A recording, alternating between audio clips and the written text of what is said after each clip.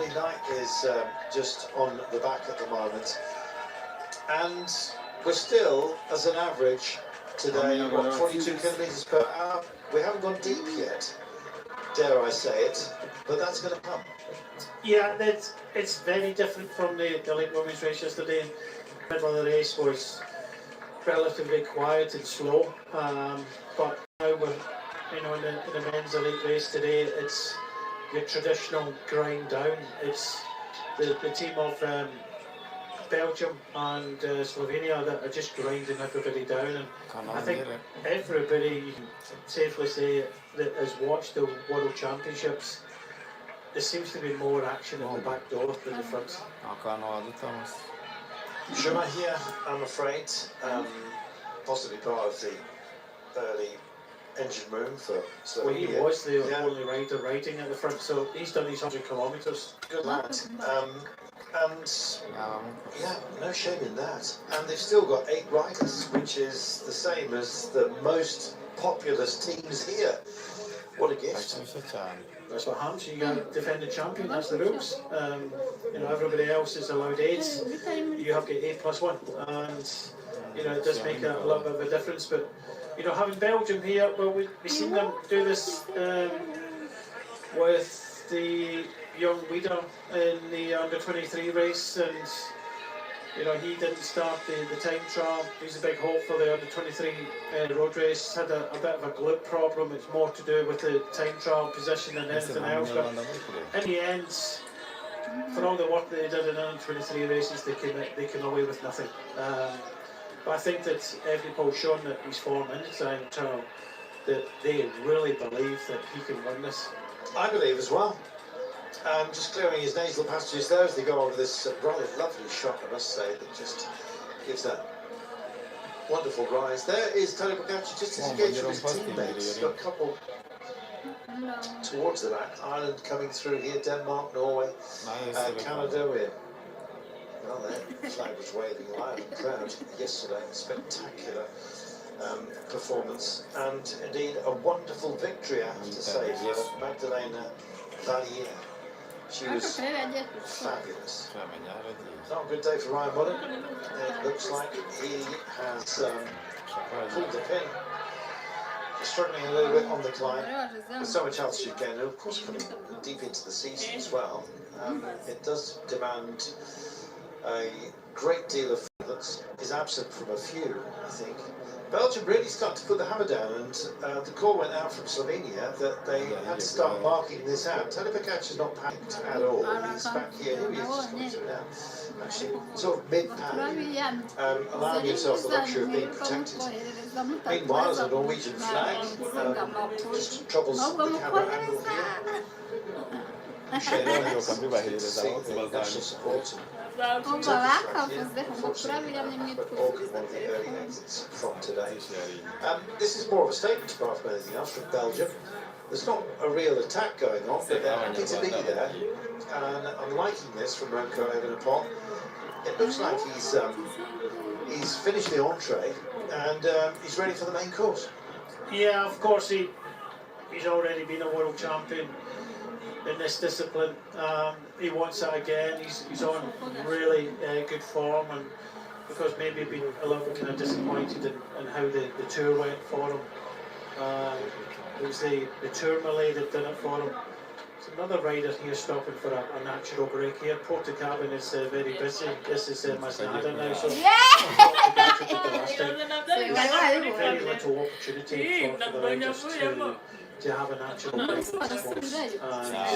They're using the criteria Portaloos for that. Yeah, the rule is that the idea is that you do it if you have to take a lead. Essentially, anything else.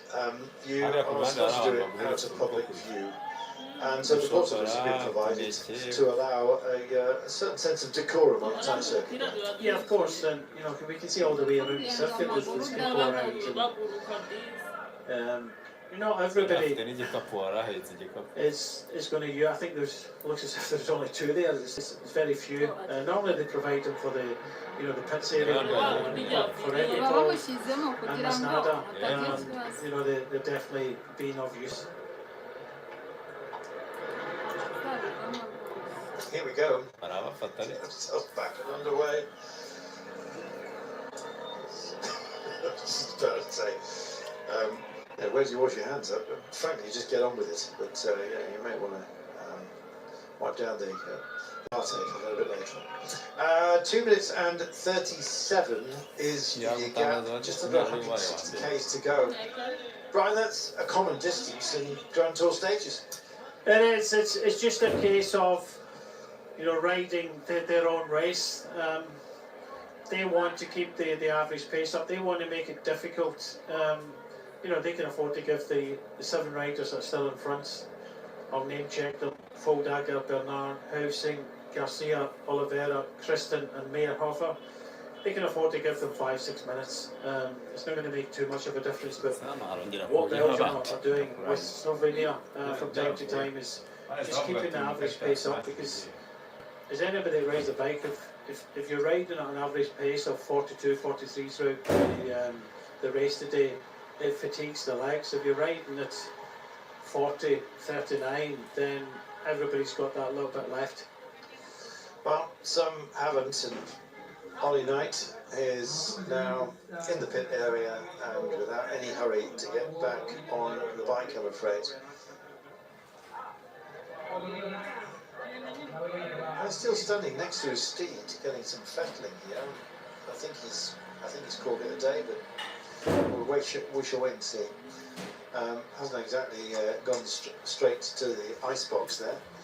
Remco Evenepoel also having rolled through the sequence of having to take a comfort break. Most will have to do this. It would be a very strange thing with all the hydration that's required if it didn't have to go somewhere. So yeah, just getting himself back in. Once again, up towards the front, not on full attack, but just giving himself some drift room to actually go and pay a call and then get back on with it. Of course, yeah, I think the start is going to be pretty special and important as we go on the local lap straight away. So yeah, but for me it's going to be about saving energy as much and as long as possible.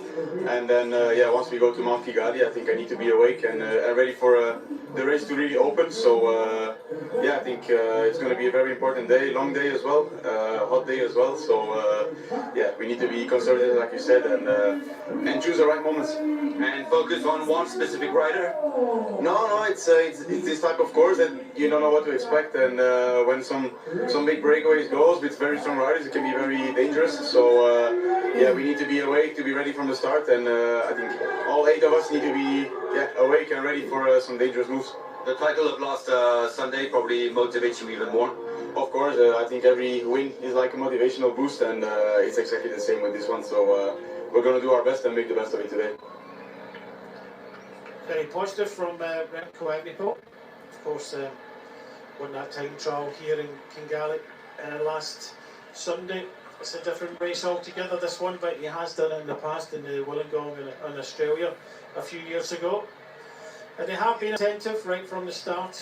All 8 of them have totally been kind of dialed into this one. We've seen a lot of Victor Campenaerts, of course, just kind of marking things out. But they don't have a large breakaway. Still quality breakaway of 7 riders, but I think it's a case, and I think Evenepoel said that in this interview, it's not about what others do, it's what Belgium do.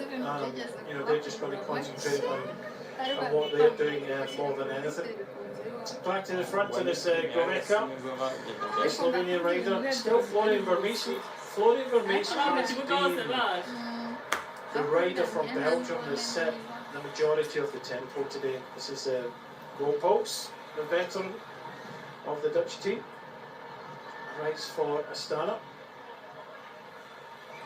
Of course, many people know this already, no race radio, so this is all about just communication in the car as much as getting some bottles from the car. Roelpols a very experienced rider. Not taking too many bottles. Most of the Dutch riders have been getting bottles from the side of the road at the pit area. Of course, the Dutch starting with 5 riders. There was 6 riders on the start line. Sam Oman was a non-starter for the Dutch, and again, the Dutch have featured in these World Championships over the years in both male and female categories. In fact, I think they're still at the top of the medal table. The Dutch, Florian Vermeers, Goveka, just looking to see the rider in the white.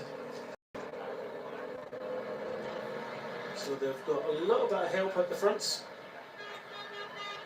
This is the Australians trying to come back as well. We see this pretty much throughout the whole race.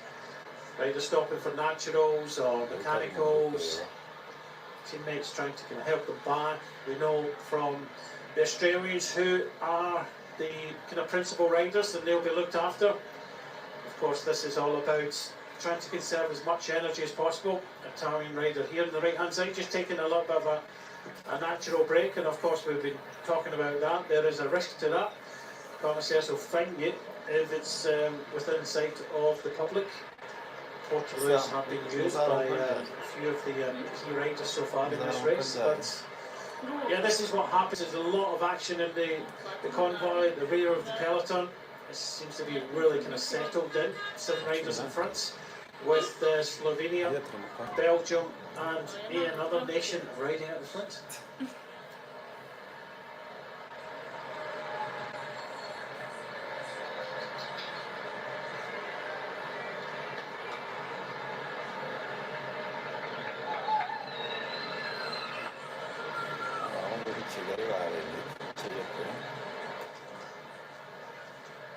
It looks like we're going to have some rain. You can kind of sense it yourself, Brian. It's going to get a little bit cagey, this. We have now, the next passenger of the finish line will be the final lap. You can almost hear the bell before we depart the circuit that we've become so used to.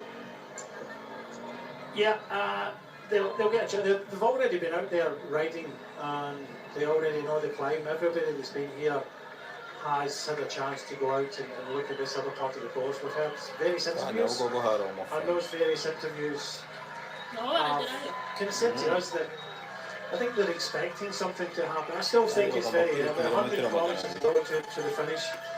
This is a very tough course. Of course, this is the main climb of this race. But the question is, for me, who's going to take advantage?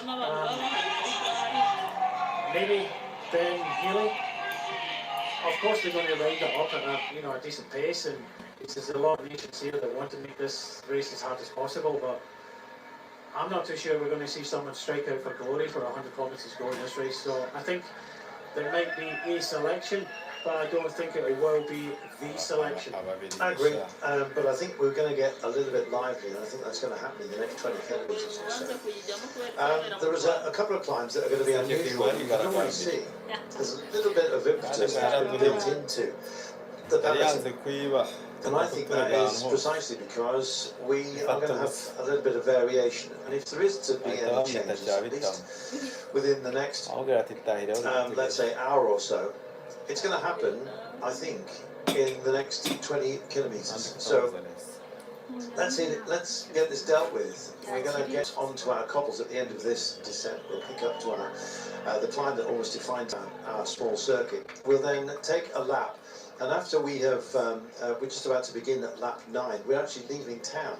We're going to the Col de Péage, then that will introduce us to the Mont Migali, then the Mur de Kigali, named after Kigali, and then we'll come back and start playing with the Côte de Kigali, which is the rib, which you are familiar with. But it's almost like an island of respite, not only for the riders, but for you at home as well. And we're going to have a change of terrain. I remember when we were in Richmond, Virginia, the circuit had no variation within it, and I can't remember how many laps there were, Brian, but I've got a feeling it was like 40 or something. No, it wouldn't be that short. I can remember the circuit there, of course. It just felt like that to me. Yeah, it seemed to be a lot more crisp, but Richmond is part of the circuit on Swift. I've been a few times myself. There are a couple of key points in Richmond. They come very much like this. can remember the climb, the quick descent, and then the climb back up to the finishing line. So there was 2 climbs in quick succession. 15 laps, you're absolutely right. I just remember it being interminable. I kind of thought it was even more than that. Maybe it was just, maybe it was my own nightmares that came after that. But you need to get yourself on Swift and then familiarise yourself with these World Championship courses. Innsbruck would be a good one for you. It's quite hilly. thanks, mate. Quite fancy Qatar. Actually, in Qatar, there was one major turn. That was it. It was like a desert road.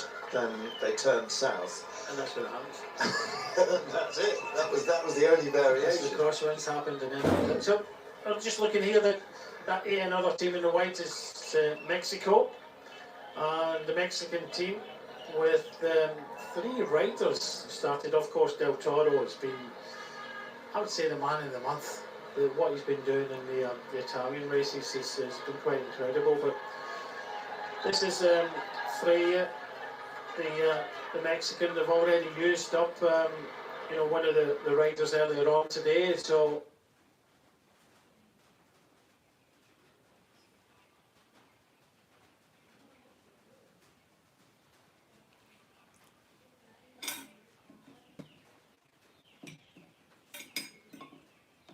having 3 riders, using up 1 rider already, putting another rider to the front. Del Toro is absolutely feeling as if he's king at the moment, or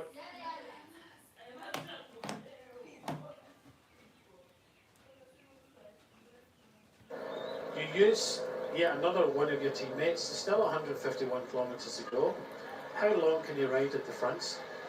Because Del Toro, come the latter part of this race today, could be on his own. So what happens if he does have to stop for a natural break? What happens if he gets a puncture or anything at all? You're without teammates, and that doesn't help you at all. You may have the form, but I do believe that you really, in a World Championships like this, there are key moments in the race where you need teammates. You need friends as well. And could that come from trade help? International?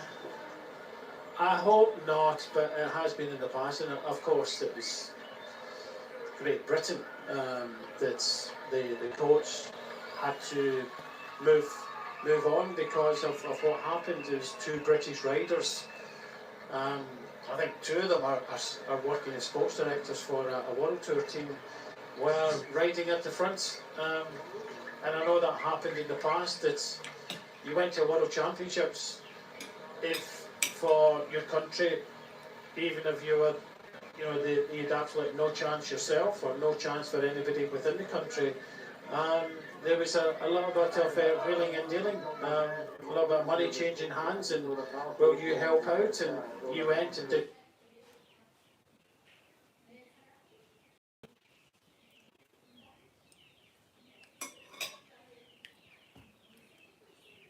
Your job and got the money at the end of the day. I think nowadays it's a little bit less now, but there's still alliances made between trade teams. Listen, if you're looking more favourably on somebody who, quite frankly, is a friend, that'll give you a leg up, Brian.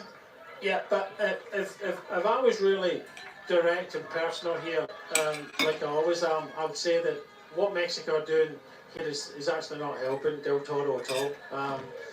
If I came here as Del Toro and I had 2 teammates, I want those 2 teammates to get me bottles, to look after me. If I needed a natural break, be there for me.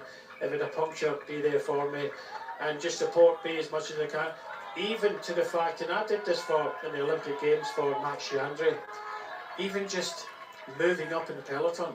If you stop for a natural or have anything at all, getting a bottle, even getting a bottle from the person outside the road, you don't get involved with that melee where there could be a touch of wheels, a crash. So keep safe, keep out of the way for the feed stations, like the teammates at the feed for you. But what I did in the Olympics for Max Chiandre, went on to take bronze in '96, was I kept him near the front. Whenever he needed to move up, he gave me a shout, I moved him up in the win. So you do all these things. What Mexico have done today, and I hope Del Toro goes on to win this, is right at the front for no reason. It's 2 minutes and 30 seconds. You've got Belgium, and Slovenia, two of the strongest nations in here. Why would you ride at all? There's no reason to ride at all. So I think they're not really going to help Del Toro by doing this. I think it's possibly just a little bit of show and a help, and maybe friends and Del Toro's friendship with maybe Pogacar and things like that, so that they can afford to sit back and look after their number one asset, which is Del Toro. They don't have to be doing this because Florian Vermeers, well, he's doing a terrific job here, you have to say. And you know, he's been riding pretty much from kilometre zero at the front. We know he's very capable of doing this, and he's doing a good job at that, because we've seen Zuma for Slovenia. He's done what, 100k's, now climbed off. There's a few other riders that have been up there doing their job. Finished. We saw Will Barter for USA ride at the front, finished. Florian Vermeers still there. A little bit of a wave, and you'll have a few more of those, I'm afraid. Even Romeo, very strong rider, giving us a wave goodbye. Got a teammate off the road. And this is Raul Garcia. Had to work hard to get into this breakaway, and he's been very much part of the push out front ever since he joined them. Looking a bit second hand is Menno Wissing. He's a big man, and on the climbs he must struggle, and others are starting to show some cracks here. This is Primožić, I'm afraid, and for the last couple of laps he's looked like he's possibly a spent force. We've already seen Zuma having done his job, and there'll be a few more as well. But that's what I'm saying. He raced for Rinkel team, which is a continental team, and we saw him back in the cars, getting bottles, bringing them up, riding a little bit on the front. So he's doing his job, which he should be doing. But this is what I was saying about the Mexican riders. Del Toro's going to need that sort of help, but he's actually using them up at the front of the peloton rather than doing these jobs. So there's a lot of jobs that you have to do in races like this that are very, very important to look after your leader. Not riding on the front like you know, the Mexico team are doing here. So it's I fear that they're helping others instead of helping Del Toro in the end.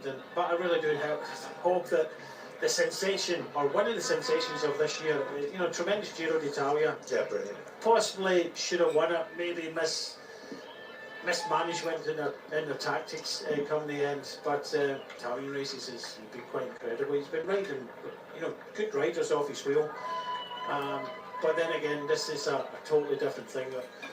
267.5 kilometres, not easy, certainly not easy at this, in these sort of conditions, on this course. Kind of felt sorry for him at the Giro d'Italia. It was a shoulda, coulda, and woulda, and he'd been a little bit more experienced. And do you think he's actually showing that lack of experience right now without actually directing his own team to fall into the role that they would expect, especially in a short-handed outfit? Well, I think in Italian races, that what I've seen, because we were covering the Vuelta at the time, it's very difficult to kind of keep abreast of everything, but I think, you know, just the form he had prevailed in these races, put himself in the right place and just, you know, everybody else off his wheel, and those sort of races kind of really helped him.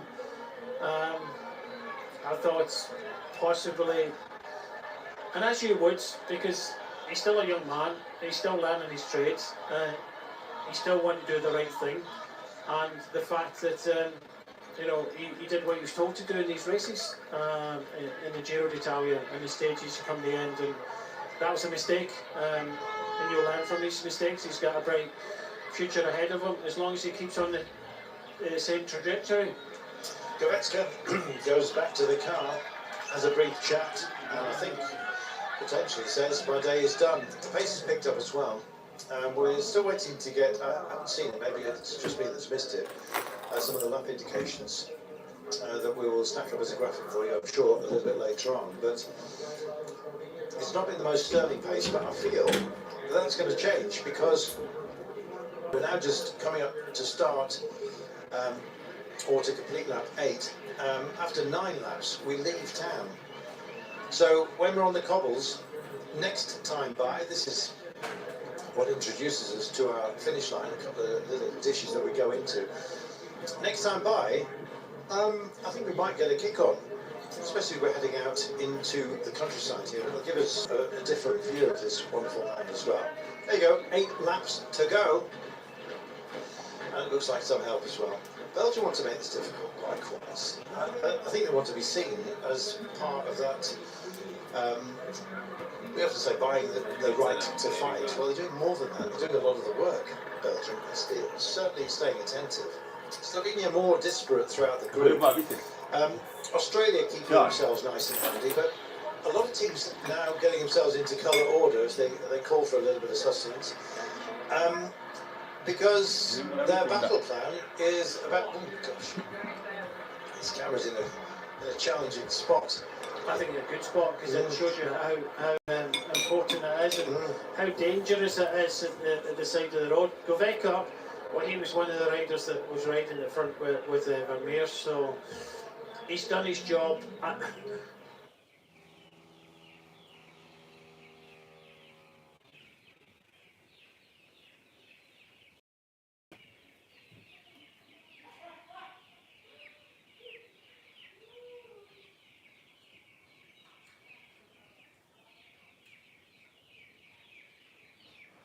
Look, I've done this myself where I've gone to kind of major races and you get given kind of blocks of what you have to do. Your job within, you know, these kilometres is what you have to do, and if you can do that a little bit more, then do it. So Goveka is gone, Zuma has done his job, there's various other riders that have done their job and that's their day done. But from the cameras at the side, it's very important that you stay safe. I think we've only seen one crash in the feed station, and that was the under-23s. But just to give you an indication, you know, we're still doing 42 kilometres an hour on average. That's 5 to 6 kilometres an hour faster than the women's race in the middle of their race yesterday. That's just to give you an indication that these elite men are not hanging around. Although it looks simple and easy at the front, but we had a bit of a lull in the action yesterday when the Austrian was in front, and you know they were just riding relatively easy. This is not easy at all, and this is why Belgium and Slovenia are setting the tempo. They want to keep the average pace up, which starts to take its toll later in this race, and we're seeing it now. It's very fast first lap at 43 kilometres an hour, but you know we are still averaging 42 kilometres an hour. 22. The elite women were doing 25, 26 yesterday. We're approaching the halfway mark of today. And considering we've already been racing for nearly 3 hours, Brian, that's massive. How close to 7 hours are we going to get today? I think we'll still be within 7 hours today. I don't know by how much, because it's my crystal ball. It's clouded up. Yeah, it's kind of cloudy. If they keep this up, then yeah, it'll be close to 6.5 hours. Because these pro races, I keep on saying, the elite races get faster and faster towards the end. But you know that's the nature of the beast. You know, you come here, you've got teammates, they do a specific job. When their job is done, there's no point slogging a dead horse. Yeah, exactly. It's part of the sensible nature. When you've got a big roster as well, you can afford to to throw a few pistons by having a high revving performance at the beginning. And that's precisely what we've got.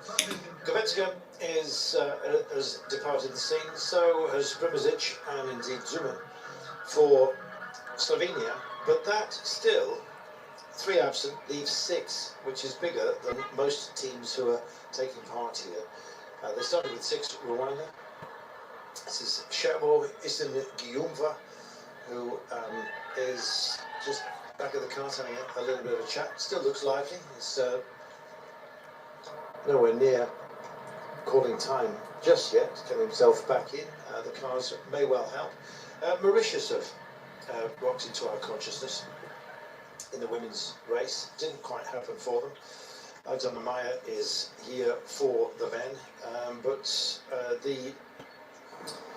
they had very, very high hopes, and so did we for Kim LaCourte. Yeah, she finished 8th yesterday, which equalled the best performance in the Women's Elite Championships, because Milman Pasio finished 8th a few years ago. Of course, in the whole championships in the junior race, Ethiopia got 7th, which surpassed that. But in the elites, Kim Lacorte got the best performance by an African rider.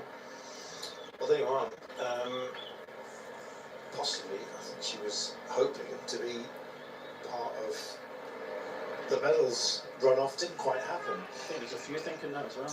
Yeah, very much so. And a lot of the favourites missed out. And what's the possibility of something similar happening in the men's elite race? There seems to be too much control, the ability to control as well, Brian, within this race today. It looks like it wouldn't surprise me if we had Evenepoel, Pogacar, Del Toro, and possibly a couple of others of our principal favourites actually duking it out in a very select group of less than 10 at the end. That would almost be the ideal, wouldn't it? That would be their ideal. I think if it was to be like the women's race yesterday, then we need a counter-attack. We need a counter-attack on this Mount Kigali.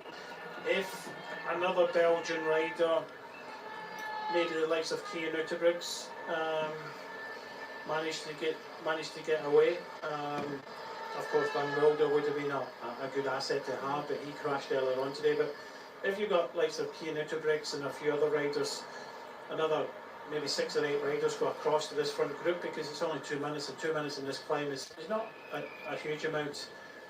Then you have 12, 14 in front, and then it makes a big difference.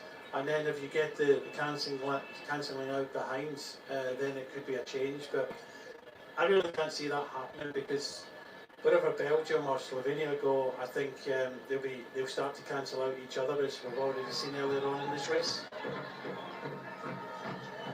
Drum beats continue as we stay on the circuit, but we are now at the point where we're going to depart. I think this is a really good idea to have this extension loop that will take us away from the circuit, because when we come back we will only have 6 laps remaining to deliver our champion, and I think a lot of questions will be answered, maybe a few posed as well by the time we get out here. The Amahoro Stadium, apparently it means freedom. It was actually a well-used stadium. It was built before the troubles that we had in this part of the world in 1994. And it indeed was a safe sanctuary and was well protected before indeed that dark time was put behind us and this great nation was able to pick itself up. And they've done an amazing job infrastructure-wise. These roads have been absolutely impeccable. It'll be fascinating to see what the roads are like when we head off towards Mount Kigali. I imagine they're possibly just as good. We'll find out for you. Meanwhile, enthusiasm of the fans. It's been absolutely clear. I haven't heard Mr. Larynx up at the top of the cobbled section for a while. I think he's probably just popped a tonsil. Can you? I think you can. But anyway, he's got a bit quiet is what I'm trying to say. Meanwhile, as you can see, some of the bashing of the hams going on here, and that is Kagimo of Uganda, another spectacular kit displaying here. And the kids themselves at the side of the road will be bidding a farewell to these guys shortly. I think we do actually have this climb again after we have completed 9 laps. But it is shortly after this that we will depart and head off to the Côte de Péage, which will give us a different view and take us deeper into the mountains, where Mount Kigali itself, 5.9 kilometres with 6.7%. It doesn't sound too threatening, but with ramps of 20%, and especially as I imagine we're going to have a bit of pace, because even if there is not an action off the front and a breakaway establishes itself, or indeed a fracturing of the peloton,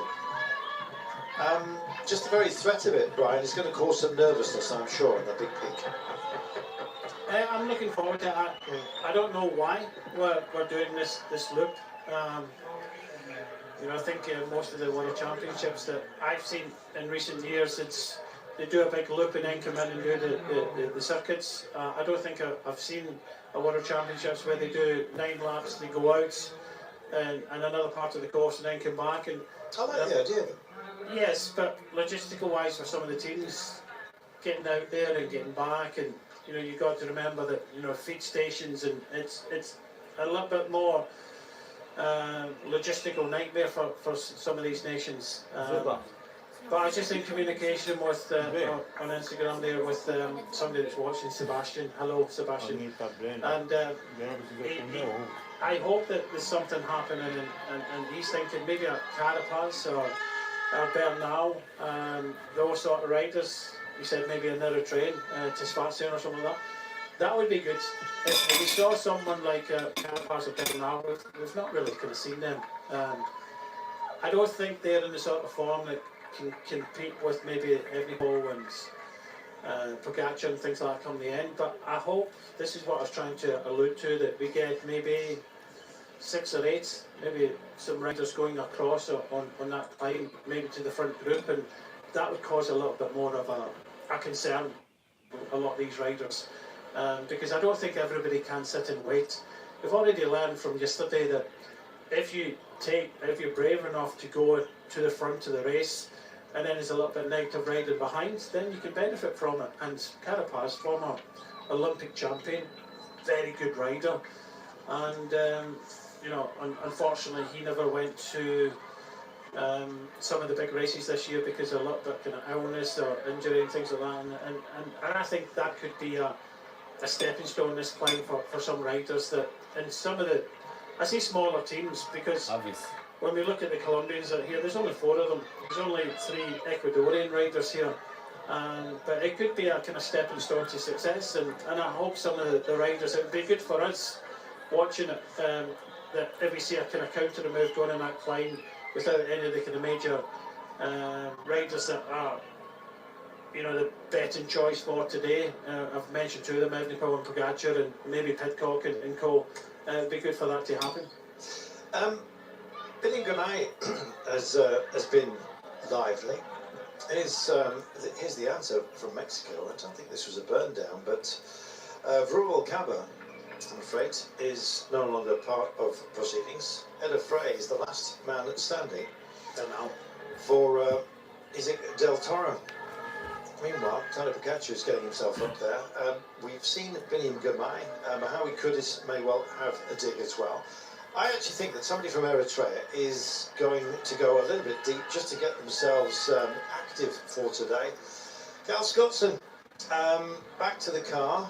How much urgency is there about him? He's collecting bottles, so that suggests that bodes well. This will be carrying for others. I don't think he's just going to go to the side of the road and have a drink himself. So restocking, just taking his time to get up and over the rise here. But yeah, I've got a feeling that Eritrea are going to make a bit of a noise as we leave town and get to the climb. And I'm going to love watching them do precisely that. Mexico have lost Rubalcaba, but Freya he's on the front, he's still doing that job, so it's going to leave Del Toro entirely isolated. Luke Lamperti of the United States, strong team this. Where their favours will lie at the end, they've got a couple of options, but I've got a feeling that we might see some hidden hopers when we get out and start thinking Quinn Simmons, for goodness sake. That would be nice. This is Fabio Christian, who's he's been a busy boy. He's part of the breakaway. We've seen the very early incarnations of it. Jan Christian, though, is I'm not sure whether it's a namesake or a brother. Jan, Mark Hershey and Mara Schmidt are indeed their favourites. Time to put your neck on the line. Go on then. Oh, let's see. Yeah, I tell you what, these creatures, they've got some neck in there. This is our beautiful national park with the Big Five. And the Big Five are hippopotamus, rhino, lion, giraffe, and water buffalo. I still can't get my head around water buffalo being one of the Big Five. I just think they're too numerous, but sorry, water buffalo. Don't mean to upset you. They are big. I'll give you that. Back to this. The rises and falls. We've got the calm before the storm. We had a little breeze earlier on. That's suggestive of vortexing, which you get just before a storm. So it's very calm, then suddenly you get that sort of whoosh of cool air just before the rain comes down. I think it's because it's actually falling way above you, and there's a sort of a push of the air and a little bit of a rush. Japan, with one rider here, and Yuhi Tadome, is still embedded. Good to see. I love the colours that we get in the Worlds. Meanwhile, you want some colour, check this out.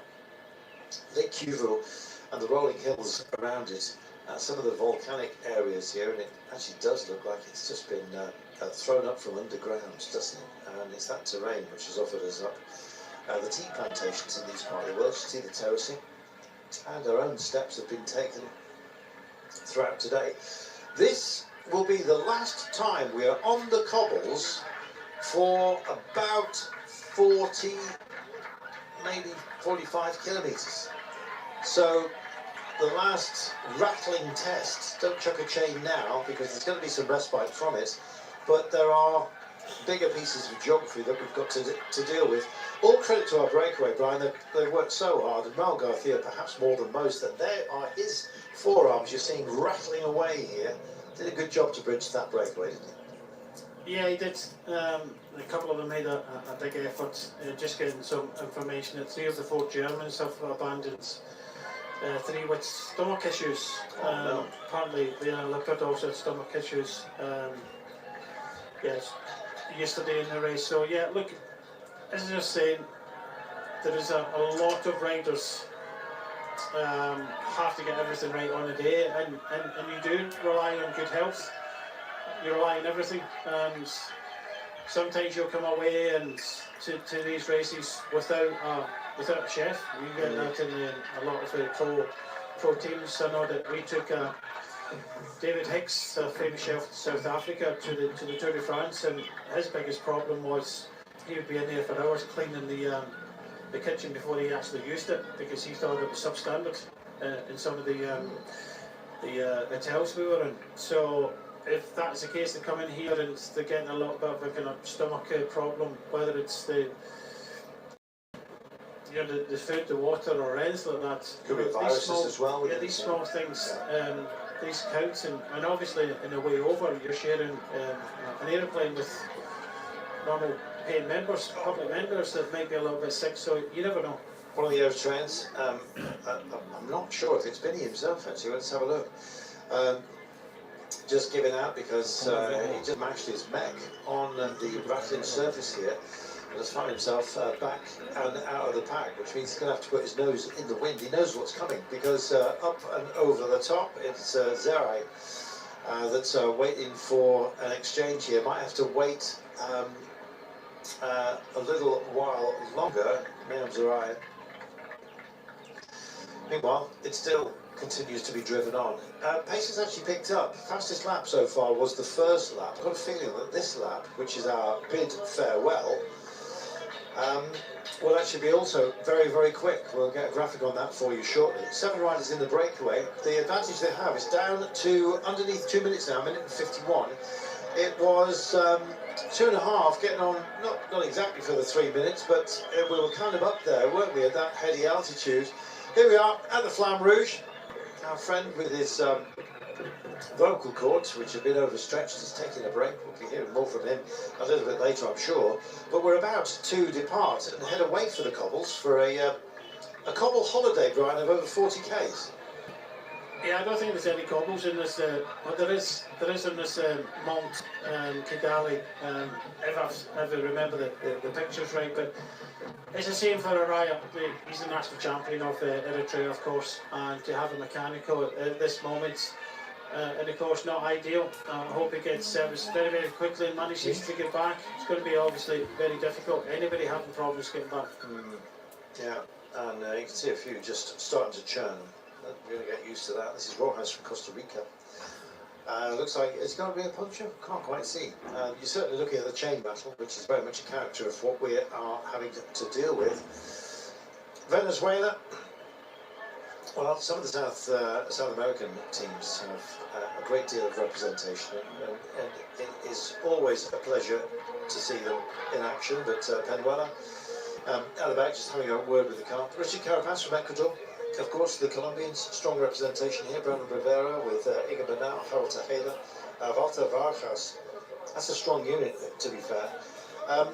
How far Egan Bernal can go at these Worlds, I expect he'll be at the pointy end. He probably would have preferred it to be a little bit more full-on mountainous. But you never know. It's been a long road back, I'm afraid, for Egan Bernal, and we wish him all the very best in his retrieval. Meanwhile, as they come across the line here, the clock begins to count. It's red, but there's a bit of pace, Brian, because everyone just wants to have their nose into the new road. Yeah, it'd be really interesting to see what Egan Bernal decides to do. Whether he waits, that's what I was talking about before. Can you afford to wait? Do you want to go toe-to-toe with Pogacar and Evenepoel? Do you want to put yourself in front, take a leaf out the women's race yesterday? So I think Egan Bernal definitely might be of interest on this climb. I know he's a good climber. You probably know he's not at his best, and it might be an opportunity to use the Mont Kigali to his advantage. I think Dunbar's being brought up here, and good mountains, man. See, so it's not the biggest test, 5.9 kilometres, but it's the ramps within it. It's going to feel like a classic test, I think. But we'll wait until we get there, because this will be our short lap start-finish line that we will take for the last time for a little while, to be fair. So we're heading out into the countryside, and I'm rather pleased about that. Gap's been whittled down, Brian. It was far more significant than this, and I think it's just a measure of, I think, the respect that they're giving the breakaway, but also the potential for others to spring off. They want to keep a pace going so that they can moderate anybody who might go up the road. Somebody like Ben Healy. Yeah, that would be an interesting one for Ben Healy. We know he wants to go from distance. That's what he does. We've seen him doing that magnificently in the Tour de France to take yellow and take a great stage. And we saw him in the Olympics in Paris doing something a little bit similar.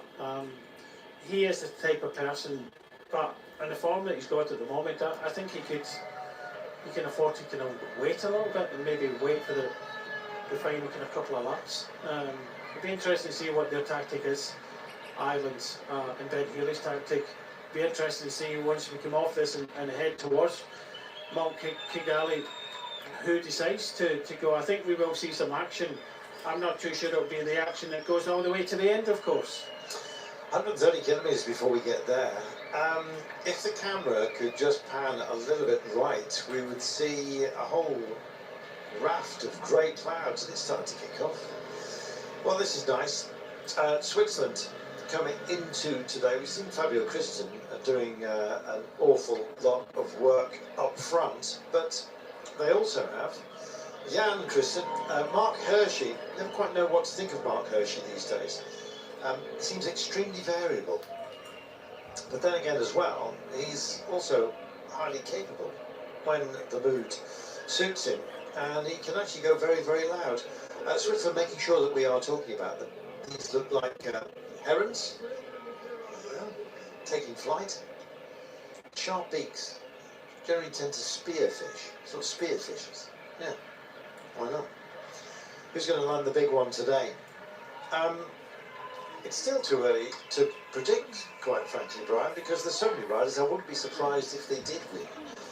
But do you think we'll get some that are really off our radar that might actually just take a step forward? That's, I think we've been speculating. We've been talking about Carapaz, Bernal, others. Who would be the riders that would do that? I think. Really, Quinn Simmons? I think Quinn Simmons is going to wait. He's been looked after at the front of the peloton. This is, however, Marlowe Smith. They have got a rider in front, but we saw how great yesterday the Swiss roads. Okay, they got fourth in the end, but I thought they were winning the team of the race yesterday. They were getting everything right, putting riders in all the right moves. But unfortunately came fourth. But there's a lot of riders that might decide to do something. It might be a case of Oscar Onley doing something on the climb and going, and for Tom Pidcock to wait back. That would be maybe my tactic, That's a very good shout, yeah. or is Oscar Online Pidcock going to kind of hold back to the final kind of couple of laps? It's indecision. I think, looking at yesterday's race, I think there'll be a few teams looking to try and do something on this climb and try and go over the top of the climb and go to the front of the race to put pressure on the others. Check out what's happening behind this move here by Mauro Schmidt. There's a lot of teams suddenly mobbing the front, and Belgium have got some company. Norway, starting to have a think about it. Denmark are looking numerous, I must say, and they've got a fighting force. Matthias Chelmors, we talked about his Ardennes Classic head and the way that might transfer to this. I kind of believe in him. The team quite clearly do, and they are moving him up. The Intare Conference Centre looks like something that's just landed from outer space. Not landing yet. Mauro Schmidt, not a blow anyway on the peloton, and it's still being moderated, and it's split into two, like a large tuning fork at the moment, and at what key it's going to be set to, I do not know. And who's got the key to the door a little bit later on? Remco Evenepoel is, every time we look at him, looks very, very nervous. And look at Slovenia. They've burnt down 3 of their number, but they still have 6. Meanwhile, Estonia and Ryan Taramay, he was here on his own, and he's pulled the pin. Thanks to him. It's been a great rider for so many years. And this vast lake, look at that, it's a beautiful picture. Credit to the director of photography for that one, absolutely beautiful. Well, today, Beauty of the Beast, well, somebody's going to be the big beast today. I'm not quite sure who it is going to be. Dan Rafferty just picking him out, just making his way up as well is Ben Healy. I believe Ryan Mullen was in the pit area, and we're still not sure whether Ryan Mullen is out yet. This is Morgado of Portugal. I love the way that they just dissembled the word Portugal on their back. It's great from a heli shot, to be fair, just in case you're wondering. And our breakaway is now just starting to fracture ever so slightly. Check out the shoulder here from Anders Fuldegger. I'm just wondering who, indeed, of the trio is going to bridge over. And the answer for the time being is none of these. Fabio Christian of Switzerland is just holding fire. Likewise is Marius Meyerhofer. They have down to 95 seconds, and to be honest, it looks like their day is done. They've been up here for a long, long time. And now as we leave town, we're heading out to the countryside, and the first test is going to be the Côte du Péage. I don't know whether that is actually going to be a toll booth. I guess we're going to wait and see. 2.2 kilometres and 5.8%, so not the most sterling climb, but possibly a little bit of a mirror of what we've already dealt with. We've got our circuit climb to go, and that's after this next climb. You'll recognise it. It's not the cobble climb, it's the other one. If you've got 2 major climbs within the circuit. And so we're going to enjoy that. And then we're leaving town. And we'll be gone for a good old reach. So we've still got another, 30 odd kilometres before we actually get back to the cobbles that are part of our short lap. May well be that we find a little cobble section within Mont Kigali itself, and that is what is going to define us today. This is a floodplain that, there you go, overcast 27 Celsius. In fact, temperature has picked up, and so is the wind. This is beyond the 9 kilometres per hour predicted, and that suggests a breeze and possibly somebody kicking up a storm. Mauritius and Alexander Meyer. Yeah, it's always an honor to represent my country, and I'm very happy, very proud to be here. First time in Africa for me, first time for the World Championship in Africa, so yeah, we are ready. Could we expect seeing Victor Langelotti in a breakaway? I don't think so, to be honest. I will try my best to just stay as long as possible with the top guys and see what's possible in the final laps. And your prince is present here, so extra motivation. Yeah, exactly. Extra motivation is always, super nice to have the support of the Prince Albert. So, yeah, I'm going to give my best to represent Monaco as best as possible. Merci à toi. Representing Monaco, and as you heard, it's all on his Prince Albert is here, very much a cycling supporter. Not just racing generally, actually. I guess you've got to, because it'll be, of course, the Grand Prix rushing by his front door almost constantly. 40%, this is the kurikira, so the rib of Kigali. We're leaving this. We also have the Mont Kigali and the Peak Kigali.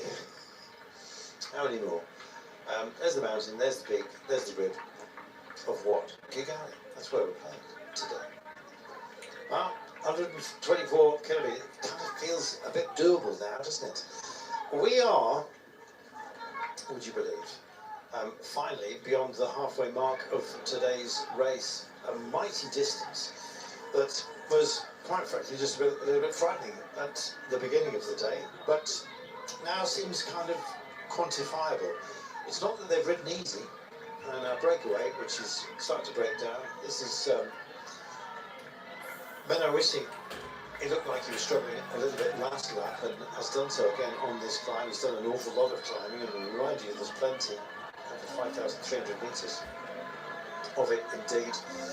I've got to tell you, this is 5,393 altitude metres in total by the end of today. That's 1,100 more than last year in Zurich in 2024, 2,500 more than the World Championships in 2023, 1,200 more than in 2022, 3,100 more than in 2021. I'll stop this now. But just to say, the Qatari desert version of the World Championships, we have 5,000 more metres than we had in Qatar. All right, I know the desert's flat, but it's, only 300 metres of altitude gain during that race. It was the wind that was the problem, and only on one corner. Oh, and the heat. Gosh, I remember that so well. Seeing riders just evacuating their tummies, that's the best way, but just in polite company. Because of heat exhaustion, it was horrible to witness. In fact, dare I say it as well, there was a lot of dexterous camera work where we avoided seeing some of the worst impacts of the heat.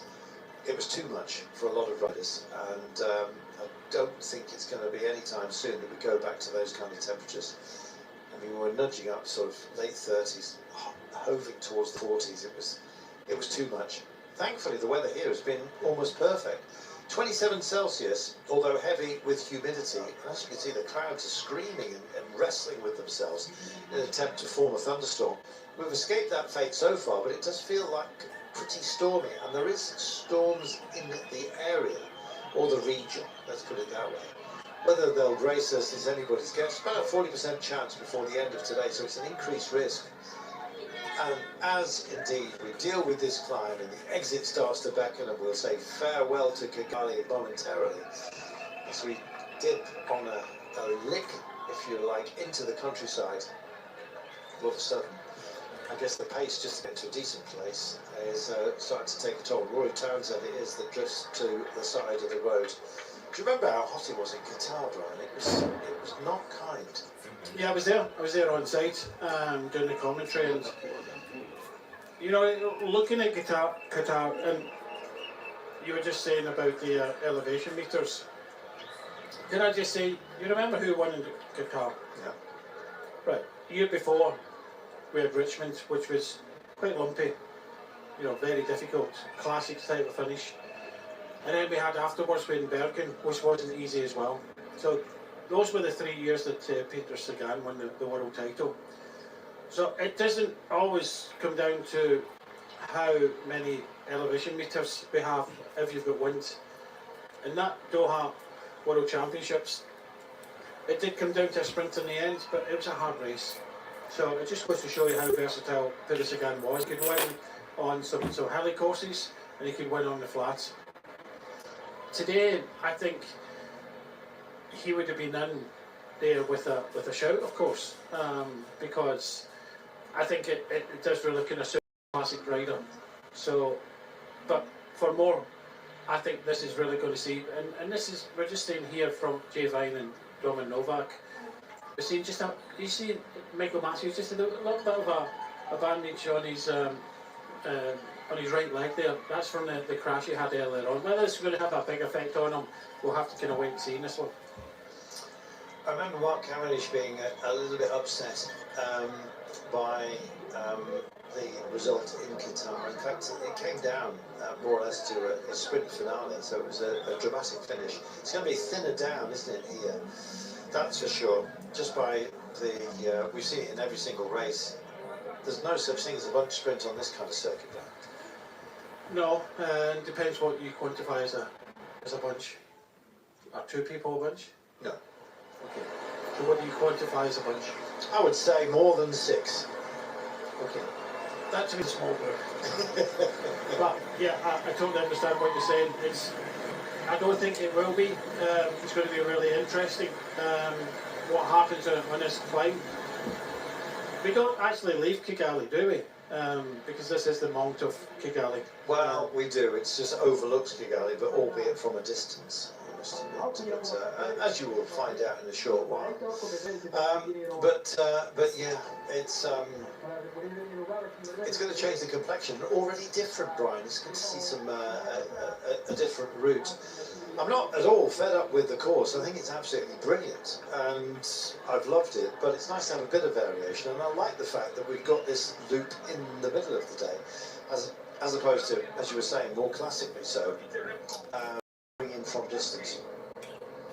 Almost feels like the final day on the Tour de France or the Vuelta a España, that you come into town and then do your thing. For others, their thing has been done. Yeah, just taking part. The Mongolian team here, Basikan, well, he was in the mix earlier on today. He tried to get himself in the breakaway, didn't manage to get there, and you know, he's done his country proud.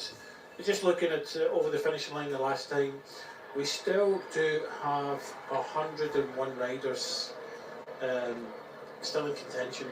We've got the riders in front, of course, the main peloton. We started with 164 riders. Well, that's actually not as bad as it could have been, to be honest. Especially when it's in rain, but looking up the road here, you're starting to see clouds just gathering, and metaphorically, at least that's on our breakaway. Been pared back down to 1:15. It's drifted once again, and right now they have 2 minutes, but albeit a shorter roster within the break. Fulldegger still here for Denmark. Julien Bernard and Ivo Oliveira, in fact, they were part of the original formation that's eaten into much of the day. Only, dare we say that, 119 kilometres of the day remaining, but we've had 3.5 hours of racing, Brian, and here we go. Mont Kigali awaits. I think that's our peak, Brian. I think we're getting a view from it. Hard to tell, to be honest, in all the roads. Good crowds. I think most of them will hopefully come back into town for the final laps, but yeah, this is what I was talking about earlier on, about the logistics for some of the teams getting some support out there and then coming back in, and it's even for some of the spectators. You know, looked as if it was, you know, it was packed up there on top of the climb, and you know, a lot of people have had that decision to make of maybe looking to see the riders on the course or going up to the highest point of the race today. Lovely to see the fans. You know. It's like the Tour de France. It is, yeah. Wrestling for the beat-ons, but yeah, as you were saying, for the promotion, the publicity convoy. I mean, they start throwing out sweets and hats and all kinds of stuff. And seeing grown men wrestle grannies for a packet of jelly sweets is a sight on the Tour de France. Coincidence? Not quite sure it is, but certainly a groovy kit. She's a doppelganger. Yeah, I think so. Meanwhile, there is Kigali, and we'll be coming back in. We're just going over the Côte de Péage as we speak. And I think that this is this is part of our new course. And boy, oh boy, is it populous. This is great. They've loved having this. It's an absolute pro. It's the biggest sporting event that has taken place in this nation, of course, and for much of Central Africa, I'll be bound. I know there's the African Nations Cup, which is a football competition, of course, which is extraordinarily popular, and quite rightly so. It's a brilliant competition. South Africa itself, as you know, it's hosting the Olympics and the World Cup as well, but in this part of Africa, this is something extraordinarily special, and as far as the UCI is concerned, it's our first visit. I don't think it's going to be our last by any means. No, I think it's just a matter of time of, when we're back here. Of course, they try and kind of spread it out throughout the globe, so I don't know when. Eritrea would be nice. Can you imagine the crowds? Yes. I can remember after taking the mountains just for a few days, way back in 2015 in the tour. He went back to a rapturous reception. Amazing.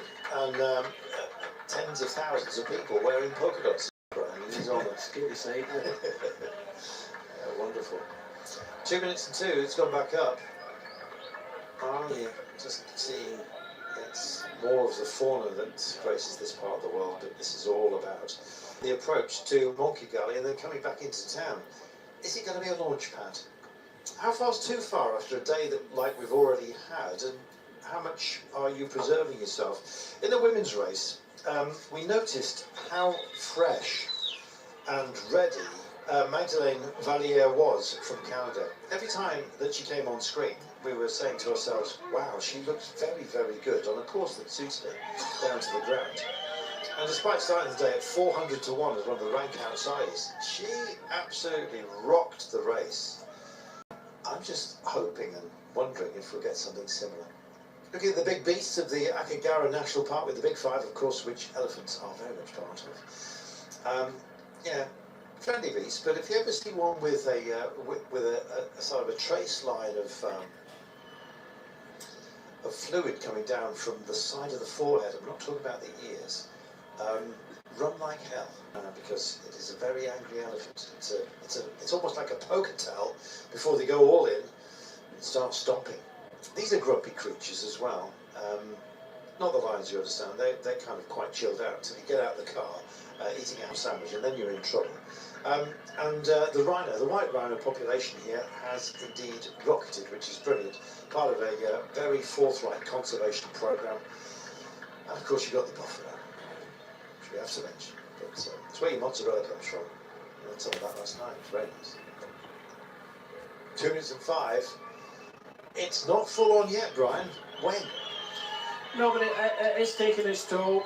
We had 7 riders in front, now we've only got 3. It just means that the pressure has been on the race. If you want to stay in front, you have to put the pressure on, and clearly these are the 3 strongest of the 7. The same can be said about the peloton as well, but I'm just going to pause a moment. That's just amazing.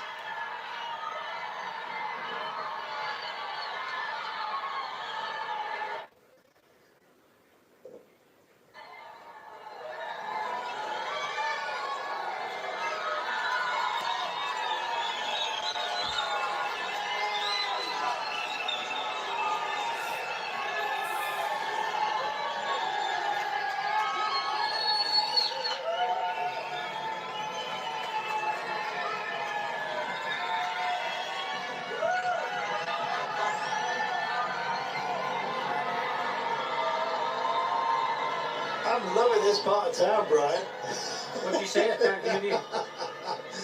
How wonderful is that? What a reception. And right now they're going to do it all over again as the balloting comes through.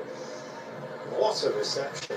Absolutely fantastic. Looks like the market area, to be fair. Let's move down into and past that tumultuous crowd. What a welcome. And what a bidding of a farewell as well. Well, there's more.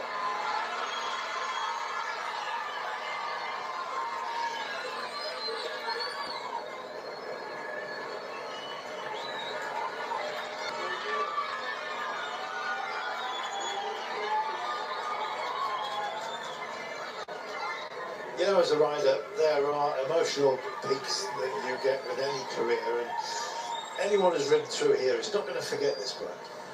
No, you aren't, and we're hearing from some of the riders that have raced already, and just look at how deep You know, the crowds are here, absolutely incredible, and you know, we're hearing the riders say how incredible the atmosphere is. The crowds, the fans outside the roads, you know, they're all cheering for the bike riders. They're not just cheering for the Rwandans. They're cheering for every cyclist. And you know, I believe that the Swiss riders in the back there are just saying, "Can you believe this?" Exactly. And I would be exactly the same. Are you taking this in? This is incredible. And even Renko always said that this is some of the best training roads that he's ever trained on. Just watch this moment here.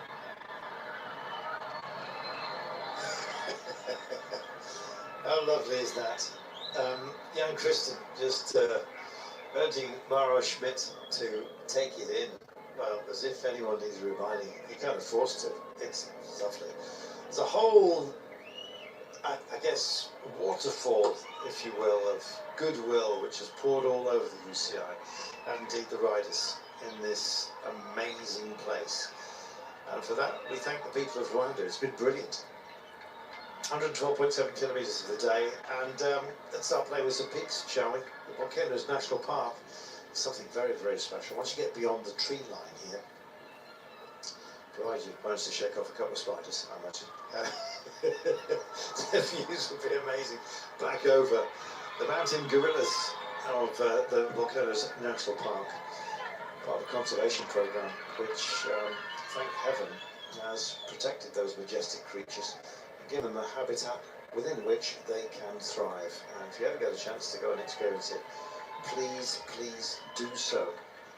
They've had various schemes to get people to have a greater care for the gorilla population, one of which was actually photographing each of them and giving them a profile, because just as with humans, they all have very different characteristics about them. They all look very different. They have their own personalities. It's just wonderful to see them at peace in their own environment. And of course, vegetarians and very peaceful creatures, unless they're sort of busy working out who's boss. Of course, we've already decided at the commentary position who the silverback is, and it's not me. Silverback, silverhead. But gold when it comes to commentary, Brian. Thank you very much for being here. Just don't mess with it. There you go. That is Brian. Just in disguise, going to try and mix it with some of the gorillas. Back to the racing, and it's starting to feel like the point again, Brian. As soon as we get into double digits, it feels like it's going to get full on this. And you don't want to miss out, and it's a terrible time to start when the pace begins to climb. And Tisfatsion keeps it calm, gets the exchange, gets back in the cars. No, not too much damage. If you're going to have bad luck, have it at an opportune time. But we're pacing up here. Yeah, you can see the speeds here. Not the best time when we start to head towards the major climb of these championships, but it was a quick change. No messing around and changing the wheel, and you know, it was a quick bike change, and he'll soon be back on. But yeah, look, if you've ever watched or seen the coverage of the Tour de Rwanda, if you haven't, go back and watch it. This doesn't surprise me at all, because the Tour de Rwanda gets these crowds, you know, great atmosphere, and they come out in numbers, and I'm just looking forward to the next decades of Rwandan cycling, because you know, we see what happens in other countries when they've got a major games or a major championships, and you know, all of these youngsters hopefully will be inspired by what they see, and hopefully we'll see more and more Rwandan cyclists coming to the highest levels of our sport. Look at the front line here. Everyone's getting involved. Colombia drift up to the front. Bruno Rivera, Inga Manel, Tejada, Vargas. Britain are on the front as well. Not quite sure who they'll be working for today. I'm hoping that Tom Pidcock is back to his best. He looked a little bit second-hand earlier on today. Might have ridden back into himself. Only, naturally enough, they are mobbing the front line. The camera's just trying to pick out Tele Boccaccia here for you there in the bright green, not that far away from the golden helmet of Remco Evenepoel, almost monitoring each other at the moment. 2 minutes and 4 back to, or out to these guys, the trio up front, with the peloton sitting within range at the moment. But here we are at the peak. 20% is no laughing matter, Yigare. And no tongue out. yeah, no tongue out, not yet. Do you know that sight that I've just seen there? Do you know what? If this was in any other country, I don't think we would be seeing these sights here. Look at every spectator and fan outside the roads. What are they doing? Watching the riders, not on a phone. Watching the roads. Respecting If their this was any environment. other race anywhere else in the world, I think they would be on the road encroaching the riders. They are showing the riders 100% respect. Yeah, it's absolutely wonderful and great to see. So you can have the atmosphere, you can throw your love and appreciation at the riders without laying a hand on them, waving flags into their mech. It's a whole new way of being and celebrating. I mean, we love the passion of cycling fans all over the globe. Some display it in more forthright manner than others, but don't put hands on the riders. It's fabulous, and look at this. A clear road for them to play with. A little bit of encroachment on one side here, but that's just by the sheer numbers, I think. Rather than any will to indeed mob the roads, they have indeed, they're going to witness something very, very special. And here it is, the charge into the climb. Now this is for everybody to get onto the climb in short order, in good order I should say. And America, the United States want to be part of this. Security bikes coming through, just urging everyone to maintain their decorum, which they are doing absolutely brilliantly. And everybody looking at not the cameras but the riders, and you've just got to love that. Their emotions are being poured out into appreciation of what the athletes are doing. And there is a big, big drive to get onto this climb in a good position, and it's accounting for a trimming of the time. It was over 2 minutes before we got to this climb. It's now down to 1 minute and 47. Wait to see where Ireland are. They were at the front as well. So were Great Britain. So were quite a few others. Switzerland, Portugal, the United States. We mentioned the Irish. Meanwhile, it has an impact, Brian. Yes, job done. 150 odd kilometres on the front for Florian Vermeers. A bottle from the team car. Day done. What a job this man has done today for Belgium. He is empty, and it's almost a shame within the sport. I guess you might say that only one rider from a team, at Olympic level, receives the medal. All other team sports within the Olympic movement, of course, each get a medal. I think there's something to be said for it. I think the winning team, the winning rider and his entire team should come to the podium. That would be lovely. But only one, of course, can wear the rainbow bands. And who will that be today? Quinn Simmons. Could it possibly be a surprise? That would be something absolutely magnificent. He's terrific at making us talk about him. And what aspects? But that's precisely what we're going to be doing. Quinn Simmons, sometimes he takes on more than he can chew, but occasionally I think my legs are good, but I think like a lot of the peloton since the I think my legs are good, but I think like a lot of the peloton since the tour, we have quite some fatigue in the legs at the end of the season here. So some days I wake up super good, some days I wake up quite bad. So yeah, I hope for one of the good days today. So it's on feeling, basically. Yeah, I mean, we come here, the course should be over the limit for me on paper, but maybe the altitude makes it possible. We just have to see. At the end of the day, I've had my best season ever, so anything I do here is just extra, but of course we're motivated to finish it off well. He has had a fabulous season. Took a stage in the Volta Catalunya. He was runner-up on the stage into Normandy behind Ben Healy, who's somebody else on this kind of terrain that can go very well. That day it was 201 kilometres, one of the longest stages of the Tour de France. I think we were, in the early days, it was the 6th stage, I'm reminded. But if you actually look at the run from Bayeux to Vire-Normandie, there was a whole sequence of climbs pretty similar actually to today's parkour. So if you extend that by another 60 k's or so, you get the idea of what he's dealing with. And if you actually look at that day, Healy won ahead of Quinn Simmons, Michael Storer, Eddie Dunbar. You're getting the idea? These riders are here. Tony Boccaccio that day finished in 9th place. Remco Evenepoel in 12th place. Oscar Onley was one of the best placed Brits. Simon Yates did well, but Oscar Onley, who is also here, also had some fun.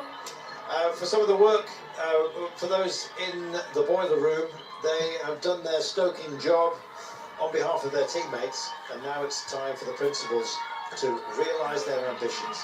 And with 107.7 kilometres of the day remaining, the gap's down to 1:25. And this might get to be a bit of showboating, because by the time we get to the top of Mont Kigali, we're then going to come back past the crowds into town, and we'll have 6 laps remaining to find our champion. When we get there, well, it's anybody's guess who is still remaining, because a lot of those that have carried the early 9 laps before we actually got to this loop out of town have burnt themselves down. Have they popped a valve? Let's wait and see. Looking further into this group, and Italy, well, we keep wondering what their form will be like. This is Sobrero in the company of Fortunato, Mr. Lucky we used to call him. They're all for Giulio Ciccone. He's got Catania and Baggioli. Catania looked a bit second-hand earlier on, but I think it was a technical. Ciccone is their man, who's also had a great season. Possibly would have liked more, but then again you say that to all professionals and they feel pretty much the same way. 3Ks to go before we get to the top of the mount that's defining this day, really. I know that we have there's numerous laps, 15 in total, of our big circuit. However, we have the most focused percentages are just ahead of us right now. It's a matter of, 20%, just towards the top end of this peak. And so, for the first time, the maps really go black. But I've got to also tell you that there is a little respite point that they have to pitch to. It's a flat zone of about 600 metres before we actually take on the full chat up towards the top. Off that, we'll have possibly the longest descent, and certainly the steepest as well, that we have within this race. Then it's back onto our circuit, and of course the cobbles that we are familiar with to introduce us to the 10th lap. We have to complete 15 in total, so there are 6 to be taken once we get over the top of this. Getting over the top is an over-the-top demand, and the questions are being asked already, Brian. Yeah, Ivo Oliveira, one of the riders that really kind of instigated this first move. A couple of riders tripped across to the group, but you know, this was the rider that was actually shown more, riding more at the front, and I think we said it at the time, Ivo Oliveira, renowned for his track racing, his sprinting, his prologues, not renowned as a climber, and on the hardest climb of these championships, starting to drift away from the duo in front of Foldagger and Julien Bernard. Julien Bernard from France was one of the riders that came across to this move. Seems to be one of the strongest left at the front, but with the gap it's 1 minute and 20. This crowd absolutely enjoying their day today. It's going to be very, very difficult for these riders to stay away even before the top of this climb comes, but this crowd is dense. Mexico now come to the front. The Slovenians gain control again. It really is thinning out now.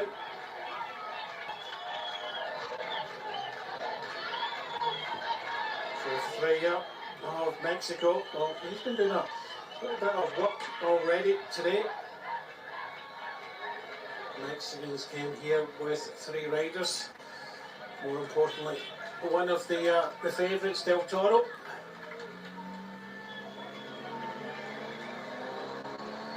Just inside 2 kilometres to go to the top of this climb, as Carlton said. Possibly the hardest part of the climb still to come. We are currently at 9%, and Slovenia take control of the race. Pogacar sitting in second place, Evenepoel in third. Could this be the future of Rwandan cycling? Plenty of youngsters out enjoying their day. Domin Novak at the front for Slovenia. Del Toro and Juan Ayuso, teammates of Pogacar, up towards the front of this race.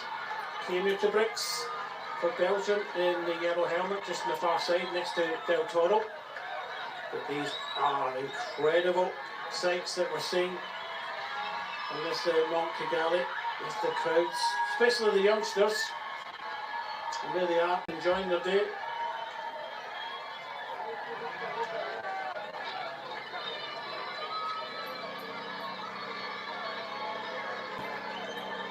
So Domin Novak leads this peloton. The Swiss with Jan Christian and Mark Hirschi off to the left hand side. Ben Healy in the green on the right, the darker green to the Slovenian outfit. In front of him you can see the former Olympic champion, and that is Richard Carapaz. So one by one the workhorses of Slovenia sliding out the back door.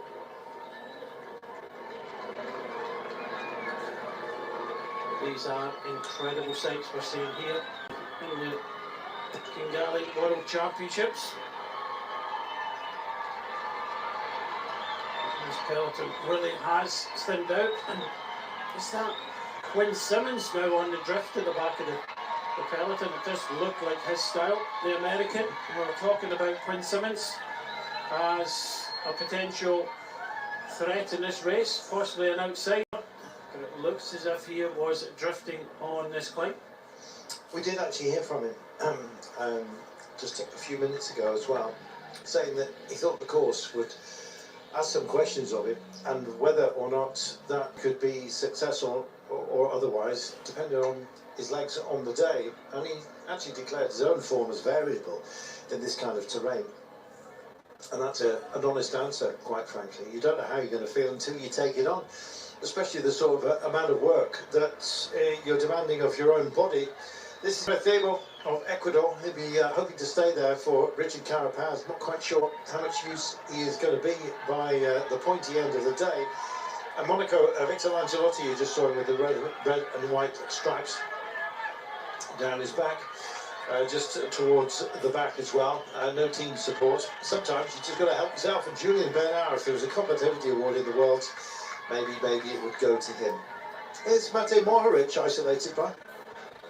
Yeah, more so going out the back. It's they are losing a lot of numbers. Slovenia. I know they started with 9 riders, but already losing a lot of riders. I know that Domin Novak is in the front for Pogacar, but looking beyond that, Primož Roglic, I would suspect, would be here, not that far away, and there he is. So they go from 9 Slovenians to 3 in quick order, because we lost Neeskits, Levar, and of course Mohoric on this. So there's a lot of teams losing riders on this climb. As you get further up, it starts to get a lot tougher. And now we see a reaction. Pogacar has decided to go on the Mont Kigali, taking with him Evenepoel, Ayuso, Jan Christian.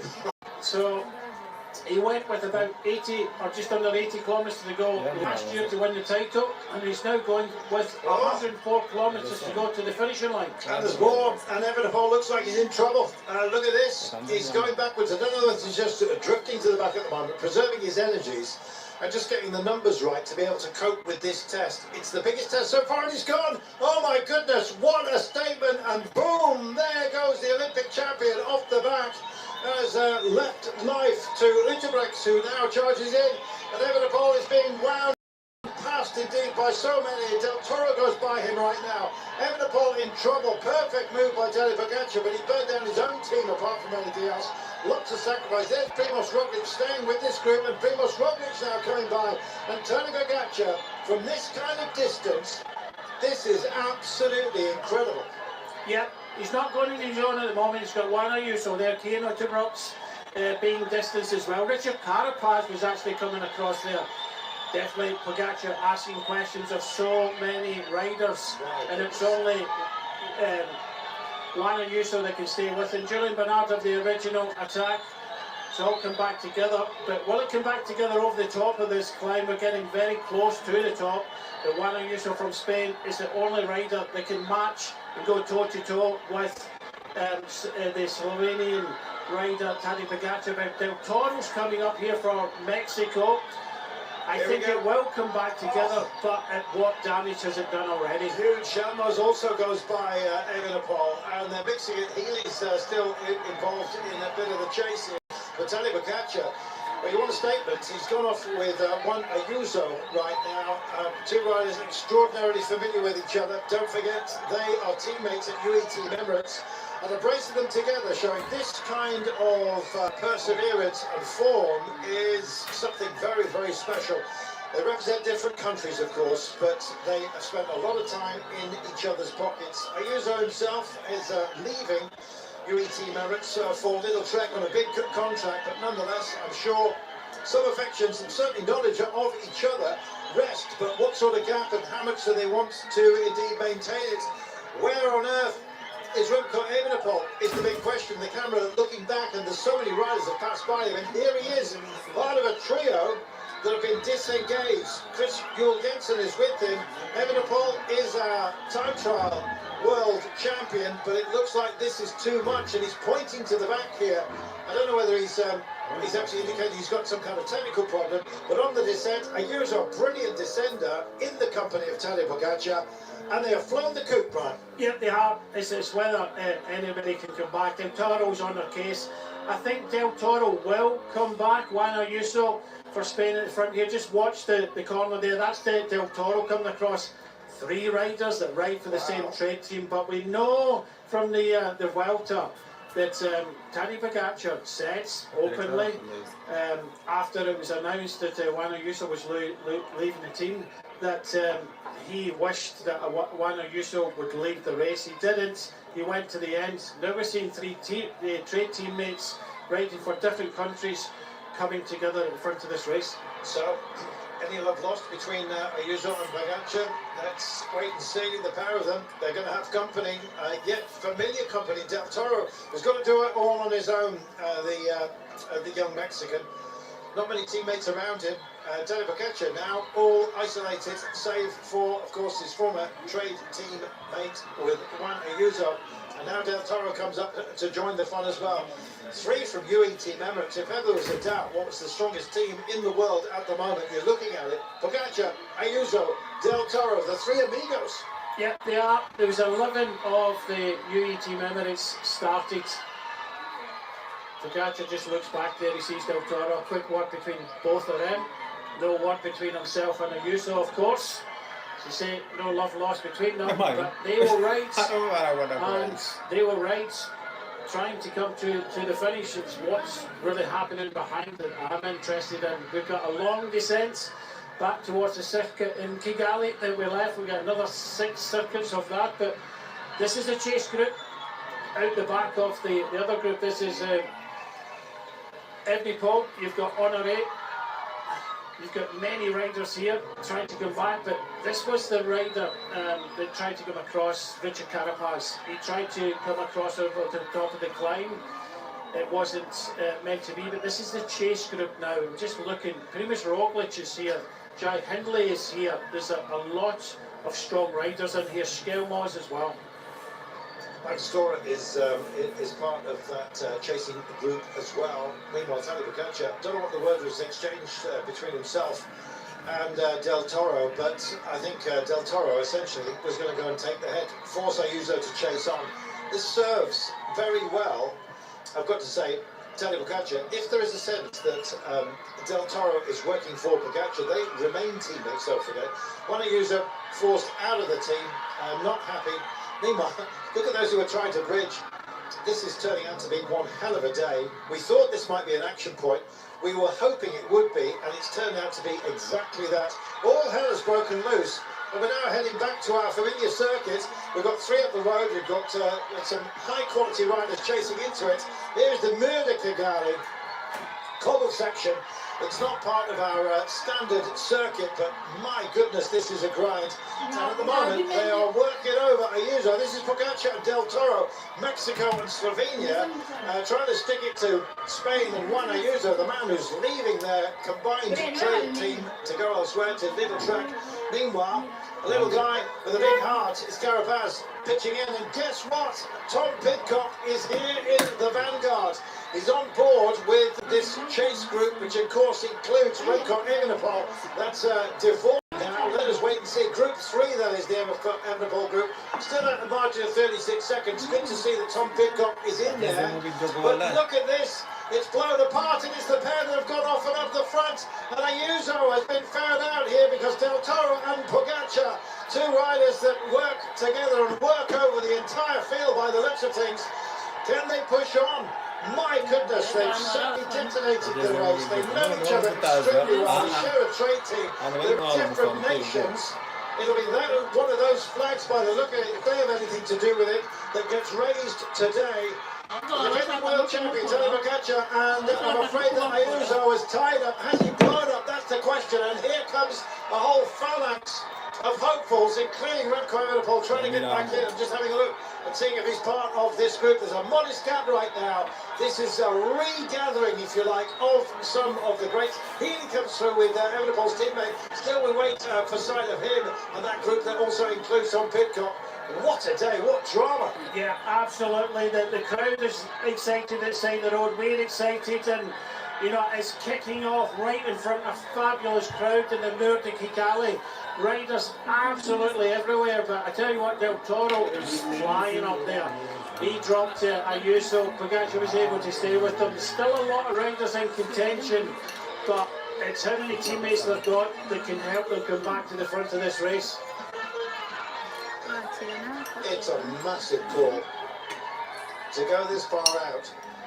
You saw the words exchanged between Del Toro and Pogacar, and they've worked over Ayuso good and proper. He's not finished yet, Ayuso. I'll be bound that Evenepoel isn't either, but you know, these margins that possibly get magnified when we get onto our circuit at the end of today. And look how strung out things are, Brian. Everyone's going to feel it today. They're going to have their nose in the wind. Pogacar has a bit of payback here for Del Toro. And I'm sure it's only to reignite his fire in his belly. Do you remember what Del Toro said at the beginning of the day when asked the question, what if it comes down to the two of you? What was his answer? Man against man, and that's what it is, and I think that's what it's going to be. But I think there is a bit of communication between Del Toro and Pogacar, a lot of mutual respect as well, and this is the perfect combination for them. They have 36 seconds on the Evenepoel group, and I think he's coming back to the group in front. It's all about numbers and teammates now. I don't think it's quite over yet, but this is a formidable duo. Pogacar on form, he said he was, both mentally and physically. Del Toro, well, we know what sort of form he's on. It's what's going to happen behind. The French, the Sivakov here, Pantra, Healy, if they all ride, and I said that yesterday in the women's race, if they ride, they can come back. If they don't, then they're not coming back. Let's see. Time for some sustenance here. This is Primož Roglič just getting a gel down. He knows that he can actually stay and almost have a magic carpet ride amongst this rather urgent group that need to get themselves back into the fray. The problem is that the margin is growing. It's 38 seconds right now, and it kind of feels that it might just continue to swell. So between Isaac Del Toro, who really should have won the Giro d'Italia, but just won about everything else he took on beyond that into this part of the season, could he take a World Championship title on behalf of Mexico? Can you imagine that? Tadej Pogacar, of course, our defending world champion. He's going to want to keep hold of those rainbow stripes. There's not going to be any gift between the pair of them, but they've offered up assistance to each other. They know each other extraordinarily well. Normally, Del Toro works for Tadej Pogacar and will do whatever he requires. This is a slightly different scenario. and they may well sprint each other for the finale. I reckon it's probably going to be worked out earlier than that. One or other will thrive today, and the money has to be up to it. Yeah, I think so. He is a favourite because these riders have been found out a little bit. They are getting their act together. Young Christian there, Skelmos, Sivikov, Ayuso starting to ride. I don't know what happened to Ayuso. He did look good. Yeah. And the Mont Kigali, it was in the Moor that he just lost a little bit. But they are riding Sivikov. This is the third group here. They're only, what, just over 12 seconds behind, led by Belgium. Tom Pitcock is in here, Michael Storer. You can see Bajoli. Michael Matthews is actually in the back of this group, but 45 seconds. These two, with 95 to go, they can go to the end. The two riders that are on form.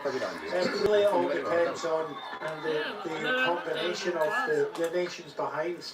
I still believe that if these guys all ride together, they've got a chance. But just as I say that, Jai Hindley comes to the front, Ciccone, and at this stage, Carlton,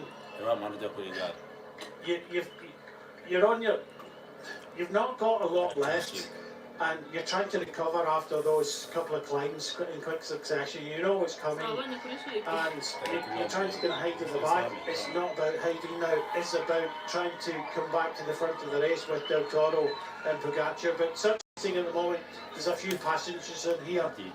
There is, of course, already a factor that we have to recognise, and that is just how much of the day we have already had.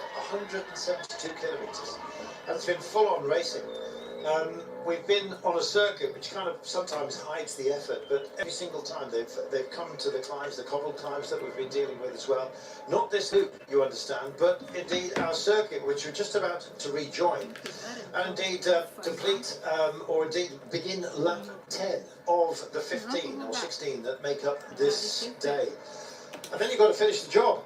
And at the moment, on the ropes are just about everybody except Tadej Pogacar and Isaac Del Toro. They are clear by a margin of 48 seconds. The big chase being invoked right now. Primož Roglič is part of that group but won't be doing any work because Tadej Pogacar, his fellow Slovenian, is up the road, and here he is in the bright green of Slovenia. Only one left, teammates-wise. For Pogacar, it might actually swell a little bit because there's a secondary group, including Remco Evenepoel, the likes of Tom Pidcock, Tiemann Aronson as well, starting very much at the forefront of our thoughts at the beginning of the day. That other group with a margin of around about 14 seconds, possibly less than that right now, 12, as you see it's come down to Roglic, Hindley, Ayuso, Carapaz, Matthews, Mark Hershey, who blows hot and cold, but could be a hot day for him, let's see. Ben Healy, Tom Squinch. I'm actually, though, to wonder, and there'll be a few of you out there as well, whether all those, plus Sivikov, Seychelles, Junior Bernal as part of the original breakaway, whether they've got what it takes to close the gap on one of the greatest riders there has ever been, Tadej Pogacar, and what one of the greatest riders that potentially ever will be in Isaac Del Toro. Two amazing talents up the road, clear of a high-quality chase group that can't close the gap at the moment. They're amazing. It's up to 48 seconds now, and we're back on our familiar circuit. And for these guys, Brian, it's just a question of getting into the zone, staying together, maybe duking it out, mano a mano, for the last time of asking. I don't think Pogacar will want the company of Del Toro. I think he'll take the bell alone, but let us wait and see. The story is about to be told. I think he welcomes the Del Toros there. There seems to be good communication with them. And I think being on your own, it's going to be very difficult. What I think should happen here is the two groups should come together here. More numbers, more teammates. This is Tejada here going for Colombia.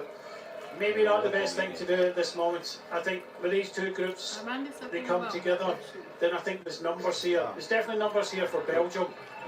And I think Australia as well have got numbers, for sure. Italy have got a few riders in here as well. So these two groups come together, which they have at the bottom of the cobble climb. This, once they go over the top of this, then they have to get organised. and keep this gap down if we get any chance of coming back to the front of this race. But there's a few nations here with numbers. Ben Healy's on the front, but this is where experience, communication comes into play, because if nations don't get organised, then this gap could go over a minute very, very quickly. But Brian, we both know it's extraordinarily difficult to organise yourself into a cohesive force. There's no radios. It has to come down almost to instinct and professional expectations. And you don't know the limits that are being reached by those around you either. And so it's a difficult thing to form a fighting force. Healy's doing his best to encourage others by leading by example, but sometimes you can burn yourself down by doing exactly that. You have to finesse the day in a certain way, unless you're these two, where you just brutalise it. Well, they're committed, just like Pogacar committed last year from way out. We've seen a lot of his teammates getting distanced on the Mont Kigali, and that meant that Pogacar had only really one big teammate left, and that was Roglic. He's in this chasing group, so I think this was definitely a plan. There's a few people were caught out, but this is not a case of attacking here. This is about getting organised, and it's very difficult. They're in panic mode at the moment. There's Del Toro and Pogacar, the favourites in front. They should be trying to get organised more than anything else, and they aren't. Well, there's a swelling, maybe a cohesion. We'll wait and see to see if you could possibly do some damage a little later on. Tom Peacock still at the back.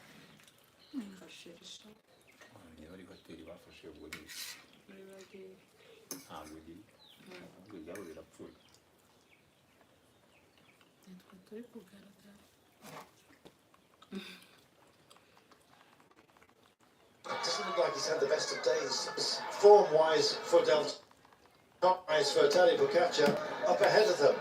How are they going to get caught, right? If they get organised behind, if they don't get organised, then it's game over. These two are the strongest riders in the break. That's why they're in front. This is a team in Arensman here. They've got Mollema, but look at the difference. Arensman, double stage winner in the Tour de France, deserved that, but Mollema just is at the back there. They're experienced riders, but they have to start communicating the different nations to get organised, and it doesn't look as if they're organised at all. Italy have got themselves together. They're trying to bring Ciccone up to a decent place. 6 laps to go, and it's Tadej Pogacar that spits the line ahead of Isaac Del Toro, and they're kind of looking at the moment, and Ben Healy just launches. He goes over to the side of the road. Now this is where the dogged determination of this terrier-like athlete can actually pay some dividends. He's worth following. If you've got the legs, try and get on his case. Ciccone wants and has got a little bit of assistance to try and slingshot himself up the road. There'll be others, France notably as well, that want to be part of this. And here we go. Ben Healy is the first really to start to put those electric cables together and power up a belief, really, including Evenepoel from this front group. He needs a smaller group than this, Brian. There's going to be too many passengers, but he needs an effective fighting force to come and join him and try and close this gap. Well, the only passion that should be Carrollton is Primož Roglic. Everybody else should be doing a little bit, getting their teammates to do a little bit as well, and that doesn't seem to be happening. So while these two are at front at 46 seconds, that there aren't nations with numbers. And did you see that before, where Remco Evenepoel was bouncing in his back wheel, thinking he might have a slow? That might have been the case. So he's decided to come into the pits area and organise that bike change. A swift one, takes off his meter, goes for it. Looks like no number on this steed. He's off and underway. He did a little bounce check as well, just to make sure that all was well. But yeah, maybe that was it.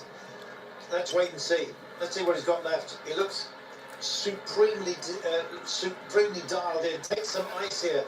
Just to cool down, maybe cool the nerves as well. It's back onto the back of this group. That's Utebrooks that has launched a bottle, nearly took Evenepoel out. as he tries to get through. Meanwhile, Italy spark into action. This is great to see. Is Ciccone not that far away from the nose? Whereabouts is France? That's the other question as well. And Australia. Lots of great nations here that could do something. Yeah, this is what they have to do. I think it's Michael Matthews who came up to the front there and started to ride. Look at the size of the group. We have got 34 riders in that chase group. There's nations there with multiples. They have to get organised. They have, otherwise they're racing for the bronze medal today. So we're starting to see Australia, starting to see Italy. But like you say, where's France? Belgium will get numbers, but they're waiting for Evenepoel to come back. There is enough numbers in here. The only passenger, I say it again, should be Roglic, because Mexico haven't got anybody here. Slovenia have got Roglic. Everybody else, if they want to win this race, then they have to contribute. Tony Pogacar. That don't worry too much about that moisture. It's not sweat or spittle. It's actually the melting ice coming down from that little pack he's got between his shoulder blades. So a nylon sock essentially filled with crushed ice, which melts slowly, and cool water drops between the anterior and exterior jugular on either side of the neck. Meanwhile, looking at this group on the downhill section and wanting to play the game. It's great to see Michael Matthews actually back in the zone. And he's here on the back wheel of Primož Roglic, possibly issuing a few snatched phrases as well. Australia, as well, also part of the group. Meanwhile, you look further back here, and they're assembling, but is it only for bronze? That's the big question, Brian. At the moment, I would say no. There is enough numbers in here to get some sort of chase organised, but just as I say that, they start fanning across the road and trying to chat to each other. You can see here that they're having a word. They have to commit. Jay Vine is coming up. They're trying to talk to, I think, Fagioli there. They're trying to get organised. Frigo comes up. There is enough numbers. If Frigo, Jay Vine, Matthews, Fagioli, you know, Stoner's coming up. There's enough numbers, and Belgium have got a few riders in here as well. If they commit to this, then they're still within a shout. But definitely the two strongest riders are in front. But yeah, they have to combine, get organised behind to bring them back if they can do it in the next 6 laps. Those 6 laps may well fly by. Let's wait and see. This is the Mur de Kigali, and still the party. We've already dealt with this, don't forget, but some of these riders are going to find themselves way down by the gap. I think by the time they get to the circuit, so a lot of riders have been cast asunder. Meanwhile, casting the die, has it been cast by Tony Pogacar and Isaac Del Toro? Looking behind. Let's go through. And still the attrition rate. This is Domen Novak, who's done a job. Tony Pogacar burnt his own team down. They did a great job of holding everything within range until he got to the point where he was going to allow himself to go for it. Ayuso sparked up, went with him. Isaac Del Toro had allowed his own teammates from Mexico, of Freya and Wilcama, to empty themselves. Empty day as well, I'm afraid, for Egan Bernal. Here he is, having a bit of a chat in the pits area. Not going to be for that Colombian. And in fact, it's Tejada is the last of the Colombians out there. We have Richard Carapaz of Ecuador is part of this group, and when you hear these names like that, like those two, like the likes of Lexund, Hershey, who's still very busy for Switzerland, Juan Ayuso, of course. I want to see what he's got left. Carlos Canal, his teammate, he's got a teammate. Jay Vine, Michael Storer, Michael Matthews, Jai Hindley. That's a big fighting force from Australia that kept themselves together. Likewise from Italy, we have Fagioli, Ciccone, Frigo and Garofoli. Tom Pidcock, the sole Brit, remained within this group. Looked a bit second-hand earlier on today, hoping that he can dig deep into the resources, and it's more than just a bronze medal later on. But as Belgium and Australia form themselves into a good fighting group, they also joined here by Italy, and everyone getting the taste now for a drive for home. Who else is represented up front? Gilby Xavier, one of the last of the Africans here, which is fantastic to see him thriving out front, but nobody more so than Tony Bukacha and Isaac Del Toro. The Danes with Honoré and Chalmers. We mentioned Italy with Baggioli, Frigo, Ciccone and Garofoli. Utebrechts, Hermans, Evenepoel for Belgium. And it looks like they may have been put to the sword. 51 seconds, and this is where this pair, who know each other instinctively from, of course, their team, UE Team Emirates, they are serving different nations today, but they could serve up an amazing 1-2 for their trades team and ultimately bring medals to both Slovenia and to Mexico. What colour will each of them secure? And indeed, are we preempting matters? Because the gap is down now to 49 seconds. I still believe that either one of these could win the day, even if it all comes back together. Such is the strength they've shown, Brian. Yeah, it really depends on what happens behind, but we're talking about the quiet riders being from Italy. They've got 4 riders in this chase group, and they rightly should be committing. You're talking about the Aussies having 4 riders as well. They've got Hindley, Matthews, Storer and Vine. Of course, there can only be one winner. You can't kind of hold back. If you don't bring Del Toro and Pogacar back, then you're in for bronze. That's as simple as that. There's enough numbers in here, even for the Swiss of Christian and Hersey. So to Norway have Likeness and Svenstadt, so they have 2. But there's a lot of riders in here with just on their own. But even if they sit on the back and don't kind of contribute a lot, then you know they're hiding to nothing. So you've got 2 riders from the Netherlands, 3 from France. They've been doing a little bit of riding, but not for the moment. Belgium, well, they've got 3 riders, but they're committing Quinten Hermans. So you can see the Dutch sitting back there. Look, if you don't bring the 2 riders in front and back, then you've got absolutely nothing to play for. You're going for bronze. I am waiting to see what Sivakov does. He's on fantastic form coming out of the circuit racing that we've enjoyed in Canada as well. So one of the nearest, essentially, to those who have been busy and had great success. Australia have got manpower here, but how can they use it? Jay Vine's just taking himself a comfort break at the side of the road. I don't think he pulled the pin.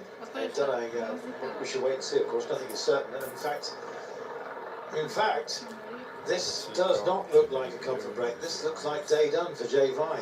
Is it more serious than that? He's taking a relaxed toot on the bidon. I think he's called it a day. I don't think he wants to drive into his teammates, potentially. Maybe that's a factor, maybe not. But he's done a lot of work as Jay Vine.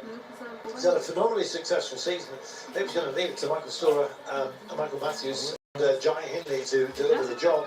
You can't all take time and indeed take respite and offer yourself up something later on. And Jay Vine, I don't think is going to be a feature at the pointy end today.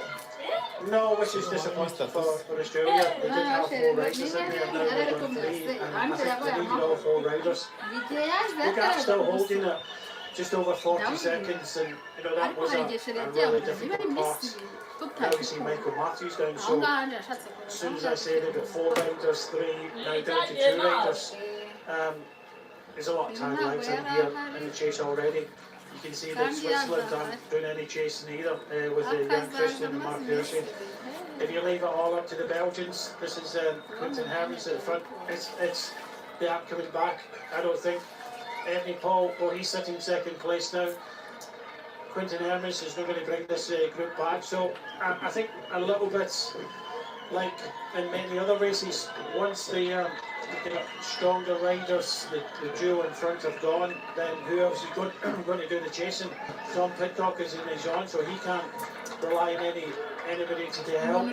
So it's a case of either you communicate with the other good riders in here and try and combine. Because one thing you cannot rely on is your teammates, because you know they're dropping like flies.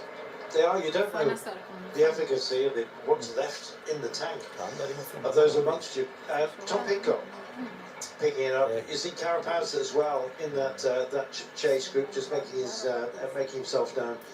As Brian says, you can't work over the Belgians because you'll end up working over yourself. Every great dish has a number of ingredients. They're going to have to bring those together if they're going to, I guess, produce the cake at the end of the day and maybe eat it. Let's wait and see. Tony Boccaccia, Isaac Del Toro, they're the ones out front. They're the ones playing the game here in this magnificent country.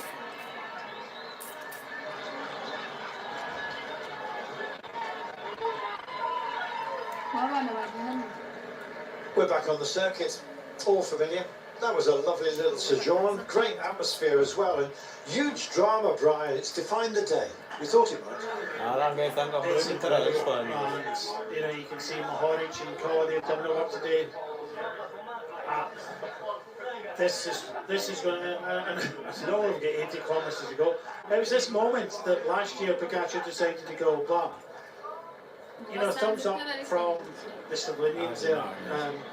This is going so well for them. Del Toro is almost the perfect rider for Pogacar to have there. Trade teammate and someone that's got really good form at the moment. And yeah, there's no combinations, no nothing. You got two Dutch here, Mollema and Armstrong, just sitting on. You get Ayuso's on his own for Spain. They get so many individual riders here. Belgium have got the whole team at the front here. Hermans, Kiro to Brooks and Evenepoel. But just look at everybody else just sitting back. Belgium are not bringing back Del Toro and Pogacar. I'm saying that as a fact. They are not bringing the two riders back in front. So that means that for all the other nations, and even Tom Pidcock, if Tom Pidcock wants to win, he has to start to talk to the other riders round about and say, look, if I ride, will you ride? But there's teams in here. Italy, where have they gone? Italy, I've got 4 riders in here. Yes, they're sitting back and allowing Belgium to lose second after second after second. 54 seconds it is now, and no help at all for Belgium. I'm actually wondering who's got the legs to help. We've seen some brave efforts as well. Wonderful kick by Ben Healy, which kind of illuminated a desire to chase on. We have big coming together. What we've got 30 riders, that kind of margin within the chase. But the numbers are starting to dissipate. Italy themselves, dare I think that they are back up to full strength, more or less. I think there's 5 Italians here. Baggioli, Ciccone, Frigo, Masnada, Garofoli. What are they doing? Maybe they haven't got the legs, it's as simple as that. Masnada's not here. Is he not there? Beg your pardon. But nonetheless, my screens are just out of shape at the moment. But yeah, I think Pro Cycling starts to say Manaz, there's not there. It's the riders that are there for Italy, Baggioli, Ciccone, Frigo and Garofoli. But you're just looking here, looking at... wow, he's not happy with something.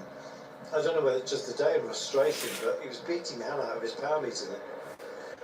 Yeah, maybe something wrong with a connection or something there for Evenepoel, but he's clearly not getting the form he had in the time trial. But I just can't believe Italy, with 4 riders in that group, and they're just sitting back and allowing well, hang on a second. Look, he's waiting. He's waiting for him. He wants him. He doesn't. This time last year, he went from this distance, and he's just having a quick word with him. Look, just stay with me. Do what you can, and I'll try and nurse you through this. Get your silver medal. Yeah. Oh, he's gone. He's gone. He's blown. He's absolutely blown. Del Toro is out, and for the count, I'm afraid. He put so much into this, and so almost by default, Tony Boccaccia is now going to be forced to have to go.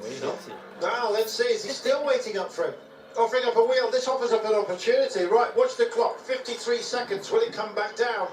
Portugal kicking on into the gap here. It's Unal that wants to be part of this. And Del Toro gets back on.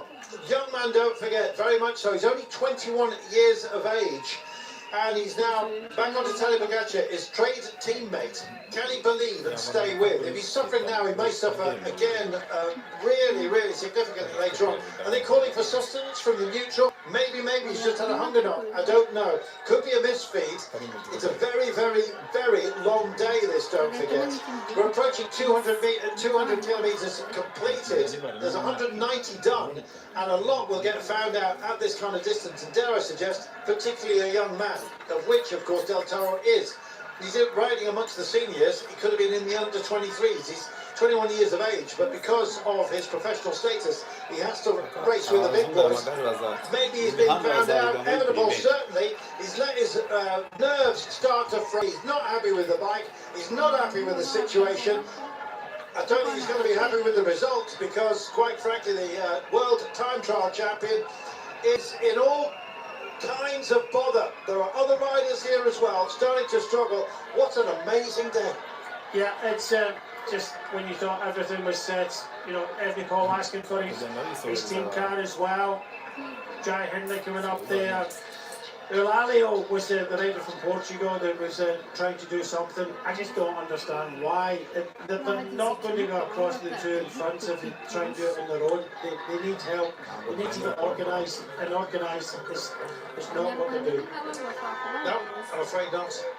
But let us wait and see. Some that we thought were tailed off.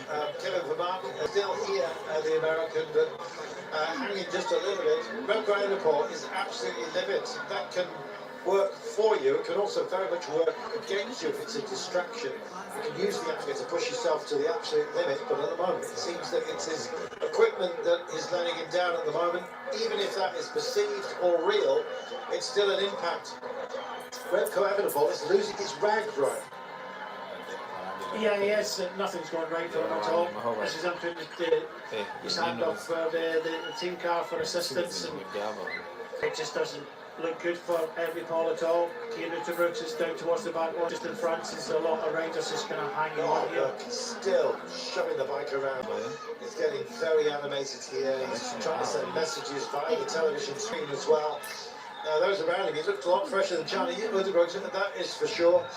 Pidcock still very much as part of this group. Ben Healy as well. He's going to have another go. Ben Healy does. He twists to the centre of the road. It's a question of catch me if you can. Chelmer's here with him. Who else has got any kind of legs to try and be involved at the pointy end? Hey, if Ben Healy's racing for bronze, could he possibly race for more? Oh, and to the side of the road goes Remco Evenepoel, and everyone's screaming by him at the moment. He's screaming oaths into the sky, I'm afraid, and he puts himself to the side of the road, takes off the power meter. He's just beaten the hell out of, and indeed now he will wait to indeed get a new steed here. In fact, he's leaving everything behind. Go on, out of my way. I need my bike, he says, and maybe the one that he handed over before.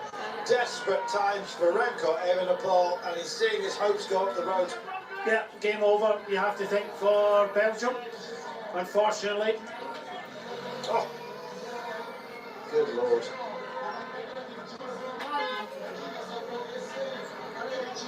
I feel for the team now. I don't know what happened to the bike, what problems he had. These two have got no problems, apart from Del Toro. They were asking for assistance there. The Shimano Nutrition come up and offered them a bottle. We don't want a bottle, we want nutrition, food, as you already said, Carlton. And having to get to there and tell waiting about Del Toro, saying to him, because if you can remember last year in Zurich, Pogacar went through a similar thing. He went through a little bit of a difficult period, and he's trying to help Del Toro through that period. Well, you know, a silver medal is something absolutely magnificent, especially if it's with your trade teammate, I guess you might say. Tadej Pogacar, I think he needs Del Toro for a little bit of emotional support apart from anything else. It's still a long way to go, don't forget. 5 laps remaining. But it looks like they have a margin that nobody is capable of closing. And indeed those that are finding themselves in trouble, including Remco Evenepoel, who's got a technical issue. Marcus coming through. Part of the Swiss push with Jan Christian. Evenepoel shaking the head. And the shoulders are down, Brian. That is not the pace of the man who's getting himself back in. And the back should be okay now, but he's not. No, the positive thing is Remco's already got a gold medal from the time trial, so he's got something from these championships. Ben Herman's sent back to help out. Gareth Foley's there. We asked where were the Italians, because they had numbers, and everybody's in the back foot now. And, you know, with the gap going up the whole time to the duo in front. And as you said, and we said it at the time, that Pogacar, he was waiting. He wants Del Toro to be there. Mexico have never medalled in the elite men's world championships. Artem, nice to see him up there in the neutral colours. But Jai Hindley going on the attack there, it just goes to show that no one is prepared to ride. I think these guys are racing for bronze now. Yeah, essentially. And every time that they go, Brian, they're wanting company. I'm not quite sure they like the complexion of who it is that comes to join them, but I think we might get a separate battle for, indeed, a bronze medal. It might be something more than that, something more precious, because 38 seconds is the gap at the moment, but it's going to have to take... But who's got anything left? I think even if you have numbers and teammates around you, they're all empty. No, they're not using their teammates. Let's Survival. it's, you know, even some of the teammates have been dropped now. Just a shake of the head before from Evan Paul, and he's got some mojo back. He's trying again, whether he can get back or not. But yeah, Honoré, Sivakov and Ben Healy are trying to go down the road, but I think it's a little bit a hiding to nothing now, because we saw it in the women's race yesterday. Everybody behind the leaders, they don't want to help each other. These two are helping each other and getting the benefit from that. Well, let's see if they ultimately help themselves, shall we, to something very special. Here's the chase. Honoré, Sivakov, Healy, three of the pre-race favourites to do something special. Let's wait and see. Certainly as part of our thoughts going forward. And this is a very, very good unit. Now, whether they're good enough to close down 40 seconds, they've got 72 kilometres to do it, and normally we wouldn't even be pondering the question, but Tadej Pogacar is up front, and we know about his incredible abilities, especially in circumstances such as this. He goes from distance. He might have a knock. He'll be aware of that, having had to go back and almost carry Isaac Del Toro off that last climb. We've got moisture around. Some of it. The road looks like we may have had a little shower has come through here, but we haven't seen any falling rain. But we've seen this man falling down the order, I'm afraid. Message on the course, someone on the course messaged me just when we were out the Mount Kigali. They messaged me to say that there was some raindrops coming in. Yeah, we've seen it on the camera lens. I was wondering whether it was just a splash bidon. But here we go.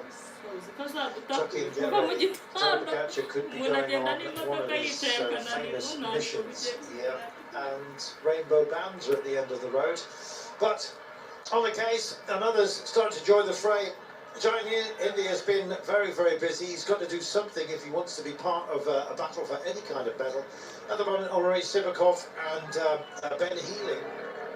Sivakov, a terrific classics man, and we're getting into classics distance already. 71 kilometres then of the day remaining. Whereas 196 kilometres completed, Brian. That's an awful long way, but there's still a lot of drama to be had, I think. But has one tale been told up the road? Yeah, it's down to 34 seconds, and Ben Healy, Honoré, Sivakov, you know, they're trying. You've got Jai Hindley trying to come across, looks like Mark Hirschi of Switzerland, Tom Squins trying to come across as well. So they're up riding together behind, although the gap has come down to 34 seconds. It's more of a case of they're racing each other behind. Campanacci saw him in the pits, talking to the team. A man who, well, turns himself inside out on behalf of others. And I think Remco Evenepoel possibly been reminded of that. There's a whole team that are disappointed, just as disappointed as he is. And away he goes. It's not chiding him, Brian. He sets himself very, very high standards, and it's a wave of disappointment washed over him. he's kind of got to park it to one side, because with this kind of distance, Evenepoel is 1 minute and 20, he's 89 seconds down on the leaders of the day. He's actually much closer to a medal here, and if he can wrap himself back up in the confidence of having team support, he's still got support around him. Maybe he can produce something today. Twice it looked as if he'd given up. Yep. The big change, no, that's it, kicking things out the way. Yep. And then the shake of the head coming up towards the finishing line. Something's happened, whether it's Serge Powers, the team coach in the car, has said to him, calm down, Yep. it's a bronze medal up for grabs here. Yep. Don't give up now. Quite right. And that's the way it should be. You win a bronze medal, Brian. You don't lose anything by winning bronze. It is a very, very high grade reward for a big day, and Evenepoel is not out of that game yet. Well, what I would say at this point is, look at the work that the team has done today. Exactly that, that's what I was They've saying. taken it on, Yep. right? And you're giving up, Yep. right? Just because you're getting these couple of mechanicals, you're giving up. Don't. It's precisely what I was just Remind saying. you, Yeah, go on. exactly.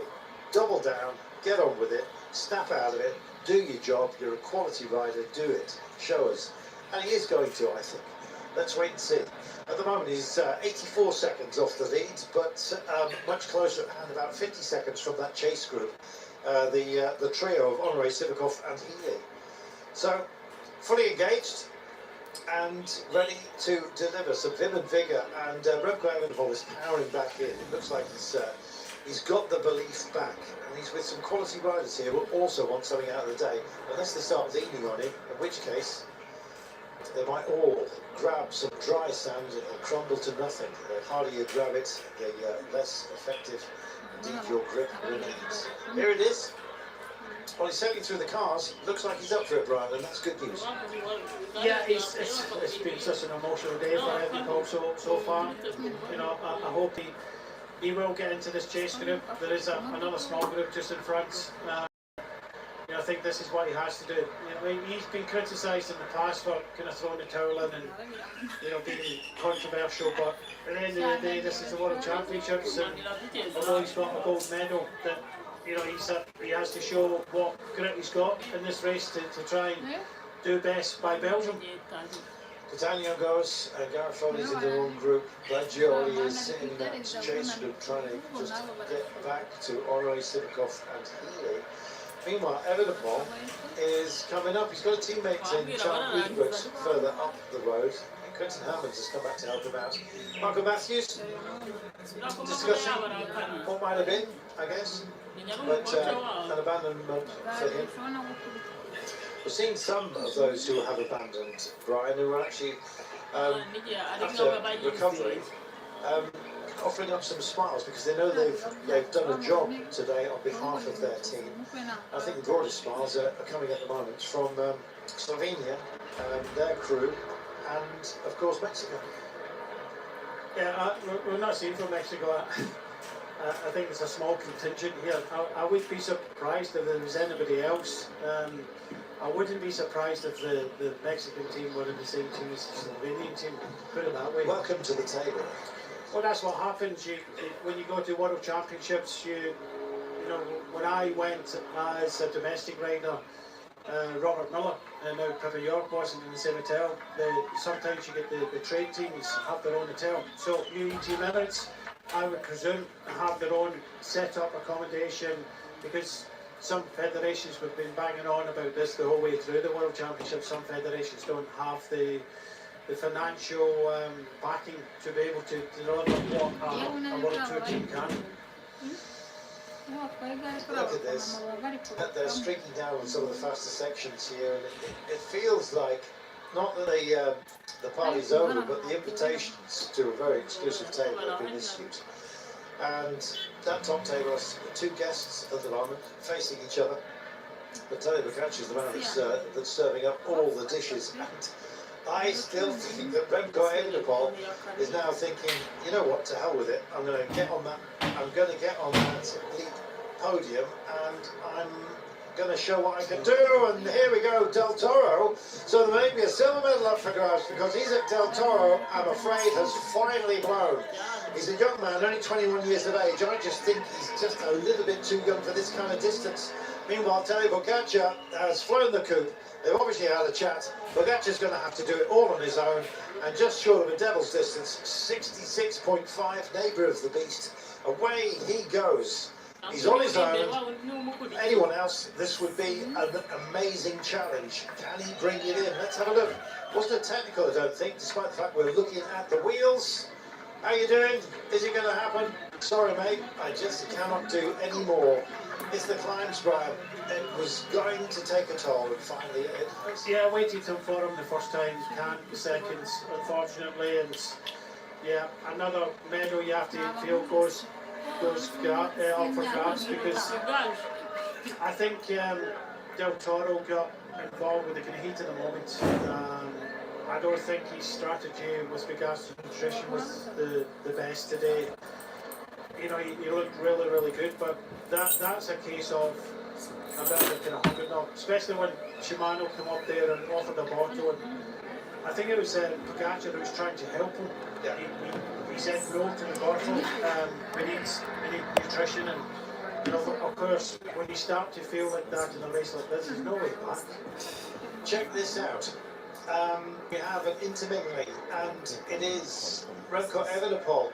You know what we said about using anger? Sometimes it can work against you if you let it defeat you, but other times you can actually work it into your advantage. And Evenepoel has clearly been reminded about what his responsibilities are. Back to that significant group just behind Honoré, Sivakov and Healy. They're about to find Del Toro. It won't be too long. I don't think they've passed him just yet, but this will spur them on because they're going to suddenly realise that there is a silver medal now up for grabs amongst this trio. That group behind contains Evenepoel. There he is. He's just bedding himself in. He's with some quality riders here. They won't all lean on him because I think they've finally realised that they're all going to have to work at this distance, 65 kilometres out, to get something out of the day. But what a story this will be. If Evenepoel medals, that will be an achievement in itself, no matter what the colour. Yeah, of course. I probably said in the start of the day, but as a former world champion, you know, what you want is to come here and win that title again. But I do feel sorry for Del Toro here. I just think strategy and his nutrition, he got it wrong today and cracked a little bit. Strategy, not the first time he's tripped up this year, Brian. No, but I think that was team orders the last time here. It was probably due to, you got to remember with 3 riders in the race, you don't have your own team car, you have to rely on the supported side of the road. And I think Pogačar was trying to help him, maybe try and get him a gel, but that wasn't the case. And Pogačar now finds himself alone in front, 53 seconds up. I think given the choice, he would have rather had Del Toro here, but now he's doing what he did. How many times have we said this year? You know, Pogačar has gone for it, he's on his own. He did it last year, and it was from a little bit closer. You know, these guys went from the Malt Yigare, which was about 100 kilometres to go. Ben Healy screams around the corner, and he's in good company here. Michael Honoré is with him, and Del Toro is about to join them. I don't think he's going to be able to hold on to this quartet. Let's wait and see if he can re-find himself. I don't know whether it is just a feed issue or whether it's something more significant. Screaming down behind them, and may well come into camera shot in a few moments' time as Honoré, Sivakov, Del Toro now, and Ben Healy form a quartet. And there, just behind, guess who? Remco Evenepoel is charging into the gap. This is fantastic. He's got, is it Baggioli? Pidcock, certainly. This is brilliant. We have a proper battle on our hands. Has Pogačar gone too early? 54 seconds he holds. Remco Evenepoel seems to be entirely reinvigorated. His mood's in the right place. What can he do? Yeah, it's an amazing turnaround. You think here, but I think on the flip side here, you cannot do it all on your own. Right. Just when you were giving it up twice, you have to ask the questions. You've got Ciccone here for Italy. You've got Eulalio for Portugal and Pidcock. I think the others are coming back now, but you cannot do everything. You have to think smart about this. The silver medal, bronze medal are still up for grabs. I still believe in Pogacar can hold this off. From what I see, there's nobody strong enough. They're not mating together well enough. And Paul has gone from, right, I've given up, to, you know, within a chance again. Absolutely remarkable. Evenepoel's got to believe that what happened in the time trial could indeed happen again. If it is, you know, in the mind games and the physical sense as well, the Remco Evenepoel, he's beaten Tadej Pogacar here in Kigali. He wants to do it again. He's got 58 seconds, but more than that, he's got 62 kilometres to do it. He's had, I guess you might say, a kick of adrenaline due to the anger that has washed over him. And he's just about to get over to the Healy group here. This is absolutely remarkable from Remco Evenepoel. Pidcock's also in the frame here, don't forget. Sivakov, quality rider as well, especially in this kind of circumstance, on this kind of terrain. And here comes Evenepoel, and this is a to-hell-with-it ride at the moment. And it's in a handcart potentially for some others. This is amazing. What a drive by Evenepoel, and he's coming straight through. And guess what? Tom Pidcock's on his wheel. Ben Healy now needs to grind in and stay with them. What a trio that would turn out to be, amongst others as well. Tadej Pogacar, has he bitten off more than he can chew at the moment? He is chomping into the course. He's eaten up, unfortunately, the efforts and the ambitions of Isaac Del Toro. He might re-find himself. Let's not forget him. He's not here where Evenepoel is. Healy is. Pidcock struggling to stay with this. This is brilliant. Look at Evenepoel. He's not even asking for any help whatsoever. I just fear that he's trying to do it all himself. That anger, that fire in his belly is roaring, and you know, he really needs to kind of ask for help. It's on the way back for them. You can see that just a moment ago he put it into the big ring there, and you know, put the power down, and you know, the gap is going up now. Pogacar against Evenepoel's not going to happen. Ben Healy's there, Skelmos. He needs all the help he can get. He cannot just do this all on his own. Evenepoel is driving us on, but unfortunately he's driving nails into some of those behind him, including Tom Pidcock, who's just now drifting ever so slightly. Here we go. It is Tadej Pogacar beasting the course and everybody else. 58 seconds. Can he get up to a minute? He's absolutely sailing up here, but we saw in the time trial, he suddenly hit a wall, essentially. And the man who came up and papered all over the gaps and indeed set himself a beautiful victory poster was Remco Evenepoel. He's chasing at the moment. Evenepoel, Skelmos, Pidcock and Ben Healy as a quartet, but I think that's thinning down as well. Here it is. No, in fact, they are solid as a quintet right now, and Jai Hindley as part of this group that have set sail. Everybody else are now suddenly realising that it's drifting away from them. Evenepoel has got some very fine riders around him. He's got to share the duty. If he does, then others behind might well come into the fray. But he's kicking on. At the moment, it is Evenepoel versus Tadej Pogacar. Evenepoel chasing down Tadej Pogacar. Evenepoel dragging others along with him. Evenepoel needs to call for help. I'm not quite sure how much can be offered up by those who are around him. 60 kilometres to go. Others coming to try and bridge over and to join the fun, but my goodness, this is hell on a plate for these guys. Royal entertainment as well as they clear the cobbles once more, and we start to enter into the last 4 laps of this race, and it will be Tadej Pogacar that spears across the start-finish line for the remainder.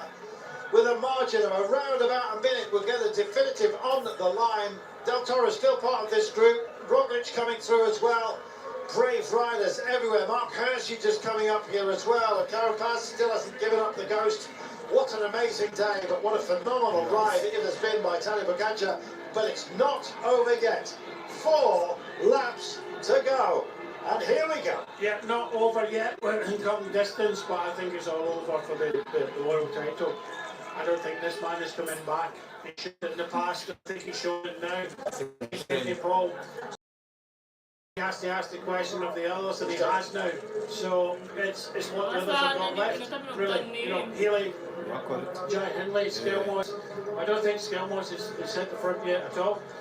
Tom Pitcock, you can see it as in Sexas, trying to come across here.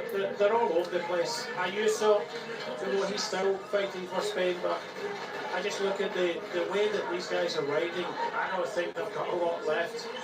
Already, I think these guys are thinking silver and bronze. Even Pitcock has moved to the side, Healy moved to the side. They're not following on. They're leaning on Remco Evenepoel a little bit too much now, which goes to show you that I don't think they've got a lot left to do the chasing. I think they'd help if they could at moments like this, especially with this sort of distance remaining. Look at the glissé arms here on Remco Evenepoel, and he's letting them come through, but what sort of turns are they taking? Jai Hindley almost wobbles across the line here as the carnival goes on. Some of the stunt riders doing their thing, but just to the side of our start-finish line, something that's been bridged here by Tadej Pogačar. Now, the gap is at 1:01. There are storm clouds up ahead. That's just about the only thing that's going to stop this man. Maybe a lightning strike. But Tadej Pogačar, look how calm he looks, Brian. This is a man in control of his destiny. Yeah, it looks super good. Look at everybody else. You know, Jai Hindley, mouth open. Evenepoel, well, it doesn't look as if he knows what's happened to him today. He's not at the best of luck, but even on the climb, the Mount Kigali, I don't think he had the legs either. So this man is on a mission. He's been on a mission ever since he became a professional cyclist, and I don't think anybody's bringing him back today. Do you know, the one thing that's missing from the group that's around Remco Evenepoel is that anger, that fire in the belly, as you call it, Brian, and he is displaying it in buckets here. I'm afraid it's Tom Pitcock that's been found out this time by kick-off by Remco Evenepoel again. It's like, guys, if you're not going to share the duty, I'm going to leave you behind. And he's kicked again. Healy's gone with him. Jai Hindley stays with it. Chelmos hangs on.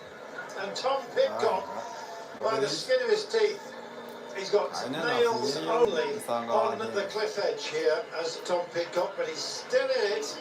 But who's going to win it? It looks like Tadej Pogačar. Finally, they all wake up to the fact that they've got to get down and get busy with Remco Evenepoel. It's no good punishing one man, because essentially then you're going to have to engage with about a quarter of the workload. If there's 5 of you, then it's 20%. Do you want 25%? Another 5% more work? That's what you've got to figure out, Brian. How you balance the work rate in a situation like this. Keep something back for yourself, naturally enough, and deal with Remco Evenepoel at the end, if indeed you all get there together. Like, there's a lot of thought in the process here. I think everybody knows that Pogačar is in front. If I was to say, of these 5 riders, you give it absolutely everything. I think there's something in everyone if they give 100% to bring Pogačar back. But at what cost? That's what you're saying. That's they're all thinking about. Can they bring Pogačar back, make that big effort, and maybe lose out in a medal? Or is this a case of, right, well, we'll ride through and off, but at the back of my mind, I'm thinking of that silver and that bronze. So these 5 riders are competing against each other, irrelevant of Pogačar in front at 1 minute or 1 minute, 1 second. They want to try and kind of stay away from the others. I think the only one that's thinking about maybe trying to win this is Evenepoel. He's already won the world title. Second, third, what's that mean to him in all grand scale of things? Of course, Belgium would love to take a medal. I don't know, Serge Pauwels would be encouraging him to take a medal. But at the end of the day, everybody in this group of 5 have to commit 100%. And of course, you don't communicate with each other because you're in rival nations. How are you feeling? Are you okay? But I tell you what, if you're having a rough patch, I'll do more now, you do a bit later and help each other. That's not the case in cycling, especially at this level. So what they are doing at the moment is riding through and off. Just, I'm not saying save grace, but they know they have to ride and be seen to ride, but they're not going to give 100%. Well, threat of rain is dissipated. We're into the evening. The remaining clouds now either dumped elsewhere or indeed been burnt off by the evening sunshine. And right now the shadows are getting very long. This has been a very long day. They've already been just over 5 hours in the saddle, Brian.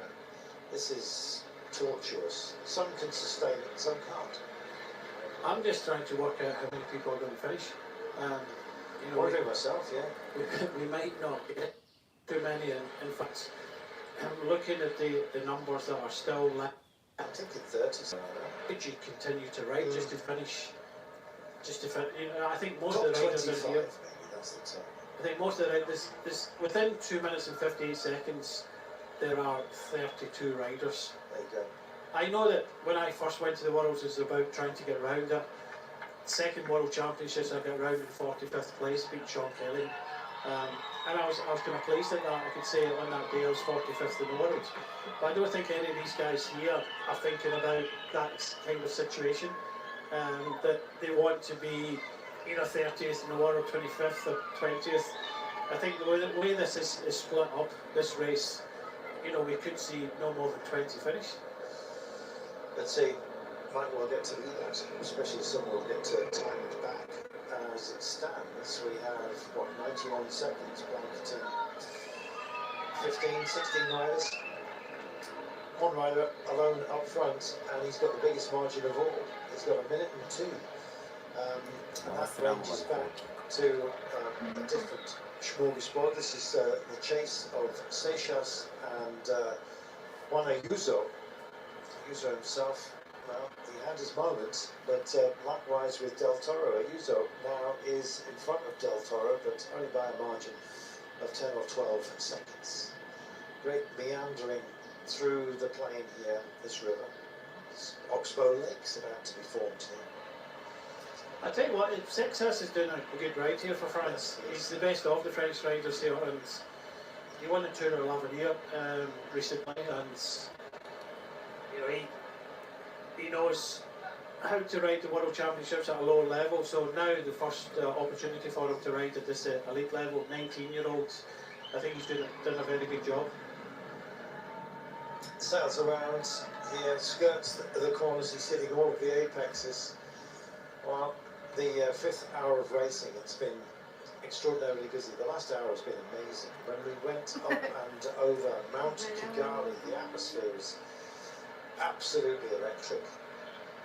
Well, this man is just steam powered away by the looks of him, and it's for the chase. Let's try and get back to him. It looks like that chance is kind of hanging by a thread at the moment. It would take an entirely different complexion to this chase group here to close this gap. They're not hanging about, Brian. Equally, they cannot afford to go all in right now with still over 50 kilometres to go. They never know whether they're going to hit their own buffers, energy-wise.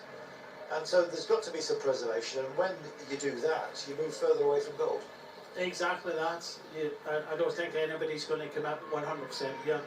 It's a case of doing what's right, and doing what's right is do your turn on the front swing over, let the other rider come through, because for some of these riders to get on the podium here is going to be something special for them, and there's 5 of them with only 2 other medals up for grabs. I think if they all go flat out, then they can get a lot closer to Pogacar, possibly catch him. But at the end of the day, it's about preservation and trying to get what's left in this race. Unfortunately, you know, it's a difficult to be in this group of 5, because of course you want to be in it to win it, and with a minute behind you know you can. Whether we're going to see Remco Evenepoel on the next climb really put the pressure on and try and do something, I don't think even Remco Evenepoel can go across to Pogacar on his own. I don't think Remco Evenepoel or anyone else within this group knows whether they could do it or not. And I think the belief, if they have any, it's got to be shaken by the fact that Tadej Pogacar is just hanging out there. There's no way he is going to let this gap come back down, and you feel that he's got something left.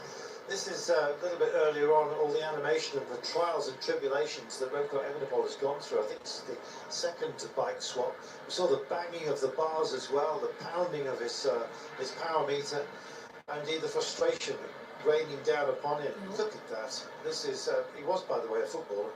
Could have represented, in fact, I think he captained junior national team at football.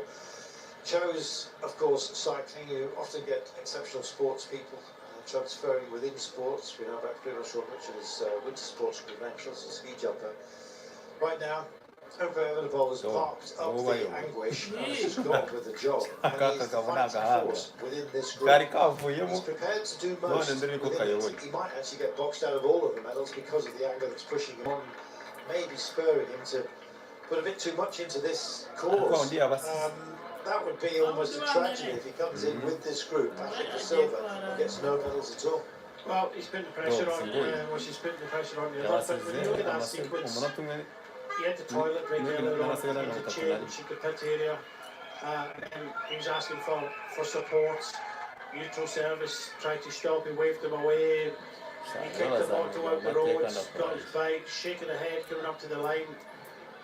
That would suggest he just came over, but I don't know where it came from, but whatever happened in his mind has made this race a little bit more interesting. Oh yeah, for me. Can you imagine this could be a rollaway?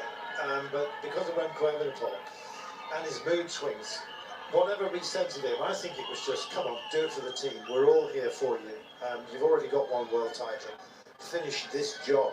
And he has actually speared through the field. He spent more time with his nose in the wind than just about anybody else here. Because Tadej Pogačar, of course, had quite a sequence of exchanges with his in Del Toro. Not something in the gift of Remco Evenepoel, because every group he got to, he's been forced to work, Brian. He's doing it again. Just a moment ago he said he just went down, eased it into the big ring, got out the saddle line, and looking at the faces of the four other riders behind, Remco Evenepoel is putting them in the hurt locker, and he just has to be wary, because I really do think that he's the strongest of the group of five there, and I really do think he can take the silver medal, which would be something for Belgium. Not too sure how Evenepoel would think about it after being a world champion, but he's the time trial champion, of course.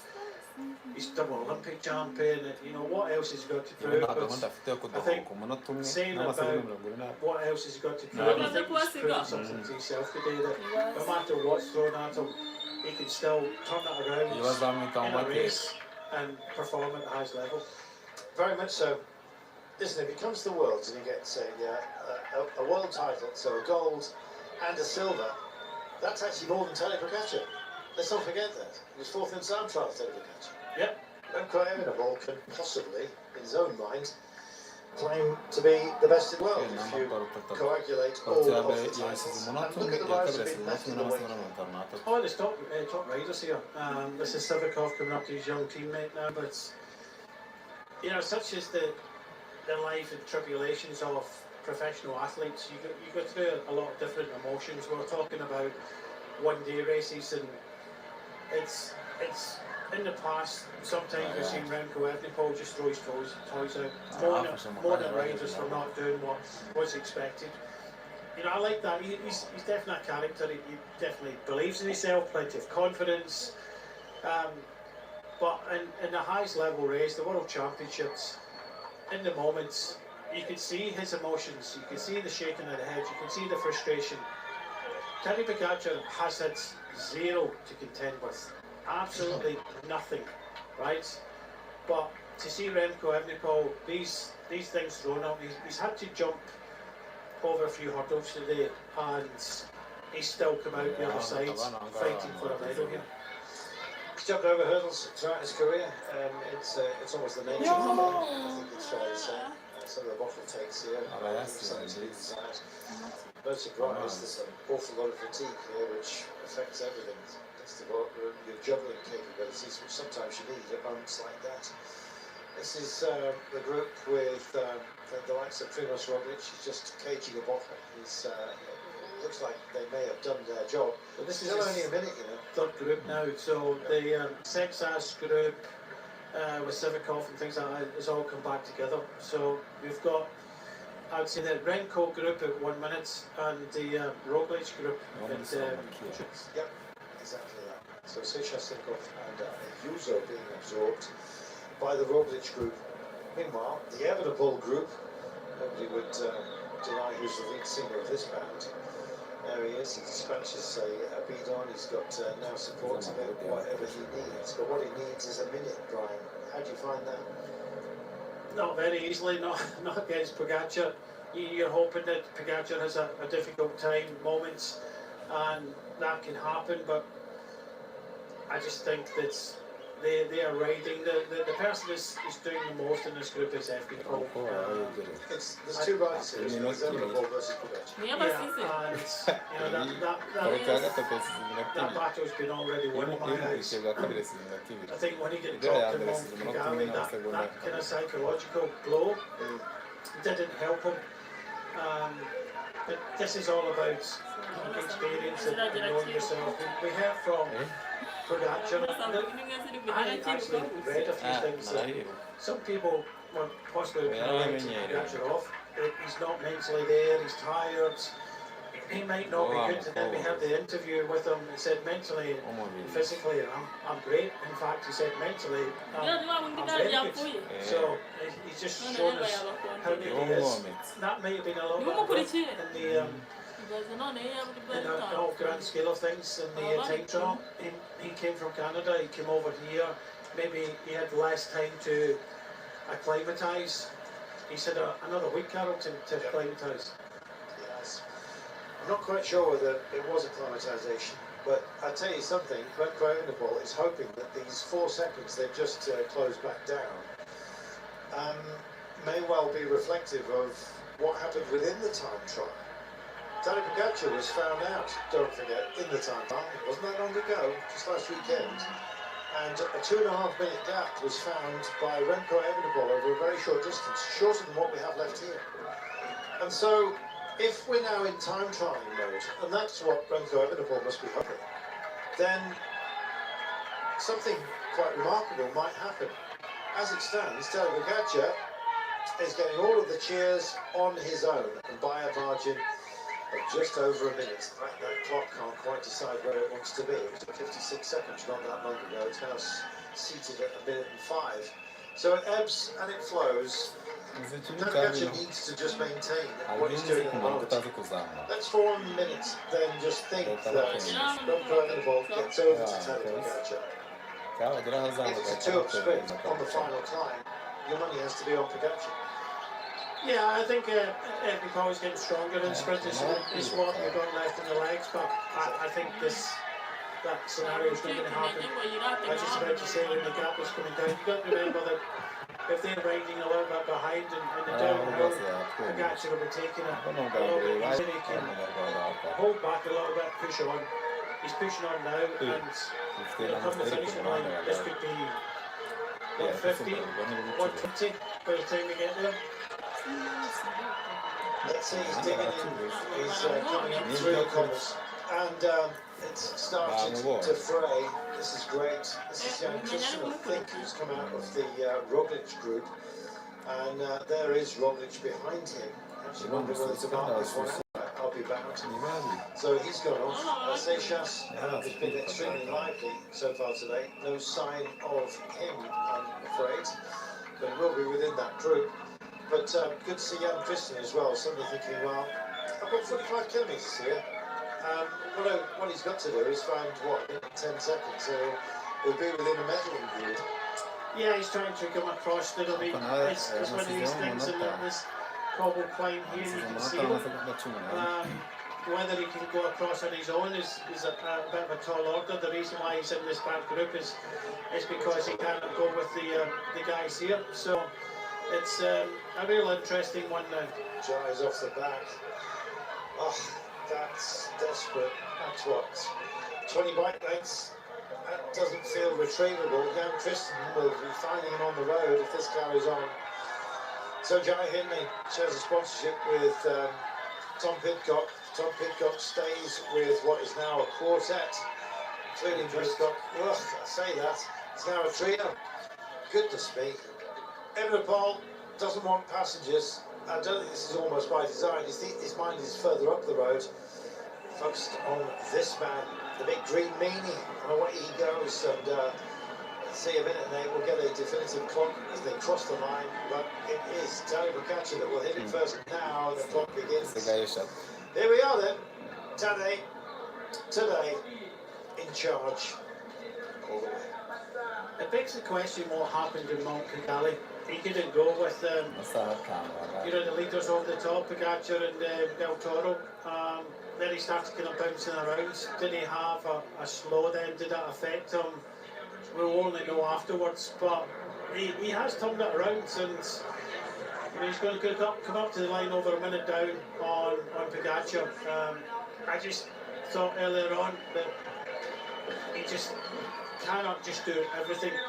He has to ask the others for a little bit of support, but he's actually killing everybody in these climbs. He is. Pidcock staying doggedly with it. I thought momentarily there because the foreshortening handled it. Ben Healy was going to go on the attack. Here comes Evenepoel. Do you know what? He's such a fantastic rider. I mean, part of his problem is the fact that Tadej Pogačar exists. Because without that, we'd be talking about him as the greatest rider on the planet. Someone like Tadej Pogačar comes along once every few lifetimes. It's been a long time since we've seen such domination, and the way he rides, not only stage races, not only world championships, but classics as well. He wants it all. He's capable of winning it all as well, bro. He is there was talk about burnout, after the Tour de France. I think he still has these goals in mind. I think he still would love to go back to Paris-Roubaix and try and win it. And win the Tour de France 5 times, possibly 6. He is all about records, and he has to get his motivation from somewhere.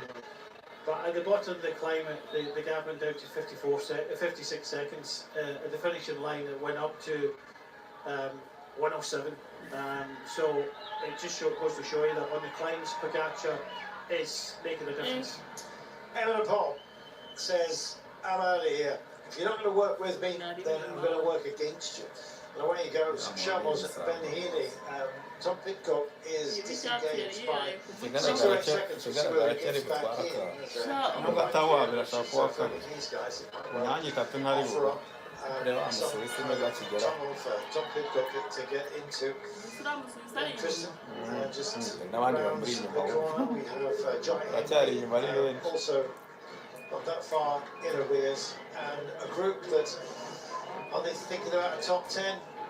Is that good enough? Well, at the moment, that's 3 minutes down. That's going to be about the best of it, where they indeed sit within what is a very, very high quality finishing group. Tadej Pogačar is off and up front. He's got 1 minute 3 on Evenepoel, Chalmers, Ben Healy.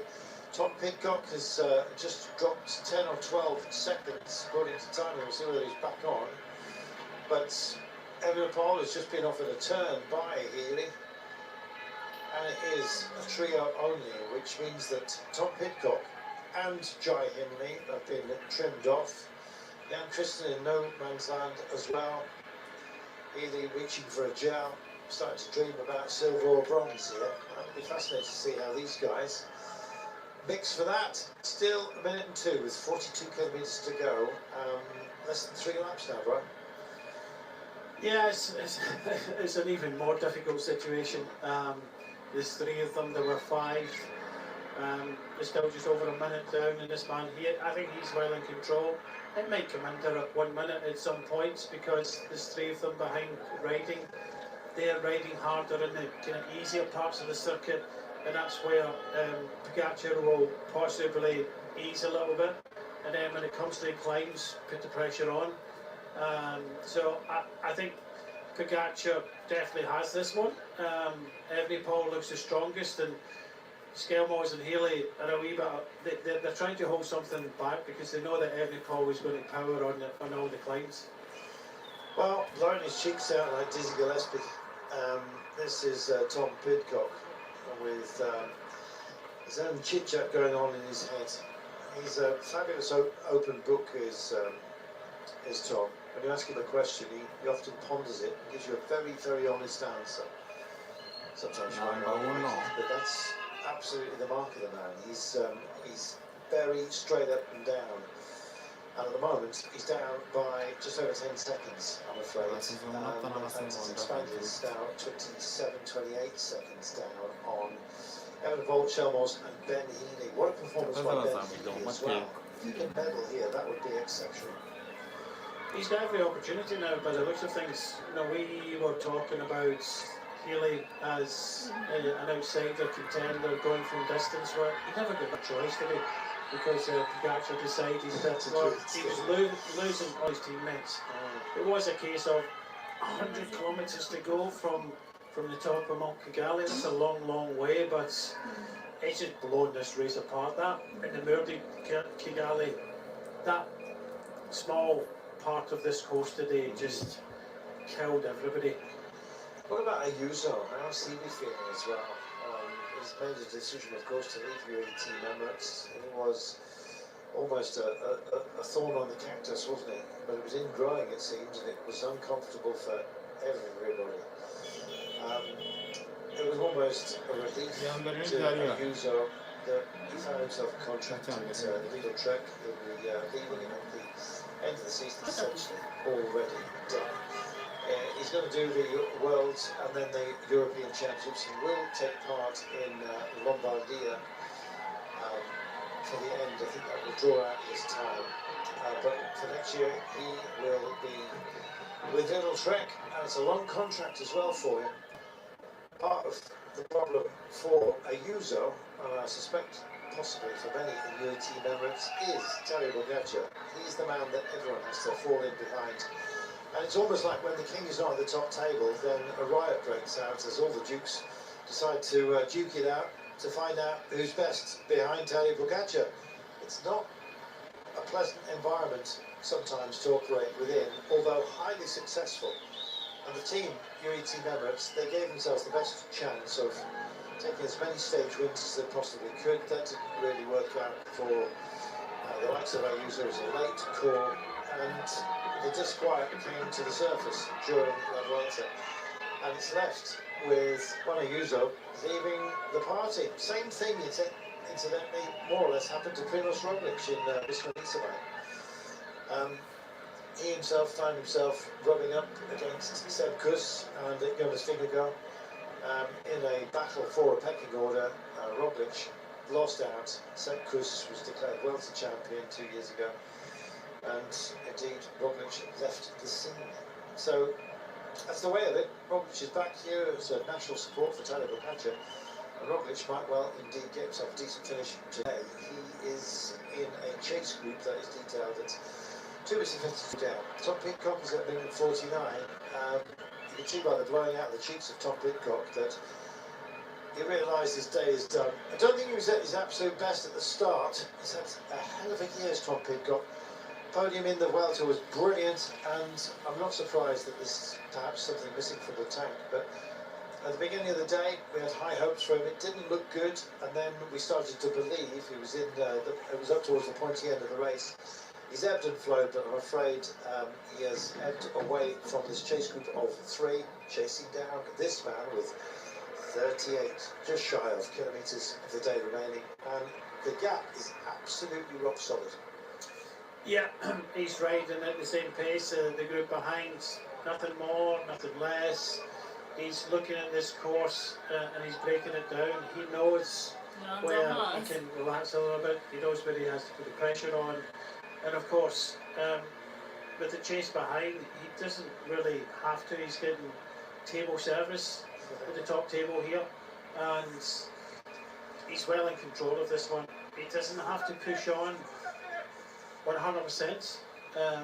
If the gap comes down to 45 seconds, then he'll push out a little bit. So it's all controlling at the moment, and he looks nice and relaxed, and well in control of this one. These are the 3 riders battling it out for the last 2 medals. I think Tom Pidcock you saw him there, he kind of looked back. I think he realises that, I don't think he's interested in maybe finishing fifth in the World Championships. I think he's just looking at how can I get to the finish as easy as possible. You'll be looking around to see if there's any riders coming up, and that's what sometimes happens. You don't want to be on your own. You'll look around and maybe combine with someone else to make it easier just to get round this. I can't say that there are 33 riders still in the race. The last one in the roads through the finish. I'll say that again, it's 40 now. 40 riders. Fausto Masnada is the last one across the finish line, and more coming out yet. Fausto Masnada is the 43rd rider still on the road at 9 minutes and 53 seconds. Here we are, check it. Even gaps, and now it's 2 minutes to Tom Pidcock. That was what we were saying about the Roglic group. They're now over 3 minutes down, so it's almost minute margins. Well, he was his 2.5 minute man in the time trial, was Pogacar for when he got over the pole. The hope of closing this down is now just... So, it looks like Pogacar, just saw Tom Pidcock there, is at 2 minutes and 5. That's so dramatic happens up front. I think Tom Pidcock is going to be out of the medals, but you know, a top 5, if he was to be blessed with that, he'll probably take it. It's been an amazing season for Tom Pidcock. What about Tadej Pogacar? Well, he has some big holes in the season. He designs them in.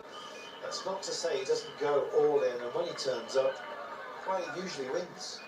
He won at the UAE, and then went to the Strade Bianche. He won the Strade Bianche, had a blip in the San Remo, finished 3rd. Then he won Flanders, runner-up in Paris-Roubaix, runner-up in the Amsterdam Gold Race. Then he won Flèche Wallonne. Then, of course, he won Liège-Bastogne-Liège. Goes to the Dauphiné, wins that. Goes to the Tour de France, wins that. Comes back for the GP Quebec, 29th. Goes to GP Montreal, 2nd. Comes to the time trial. This is out on the medals. And thinks, you know what, I need to just step it up on the 500 day. It looks like he's heading for the rainbow bands, so important to him. Something you can wear every day on the road for the rest of the season. He's loved doing it. And of course he's worn the bands as part of the Tour de France. It reminds you so. You talk about band scarves, and I think that's an elastic band he's got at the back of his jersey there. That might have catapulted him up the Mount Yigare. Brian is of course joking. He's done it all himself. Meanwhile, back in the pits, time for some contemplation. Louis Vermaelen is watching. Can't hear our voices coming out of his tail, and it has been a tough day for everybody. France started with some very high hopes, Brian. Yeah, Madouas on the right hand side, Paris Pantra there as well. It's been a real tough day for everybody, and not many people are going to finish this one. But it's where they're going to finish. Although this is a good performance from Tom Pidcock here, he's talking to Matt Bramier, the manager of the British team. He'll be wanting to know who's behind them, what, you know, with 35 kilometres left, a little bit more for Tom. Of course, Matt will want him to finish well up in the placings, but having been a world champion in other disciplines, you know, what else is to prove? He said he's had a good season already. I'd agree with that. But I think finishing 5th would be worthwhile, and I think that's what Matt Bramier is trying to say. Just keep on going, try and get the best out of this, because he's absolutely in no man's land at the moment. Yeah, indeed. Okay, and a ball kicking on. There's a few getting a bit animated. One saying he's always going to blame someone else or something when he's lacking. He was dropped on the climb, not good enough today, the end. Well, he's picked himself up, has Remco, and I actually really enjoy his honesty to himself. He shows his emotions, Brian, but yet underneath all of that prickliness is it's like a prickly pear. It's so sweet on the inside. He's just a genuinely nice guy, is Remco Evenepoel. Has said himself, he's almost been dropped into greatness I think sometimes expectation levels are absolutely enormous, and he bears it well. Inside there's a really nice guy who turns himself into a predator, and he suffers, I think, the brickbats that as professional sporting life can actually offer up to you on occasion. And he lets his emotions come through, and how nice is that to see? We don't want to watch robots, Brian, and for him to come through and be in a potential medaling position, if he gets silver, that will be an amazing achievement considering the ill fortune that he's had today. Well, his former sport was football. I'm not saying he's going to score the winning goal today, but I think what he's done today is showing us that no matter where you are in sports, that if everything is going against you, you have to keep on going, keep on trying, and hopefully the tide will turn, and has turned. Okay, he's not going to be winning the race today, but to go through what he has been through in quick succession, getting dropped, that doesn't help. And then having the mechanical, changing the bike, having to wait for the bike, the car not being quick enough there because of the different groups, when it was all kind of kicking off, it just happened at the wrong time, the shaking of the head, just everything wasn't going his way. But somewhere, whether it was from the car or from the side of the road or within, he's turned it around, and that's kind of testament to a true champion. When everything's going against you, you get bounced up, shake yourself down, and focus again on what the goal is. The goal is obviously for everybody to try and win the world title, even for Nicole, but he's going to be fighting today, and he's going to try and get a medal, and I still believe by the looks of things he could be getting silver. That would be truly amazing. He's up against very charismatic Stonewalls. See whether Red Healy's got something left in the tank. We always say that about Healy. He could quite often look slightly ragged. You think surely it's on the absolute limit, and then he produces some magic. There's still a minute, and by our old rule of thumb, that should be closable, especially with 3 chasing 1 and 32 kilometres to go. But that one, where's number 1? And he has been just about in every race he's taken part in. It's Tadej Pogačar. Brian, you just can't catch him. We believe in this gap, and we believe it might well be sustained, possibly even extended. He may well take some time to celebrate at the end of the day. Unless something strange happens, and I hope that that is not the case, you can chuck a chain at any moment, you can suffer a puncture, and you can get the Hunger knock as well, which we have seen. And this man will be cueing the Jaws music if indeed anything happens to Tadej Pogačar. I wouldn't wish it upon him. He's an amazing rider. Some people say that, and I often get asked, isn't it a shame that Tadej Pogačar is dominating everything? And I say, look, you've just got to enjoy it, because these kind of eras don't come around very often. We talk about him, even Eddie Merckx talks about him as the new Merckx.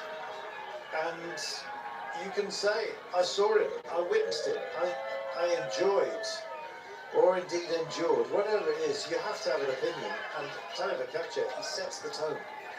I don't think anybody loves dominance in any sport. Well, you want to see a battle. But he's dominating in different ways. One-day races. I wouldn't say he dominated the kind of cobbled classics, but he did look good. So he's such a versatile rider. He does epic rides like this. Yeah, when he went, there was 100 kilometres to go, and then all of a sudden, with about 70 kilometres to go, he goes solo. If we were concentrating on Pogačar, it gives us commentators not a lot to talk about. Just one rider. But yeah, but at the end of the day, it's incredible what he's done, and will continue to do. But for us, there's still a way to go to the finishing line for these guys. 3 of them, 2 medals. I think Pidcock's definitely gone. He might get collected by some of the riders behind, but it's just a matter of just get to the finish for a lot of these riders now, and it must be tempting just to climb off a lap to go, because what else is it to get out? 30th or 35th or 25th place. But you know, Ireland, Denmark, Belgium, all within short of a medal today. Who's going to be in the podium? It's clear that Evan Paul is the strongest in this group here. He's doing a lot of work. But this gap going up 1:14, and it looks as if it's going to be an easier ride for Pogacar than it was last year. If indeed you could call this course anything but, it is remarkable, and so is this performance. And as you say, it stretched out to 2 minutes 14. Wollongong in 2022 was when Remco Evenepoel himself became World Road Race Champion.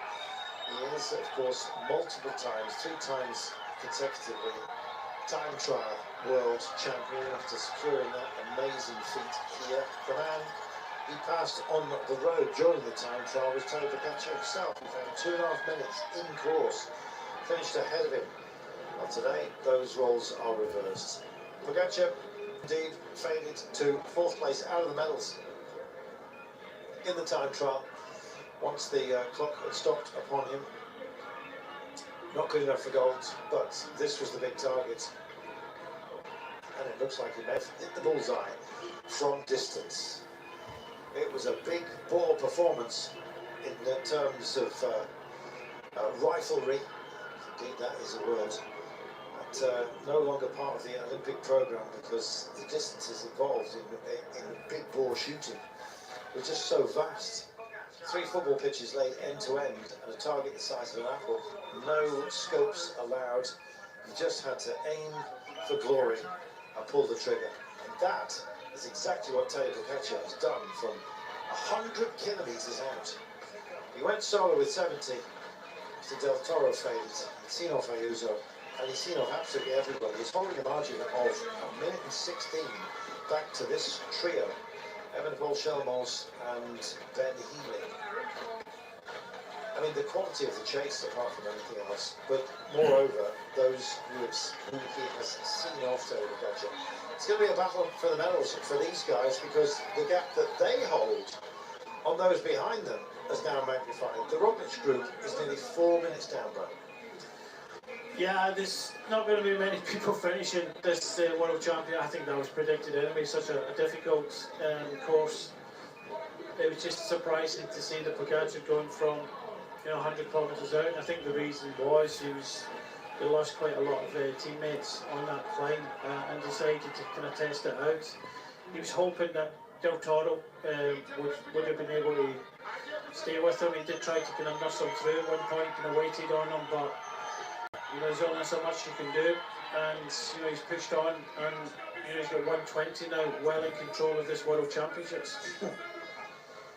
Anybody else would say a minute and 20. This is still up for grabs with just shy of 29 kilometres to go. But it isn't just anybody, is it? It's Tadej Pogacar. And when he's in this kind of mood, from this kind of distance, and after this kind of day, he's in his element, Brian. Yeah, clearly he wants to keep a hold of that world title. Won it last year. It was quite difficult to watch at times. He went through some tough times in front on his own, and such is the nature of these kind of one-day races now, that a lot of these riders going from distance, and this man is not shy of trying to go from distance. He's just getting some support from the car, as you would, and they must be loving it as well. Such a small nation, but such a big nation in cycling, decided last year that he wasn't going to go to the Olympics. His partner wasn't selected, so he decided that, well, you're not selecting her, I'm not going either. I wonder what the selectors thought of that.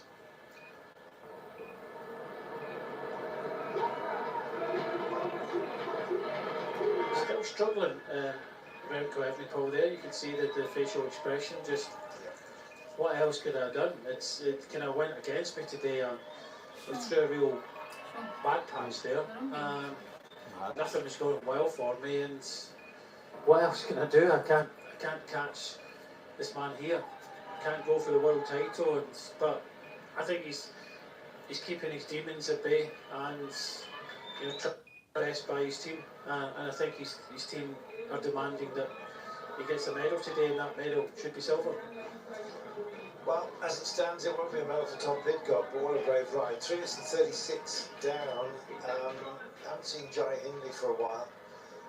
Neither Jan Christen, and indeed we wait to see as they cross the line. The Roglic group will come through. Julian Ciccone still up there with Seychelles and Sivakov, I believe. Tom Squinch is bravely holding on, possibly. Knowing Tom Squinch, you'd be looking for a top 10 position, and that would be worthy of the man. He's been a great rider. By the way, well worth following on social media. There's a wonderful sense of fun about him, Tom Squinch, the man from Latvia. Well, he's carrying his rather fetching burgundy-coloured jersey along. He's the 34-year-old now reaching that point within his career where you start to talk about turning leaves. Well, we are in the autumn. We found where the swallows have gone to winter up. But these guys here in Rwanda are thinking about sharing the spoils. And something else that will shine brightly, and that will be a silver or a bronze medal. No shame in that. It's just a shame, in a sense, that one of these guys, by the looks of things, is going to miss out on the medal. Yeah, I was thinking that myself. It would be nice, of course, for Remco to say, well, I've been a world champion, I've been on the podium, I'm currently a world champion. No. Well, there you go, there's silver and bronze, but he's not going to do that. I know that they are going to fight it out. I think Remco would be the best, but like you say, it's either Healy or Skelmos that are going to miss out on being on the podium. I can't say that Jai Hindley is about 30 seconds behind Pidcock on the road in 6th place. And then we've got a group of 10 riders.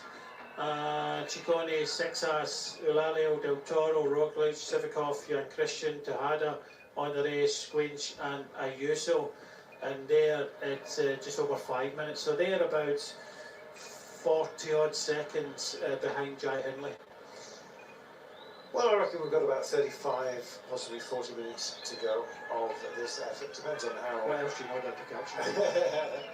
I know an awful lot about Tadej Pogacar, and you know what? It is just a basket of the impressive. I mean, I remember when I wrote my first book, Magic Spanner, when we were talking about some of the dominance, and things come in waves. And we're talking about the wave, of course, of British riders, still enjoying some of those waves, of course, reaching the shore. But it was almost a tsunami of success, it seemed, from Great Britain. And there was a cycling nation, of course, in Slovenia that are absolutely nuts about all things cycling. And it was the only language that translated my book into their home language. And it was really nice when I liaised with the person who was doing the translation. We spoke about the great riders that Slovenia had, of course, as well. And at that time, of course, primary in our thoughts was Primož Roglic, and of course, the likes of Mati Mohoric and Luka Mezgec, etc. And the editor said, "And what about Tadej Pogacar?" I said, "Oh, the youngster," because he was such a kid at the time. And he said, "Yeah, we all think that he's going to be the greatest ever." And I didn't chuckle or anything, but the belief that had washed over from his performances, even as a sub-junior at club level, was so exceptional. Go over to Paul, just apologising, didn't mean to get out of shape in the corner there. It wasn't about upsetting the apple cart of the trio that are chasing. But yeah, they talked about him in glowing terms, and of course everything they said about him came to be. That was well before any of the successes, the racing successes, of which he's had so much, came to pass. He's 27 years of age now, and it seems like he's been around for decades, but he hasn't died. And it's not over yet, this story. No, not at all. I think one of the first times I covered the Crow race in Croatia, and I was tipped off by a few kind of local people that look out for this young lad called Pikachu. He did okay, not great. And then of course, a couple of weeks later, he went on and won the Tour of L'avenir. And that gives him a little bit of a dice. But even then, I think he's just progressed.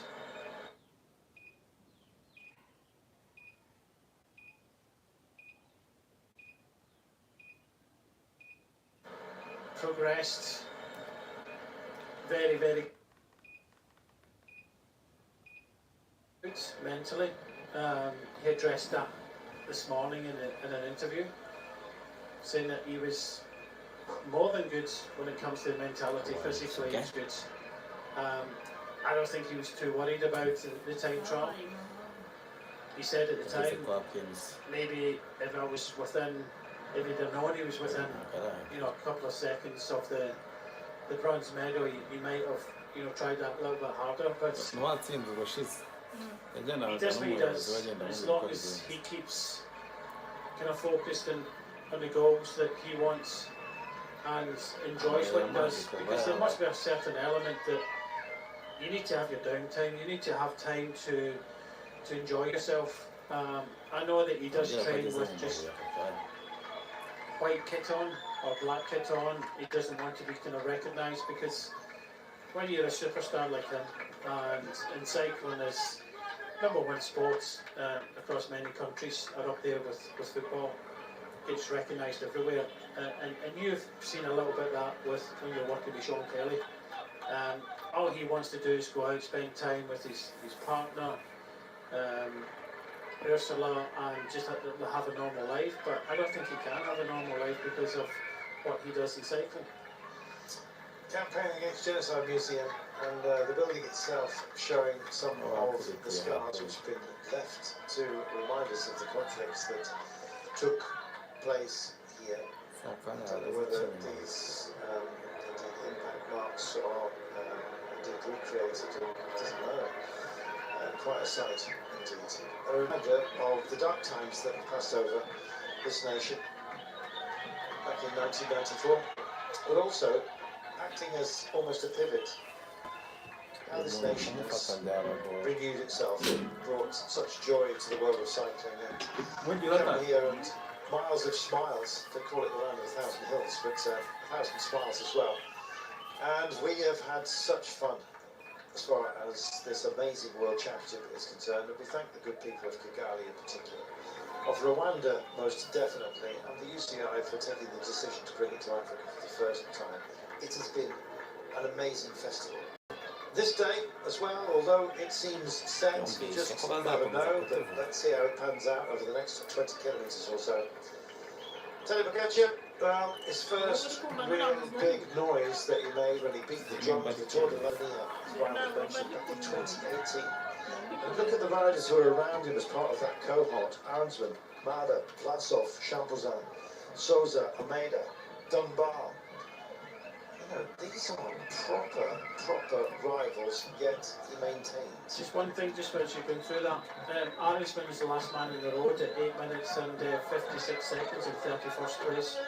There you go. So the top two back then in 2018, when he was still a teenager. I can't remember whether he was 18 or 19. Right now he's 27, and in fact he's only just turned 27. That was a week ago today. So it wasn't much of a birthday when it came to the time trial, but boy oh boy, he's blown the candles out today. Yeah, he was 20 when he won the Tour of L'avenir. So, but even just before that, he was showing signs. When he was 18, 19, he wasn't like Remco, I think, was a little bit better when he was younger.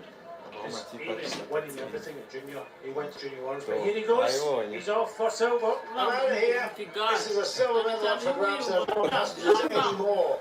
Now then, minute 17. Let's see what happens to this gap, shall we? Because this essentially is going to be a 20-kilometre time trial by Remco Evenepoel to limit the damage and the gap that he has suffered in this race at the hands of Tadej Pogačar.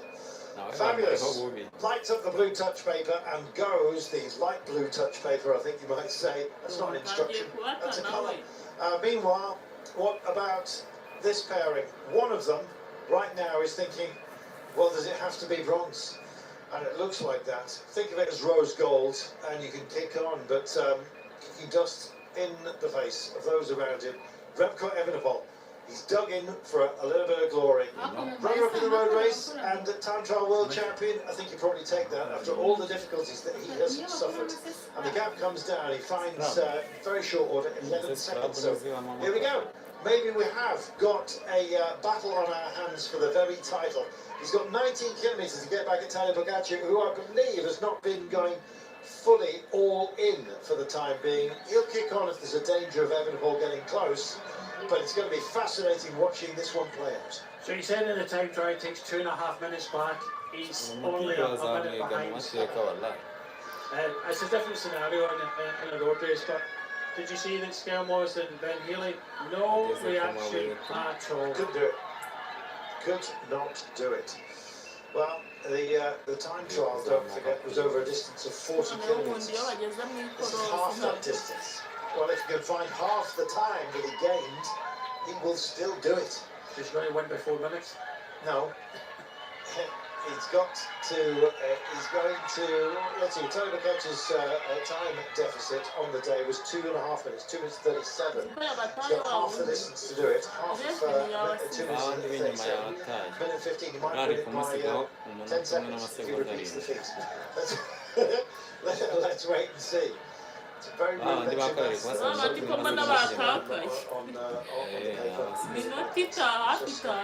Meanwhile, so is this man's mood. He is going for it, and I'm loving this. This is where all he has to do, he has to rekindle his time trial mode, get into that place where he parks the pain, just digs in. We thought Tadej Pogacar might be winning this by about 1.5 minutes. It doesn't look like that may well be the case right now. We'll see how dialed in Pogacar, any kind of margin will be good enough for him.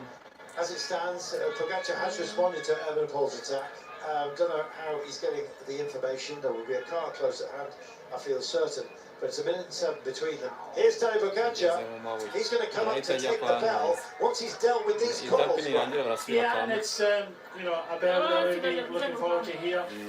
107 back to he'll know that, but his fans around, he's in great spirits, and I think he's going to go round this final lap and take victory. But hats off to Evenepoel for keep on going after what he's had to bear with today. But I don't think there's any way of coming back to this man here. He just looks as if he's in total control.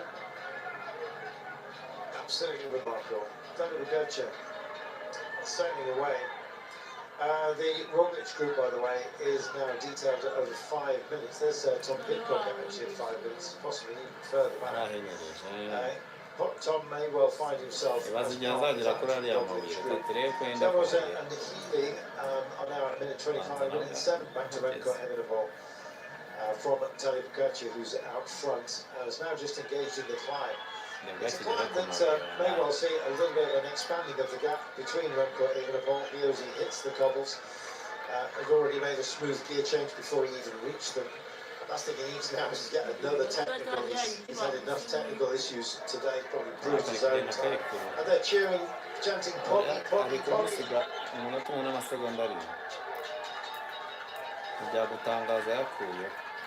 Tadej Pogacar fans singing everywhere. They're in good voice, good spirits. You can understand why. He looks like a world champion in waiting. He'll take the bell and he'll have one lap to go. Yeah, you can also see the Belgian fans cheering as well. It's they're cheering something very special and someone very special.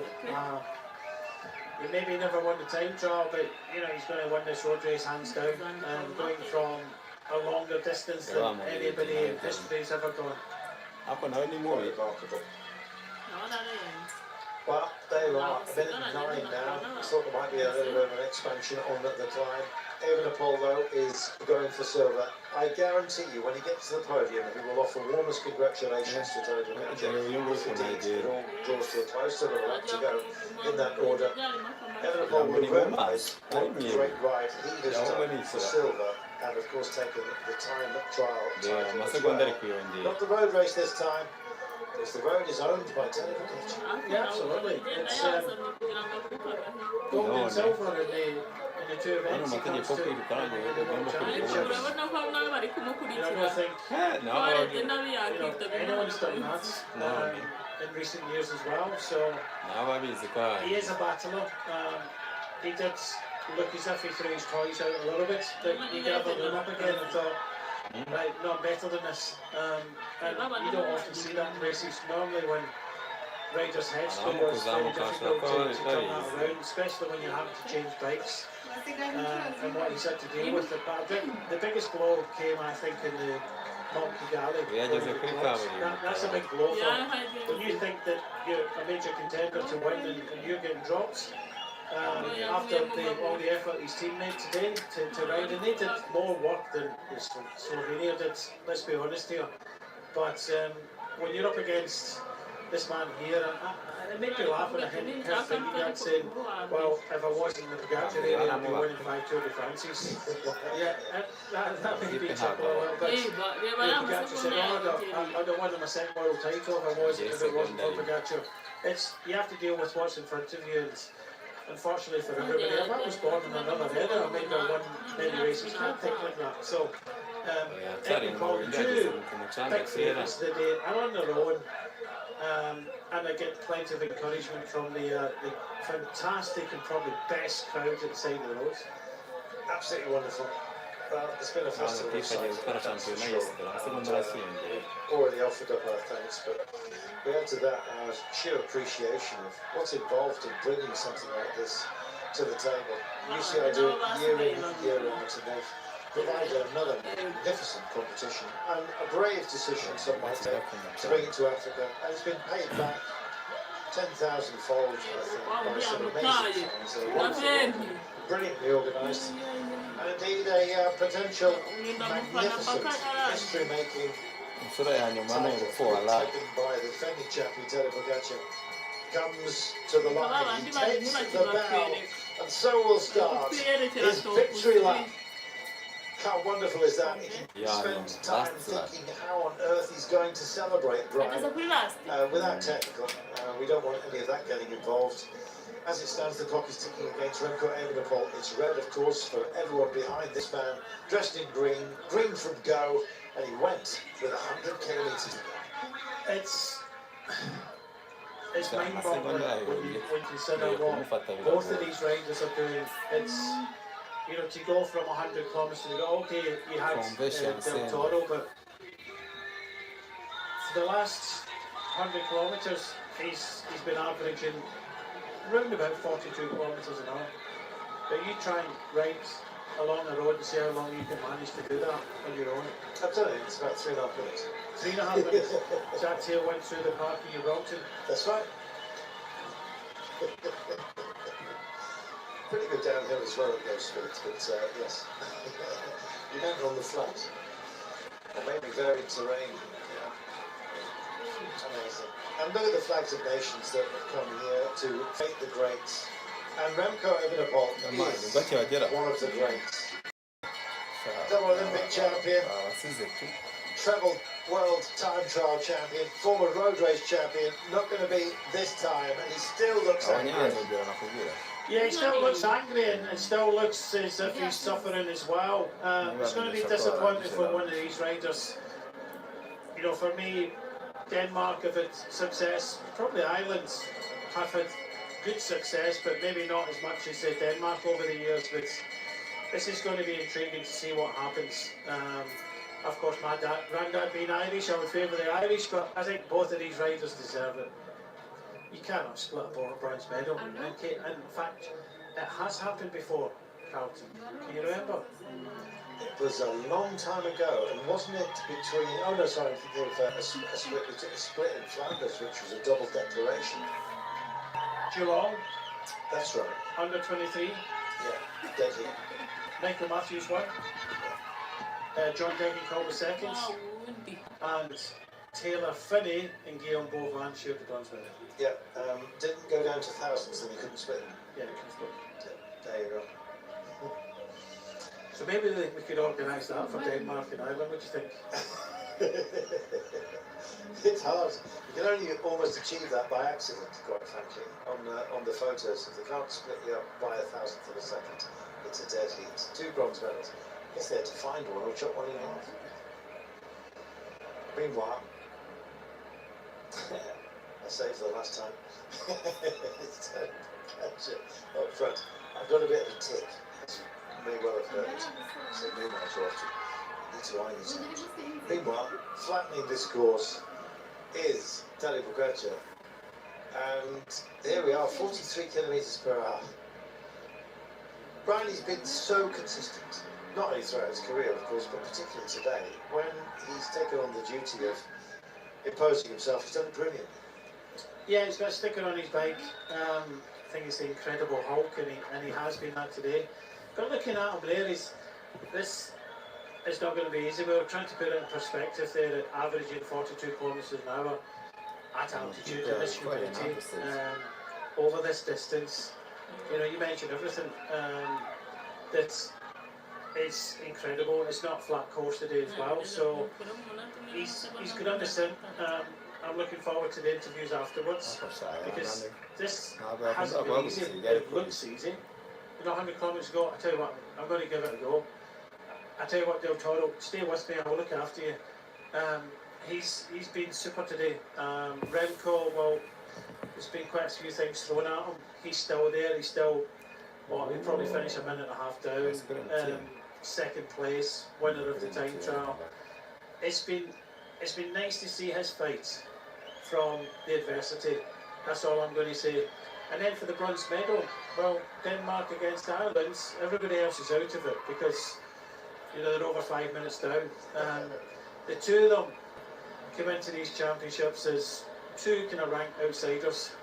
Serge Pauwels just giving every Paul plenty of encouragement. You still have to try and believe that something can happen, but silver medal and a gold medal, you'd have that all day long for Belgium. Certainly would. Just trying to remind myself, because I can't, before we actually start, I always mark up the riders as to what I think their effectiveness would be. And I was trying to see if, when I pondered it last night, how far ahead I had either Shambles or indeed Healy from each other. And I had Ben Healy as a higher ranking, to be honest. Giving him 3 stars and 2 for Shelmors. Shelmors was my big choice out of Denmark. And I've got to say that Ben Healy, of course, was my choice for Ireland. But I gave 3 stars to Ben Healy and just the 2 to Shelmors. And I don't think it was my own gene pool speaking to me here, because my very name is Danish, actually. Somebody from a free settlement, so a free man in Danish. There you go. So there's that, but also got Irish genes as well. But I don't think that entered into it. Ben Healy has been such a fantastic terrier and a great servant of the sport. It's been brilliant to watch him delivering. But yeah, likewise, fabulously entertaining and a good rider. I don't know who's going to win bronze. Oh, his girlfriend's waiting for him at the finish.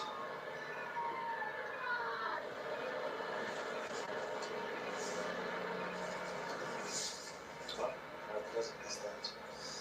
To have yourself almost the ultimate prize.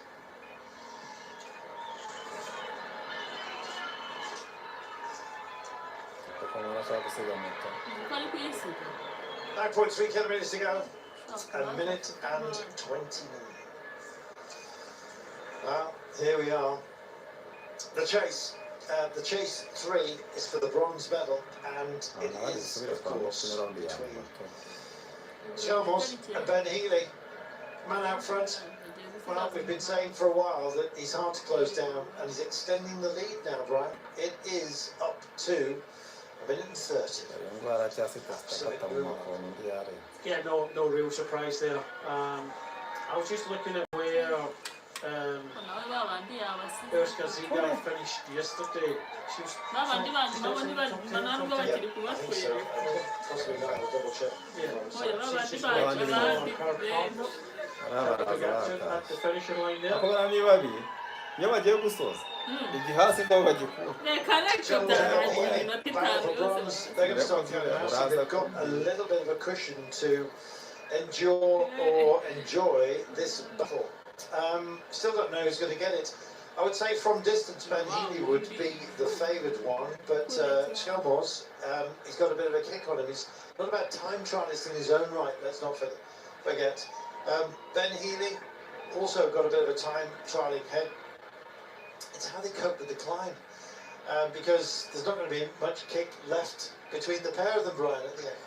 No, I think he's going to have the strongest legs in there. I'll just update because we're concentrating on the medals at the moment. But going across the line behind the Healy Skelmos group was another group containing Ciccone, Ayuso, Squinch, Del Toro, Eulalio, Roglic, Sexas was just behind.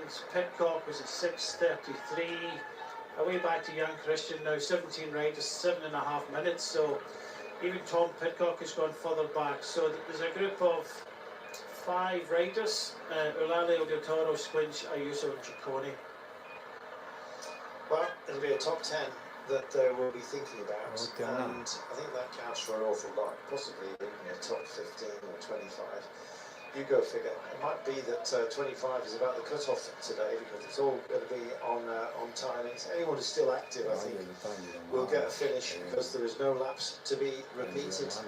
We are coming up to our finish, and Tadej Pogačar is going to ride this one home. He's got 7 kilometres to complete. It's been a very, very long day, an arduous one. Some say the hardest World Championship course that there has ever been. Over 5,300 metres of altitude gain, extended over an enormous distance of 267.5 kilometres at altitude, with humidity, and with a fantastic field of riders, all determined to give their very best from whatever nation they come from. Some, of course, have higher expectations, and none heavier than the defending champion. Tadej Pogačar has stood up into the spotlight and has shone brilliantly, a green light on everything. Yeah, it has. You know, you're talking about all the negatives of altitude, humidity. You know, probably the hardest, the elevation gain, everything like that. They're already kind of celebrating the second world title, but what they have had is probably one of the best crowds at World Championships I've ever seen. Been amazing. Absolutely amazing. I'd like to say I think Yorkshire probably had a good crowd, but got washed out by some country. Yeah, there was that a little bit. I just think that the Rwandans have just been celebrating cycling instead of just, you know, concentrating on the Rwandan cyclists. They're just happy for this event to be here, and you know, they've been doing this all day, all week. You know, for everybody. Yeah, everybody that I've been in contact, I've been here, the crowd's been amazing. The support. Normally you come to a World Championship, you support, you know, your country. Well, they're supporting every country. They are. There's a moment there where I thought Remco's head had dropped and he was not issuing an oath, but just getting a little bit upset. He needs to be proud of what he's achieved today. This has been absolutely nothing is easy, especially in the world of absolute sport, and that's what we're watching at the moment. There may be a big gap between Tadej Pogačar and everybody else, but have the beating of it is potentially in for a silver medal here, provided nothing still happens to him. He's got a margin of getting on for 50 seconds, around about that, between himself and the battle for bronze. Here it is, Shelmos and Ben Healy. He's been hanging on the back wheel for a while. This is quite a way out to be already in this position. But you know, they'll feel like they're closer to home than perhaps they are, but it's still quite a way for them to go. I can remember watching the Worlds last year, and I was kind of dipping in and out as you do in a long race. And you can see that Pogacar went through a difficult patch, but I don't think he's done anything wrong today. He's looked infallible, so no weakness whatsoever. He's testing. He's actually come to this climb, Brian. He was sitting on the back wheel for quite some time. This is an attempt to shake off Shelmos. I think he'd quite like to finish without having to put up with a sprint.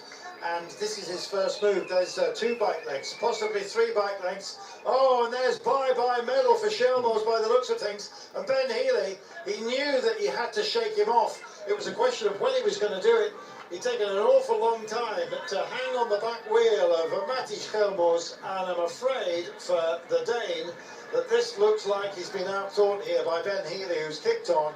It's just a question of legs, you might say, but it's a little bit more than that. You've got to have some planning in there. You've got to be ruthless as well. And Ben Healy has struck out here for a bronze medal. He wants to be on that podium, and he's going to earn it. What a fantastic move it was, Brian. Yeah, he did this in Tour of Luxembourg. I did just before this race, where both of these riders were riding, but that's just what Healy does. He just goes to the front and starts to grind away. At this stage of the competition, it's about what you have left in the legs, and Ben Healy's just got that little bit more left in the legs than Shelmos, and you know he'll be wanting to grab this bronze medal for Ireland. Yes, he will. That familiar riding style of his, when he just tips his head towards one side. And in fact, he knows himself brilliant. Not all over for him, but 4.2 kilometres, it must feel like his national car and team came up to brief words, trying to instill a sense of urgency. It may only be displayed as a modest margin, but it's getting bigger here, as you can see. And it is a widening gap, and we have that's defined by the looks of things. And as always, it seems to be on the climbs of this circuit. Yeah, it's been an amazing championship and a display of dominance from Pogacar. He's taken back-to-back victories. And you have to say that Eddie Paul has been through the rack, you know, come out the other side, but it's been a long wait for him to get onto the podium in this race. The last time was we talked about it earlier. 1989 in the Chambéry with Greg LeMond winning from Dimitri Konishev. So way back in Chambéry when that happened, that was 36 years ago. Sean can't wait. Whenever we go there, Sean Kelly still gets upset. Thought he would have won that day. Greg LeMond said he had bad legs.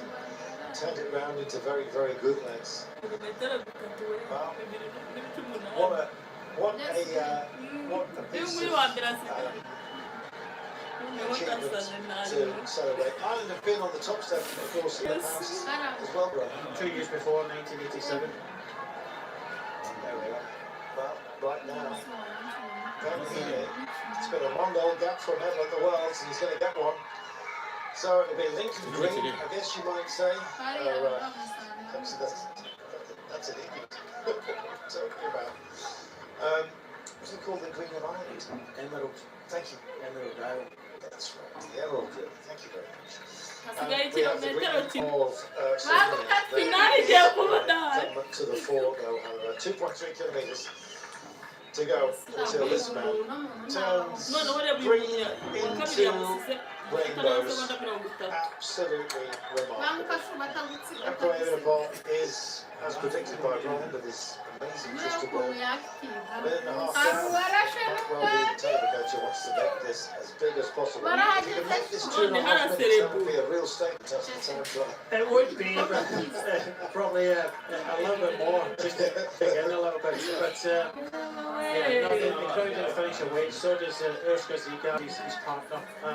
she had a credit to I her. wonder Just in the women's race, she was in the thick of it towards the end. But she's waiting for a champion. Over the last year, we've only ever seen him in Lakers jersey or the world jersey, and it's going to be another year of that. Remco is enjoying this little bit of respite on the descent. Ageze ku muhanda w'amabuye Himself up nibwo agiye ku muhanda w'amabuye He's going to come to the cobbles here. yarawakariye Being shown the gap on the chalkboards. Meanwhile, already engaged at the top part of this climb is Terry Remco holding station around about a minute and a half down, and the celebrations baraserebura ataranahagera wallahi aba nabo ni ibirara already begun. kandi ni umukinnyi wabo 9 riders, 8 plus the world champion. That's what they're allowed. They brought them all. They used them absolutely beautifully. yarakwiye gutsinda pe Part of it ibaze ko abasore converting bagikanga itself with 100 kilometers to go. Tony Bocaccia does it again and from distance. An amazing. arawa gatatu Yeah, it's and I can remember the scenes last year. Okay, it's different conditions. Today it's nice and sunny. The whole team were there, throwing Pogacar in the air. Ladies and gentlemen. Title for the first time ever. They're celebrating. They came here with high expectations. Okay, the time trial didn't go as well as expected, but this has gone absolutely to plan. Absolutely remarkable. He's had a hell of a season as Tony Bocaccia. Yes, Tour de France, of course, went his way. He pulled out of La Vuelta very, very late on. Wanted to concentrate on returning which, of course, it looks like he's going to be wearing next year as well. What on earth can stop him from home from here? But he's on the cobbles for the last time. On the rack, you might say, the entire field behind him. He's going to finish alone, and he is going to finish from such an incredible distance where he started his drive for the line and for glory. And look at the smile. It is a smile that's bursting through the grimace. Yeah, I think the first time you win a major title, I was fortunate to win a British title twice. The first time, it's great, it's new. But the second time, it's about taking it in more, and I think that's what Pogacar is doing. He's got that a minute and a half. He can take it. He can breathe a little bit. And he's done the job for the second time, and I think this will be slightly extra special for him. Go through the emotions last year. He went through a difficult period, but for Pogacar, from last year and won this in a dominant fashion. This is extra special. Tony Bocaccia is bringing home his second consecutive world road race title. So much has been placed at the table of this man, but he has to pick it up every single time, and he did so from an incredible distance. 100 kilometers out, he imposed himself on this race as he has done on the entire world of cycling. Ever since as a young man, he rocked into our consciousness. He has stayed there, rock and roll all the way to the line. Tony Bocaccia in charge of his own destiny constantly, it seems. He measures himself against the very best and finds himself in clear space with nobody around him. It's become something perhaps he should get used to, but it doesn't. Him enjoying the moment. ntabwo ari twe ni ibyabo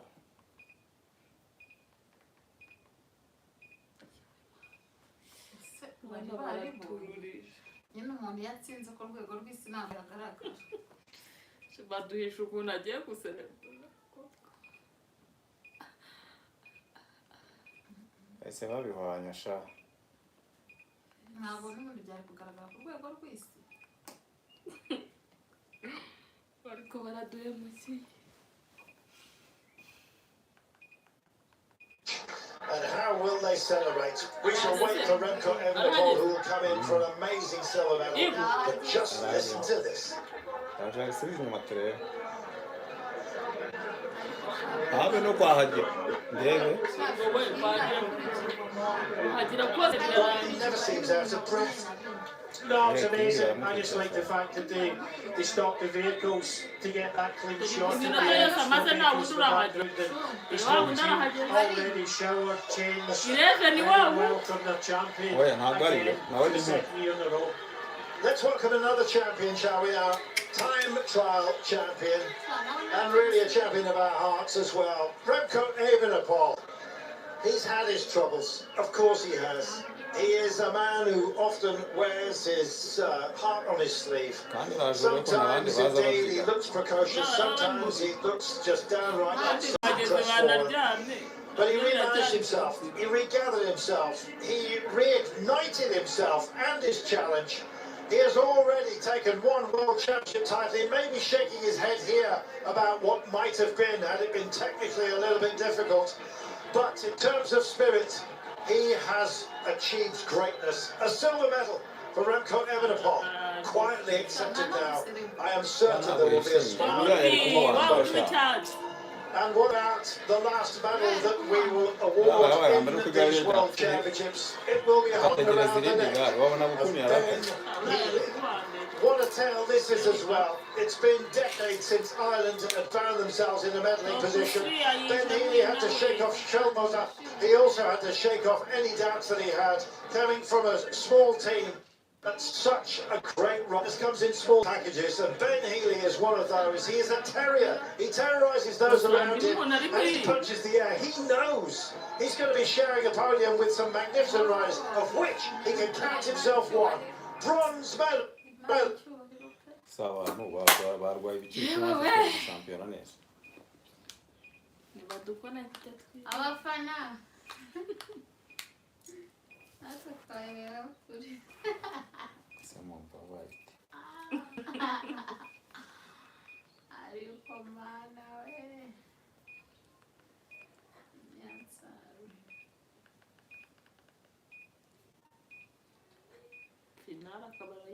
kandi wasanga ari namukambira cyo igitego uriya nakare ko urasanga bitwara yego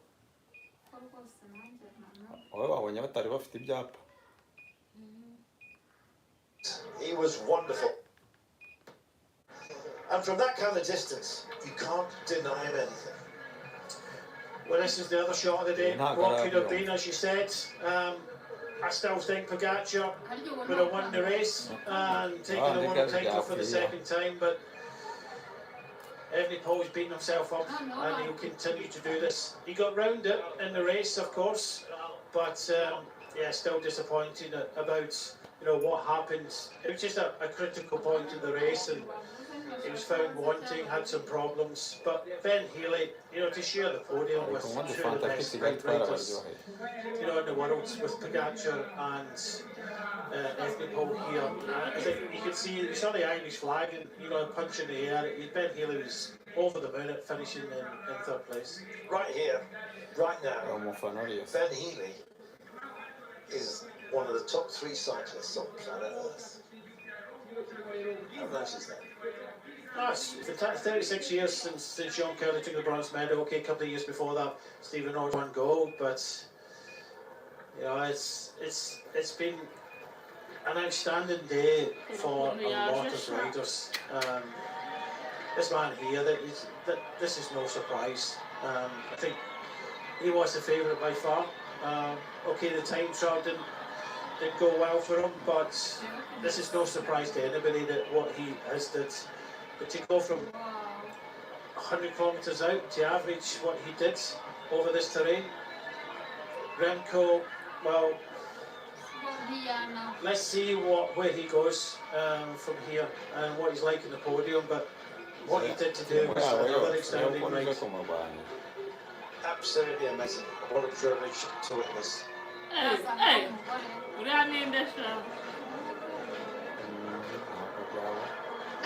Well, surprise. All we've had here at the Worlds is a whole load of love to record everything. It's been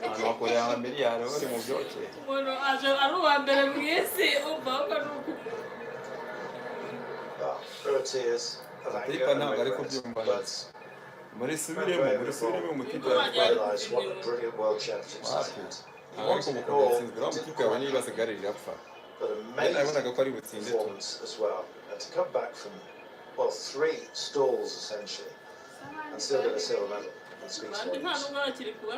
The number of professional victories at the age of 27 years and 7 days. Eddie Merckx, 166.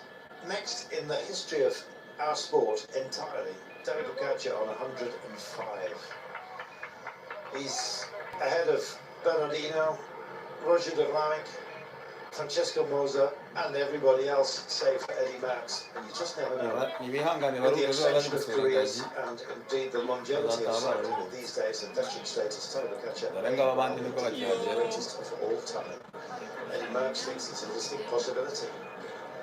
Meanwhile, for some, there's a race to be finished here, and this is Tom Squinch coming in. He wants a decent finish, and he is a very, very handy rider, and he carries his national jersey with pride. Regularly a Latvian national champion, and he's come home here, Brian, for another spectacular result. Here's great. Ciccone, Del Toro, Ayuso. I was just looking at the lap times, the lap speeds for Pogacar there. The last 3 laps, around about the same, just over 42 kilometres an hour, which were the fastest 3 laps that he did. Absolutely superb. Eulalio for Portugal, nice ride from him. barasanga ibihembo bamaze kubitanga.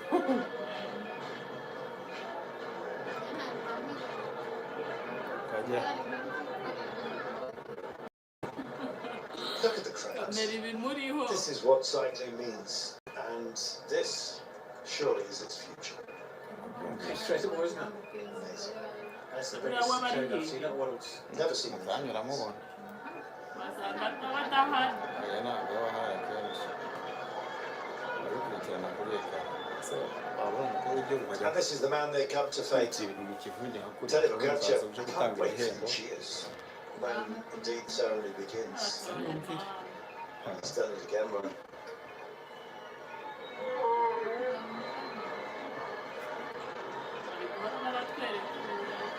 Ikipe rero ni shampiyona.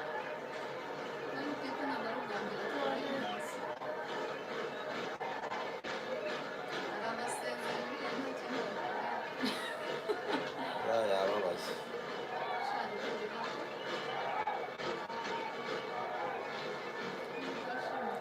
Uyu wa gatatu ko yishimye, uwa kabiri akaba yanze kwishima. David Boccaccio takes the world title ahead of Remco Evenepoel. Ben Healy is a bronze medalist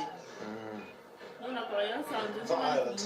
Matty Shelmos in 4th place. Tom Squinch rounds out the top 5 at these World Championships for the men's elite road race, finishing ahead of Giulio Ciccone. Isaac Del Toro, the Mexican, in 7th place. Juan Ayuso of Spain in 8th, ahead of Eulalio. Well, we wait to see in possibly Kurwanira inyanya. quite some time. I was just about to say, we're going to see different nations in the top 10, and I believe we are. Tom Pidcock throws the bike at the line just to edge Primož Roglič, and so it is that every single one of our positions in the top 10 are held by different nations. That is absolutely remarkable. Slovenia, Belgium, Ireland, Denmark, Latvia, Italy, Mexico, Spain, Portugal, Great Britain. That's your top 10. What a roster, Brian. Yeah, absolutely brilliant. Everybody fighting for, the best position possible. There's been a few riders ebbing and flowing. Sivakov was, well up there in the top 10 there, just faded a little bit to the end, just like Tom Pidcock. Tom Pidcock just throws the bike at the line to get 10th place, finishing just behind Eulalio. Juan Ayuso in 8th place, Isaac Del Toro 7th, Giulio Ciccone in 6th place, Tom Squinch gets a top 5, Matty Shelmos is out of the medals but finishes 4th, brilliant. Ben Healy for Ireland takes the bronze, Remco Evenepoel, despite all the adversity, the silver, and our champion is David Boccaccio again. And how many more times might we say that in a career that still has an awful lot to run?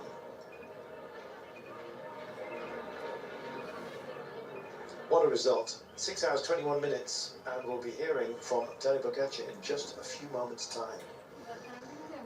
He seemed fresh as a daisy, to be honest, when he came to the line and was offering up his thanks to his own team, who had a master plan today, and it was delivered. He burned down his teammates one after the other. They then took to their own little hot seats or cool seats and just enjoyed watching their man bring it in. And he did so from a margin of 100 kilometres out. It was a spectacular performance, as we have ever seen, in one of the finest world championships there has ever been. On the biggest of all of the continents, we are here in Africa, and we have absolutely loved our time.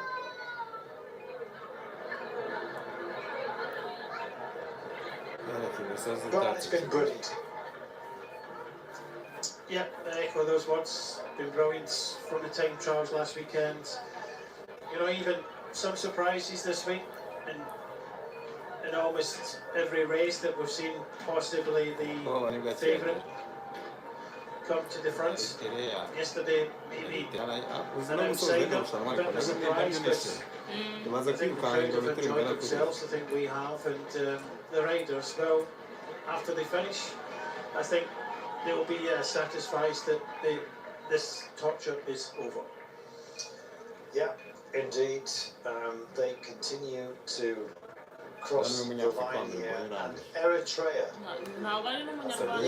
the best placed African nation, and it's Mani Gebreselassie who comes home in 30th place, and all credit to him. 12 minutes off Tadej Pogačar, but with some great riders behind him. Riders like Armstrong, Rishi Carapaz. I could go on and name those, but Gebreselassie rounding out the top 30. That's a great achievement in itself. Africa, continent of the future, as far as this sport is concerned, and we've come here to thank them as they have indeed hosted us.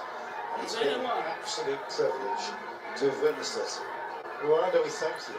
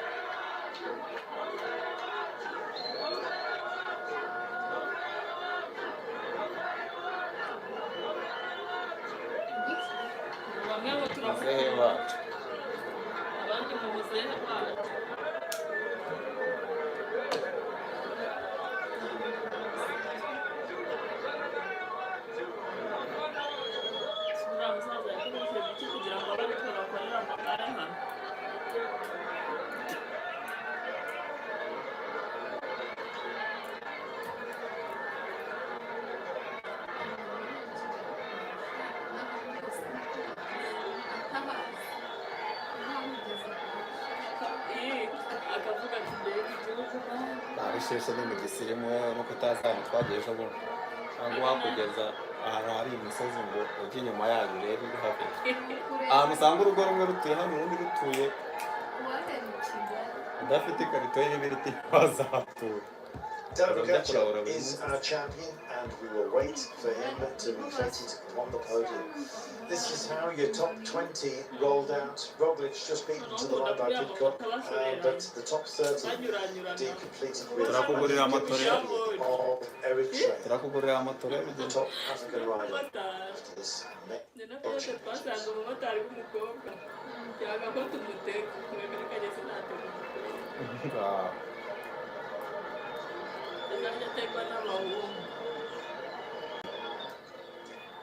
Well, there's not much room down there.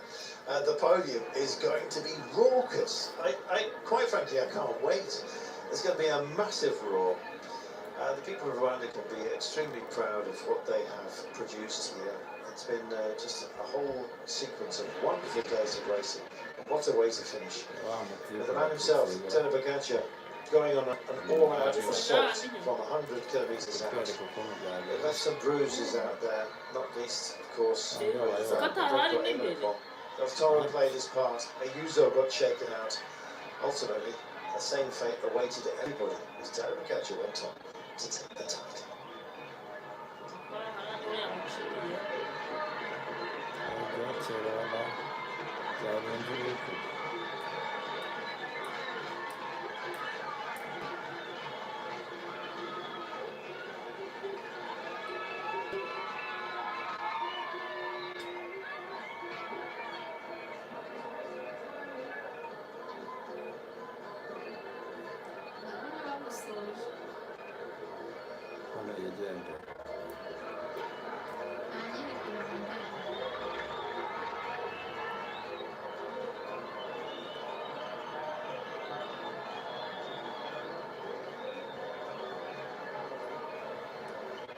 Open it, please. Mama.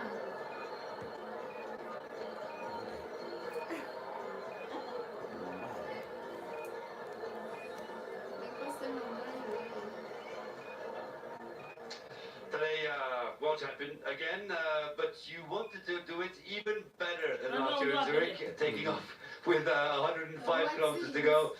Spectacular. I think the parcours was designed for this, but I was hoping that a small group would form like we did with Juan and Del Toro. Perfect combo. I was like, okay, this is like dreams, no, to ride together as far as possible as a trio. But Juan had a problem quite soon on the on the cobbles, and Del Toro had some stomach problems, I think, after the race. I mean, in the race, so I was left alone quite early, and I was all over like like last year, just fighting with myself. But I'm so happy I made it. Were there moments where you doubted? Well, for sure, yeah, because the climbs were getting harder and harder every lap. And also on the downhills was not so fast. You still had to like pedal quite a lot. So yeah, the energy resources was going towards the end, and it was so hard. The few final laps, and of course you doubt a bit, but you have to push through and hope for the best. To do it here in Africa, to do it on this course, under 30 riders finished, makes it even more special. Yeah, no, it was incredible experience altogether, and let's say it was a successful week. Enjoy the podium. Enjoy the podium. Seppi asking the questions of a great man and a great champion, Tadej Pogačar. We now wait for him to receive the gold medal, share the podium, of course, as he will with Remco Evenepoel, who I am certain must have cheered up after having realised just what he's achieved in these championships. Well, time trial champion, runner-up to Tadej Pogačar here at the Roads. The most successful rider, I guess, of indeed these championships is Remco Evenepoel. A gold and a silver to his name, something that can't be matched by Tadej Pogačar, but Tadej has, of course, taken the big one, the elite road race, and he will wear the bands with pride for the remainder of the rest of next season, and possibly beyond. Who on earth is going to upset him? Remco gave it a good go, but he will continue. And we're going to meet them again in just a few moments' time. Wait for the trumpets.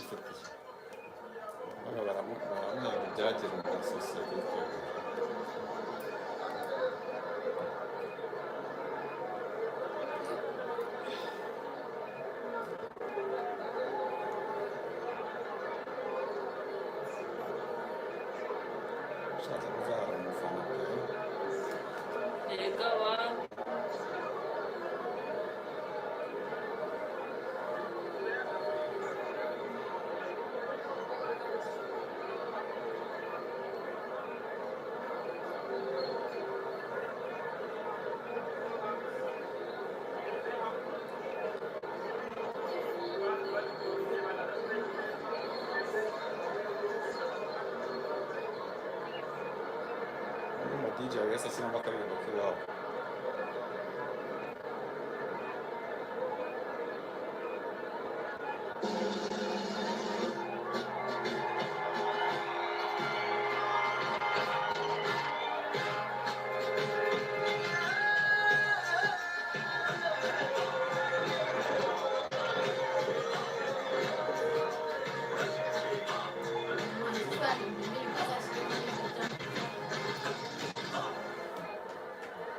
Ladies and gentlemen. Ladies and gentlemen, welcome to the award ceremony of the 2025 UCI Road World Championships in Kigali. Mesdames et messieurs, bienvenue à la cérémonie protocolaire des championnats du monde route UCI 2025 à Kigali. Ikaze kuri mwese muteraniye hano, tubaye ikaze mwese mudukurikiye, ikaze mu birori byo gutanga ibihembo ku bakinnyi bitwaye neza muri shampiyona y'isi y'amagare mu 2025 UCI Road World Championship iri gukinirwa ahangaha i Kigali.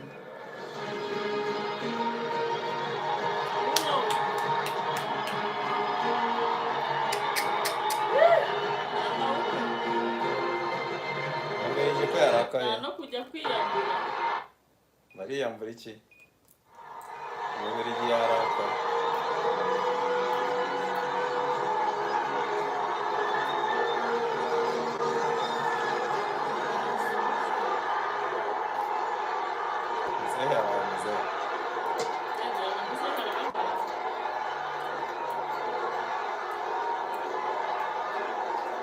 That is absolutely astounding. Ceremony of the 2025 UCI Road World Championships Men Elite Road Race.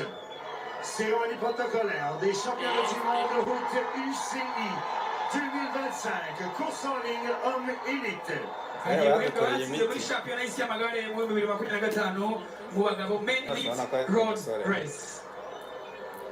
The bronze medal will be presented by Monsieur David Lapartia, UCI President. La médaille de bronze sera remise par Monsieur David Lapartia, président de l'UCI. Umudari wa bronze ugiye gutangwa na perezida wa UCI Bwana David Lapartia. In third place and winner of the bronze medal, representing Ireland. À la troisième place et vainqueur de la médaille de bronze, représentant l'Irlande. Umudari wa bronze ugiye kwegukanwa n'umukinnyi ukinira Irlande, Ben Healy. It's a rock star atmosphere here, and Ben Healy is part of it. He's taken a bronze medal for Ireland. That is magnificent. The silver medal will be presented by His Serene Highness, Prince Albert II of Monaco. La médaille d'argent sera remise par Son Altesse Sérénissime, le Prince Albert II de Monaco. Umwanya wa kabiri n'umudari wa feza biratangwa na n'igikomangoma Albert wa kabiri wa Monaco. In the second place and winner of the silver medal, representing Belgium. À la deuxième place et vainqueur de la médaille d'argent, en représentant la Belgique. Ku mwanya wa kabiri n'umudari wa feza yegukanywe n'umukinnyi ukinira Ububiligi, Remco Evenepoel. He is, of course, also a champion, having won the time trial. And I think he will contemplate this ultimately and realise what an achievement it is. No shame in runners-up, especially the manner of which he took silver. That was an amazing ride.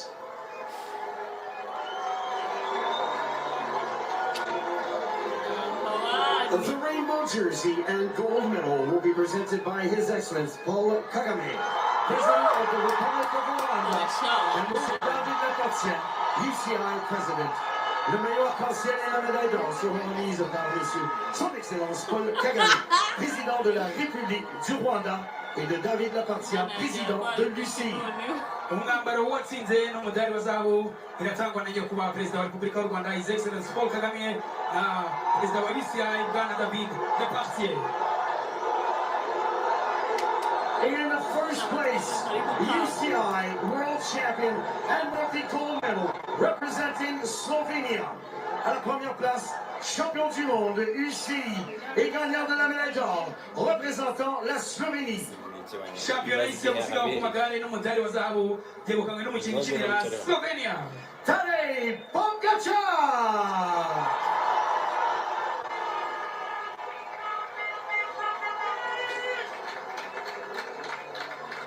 What an amazing champion, and what an amazing atmosphere as well. It's almost hard to quantify just what a brilliant scenario has been created here. And what a great way to win it as well. Tadej Pogačar, heroic status here to so many in this amazing day after an amazing week of racing at these World Championships here in Rwanda.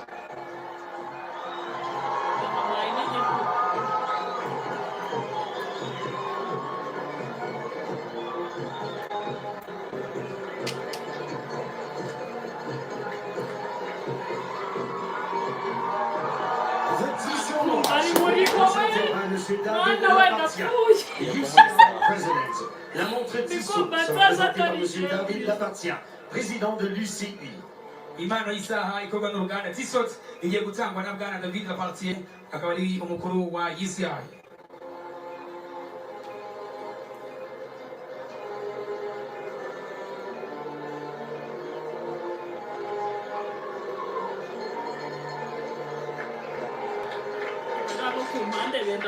Ladies and gentlemen, in honor of our new UCI World Champion, we present the national anthem of Slovenia. Mesdames et messieurs, en l'honneur de notre nouveau champion du monde, UCI, nous vous présentons l'hymne national de la Slovénie. gushimira uwegukanye shampiyona y'isi y'amagare mu gukomeza kumuha icyubahiro twese duhaguruke mu gihe yaririmbwa indirimbo yubahiriza igihugu cye cya Slovenia.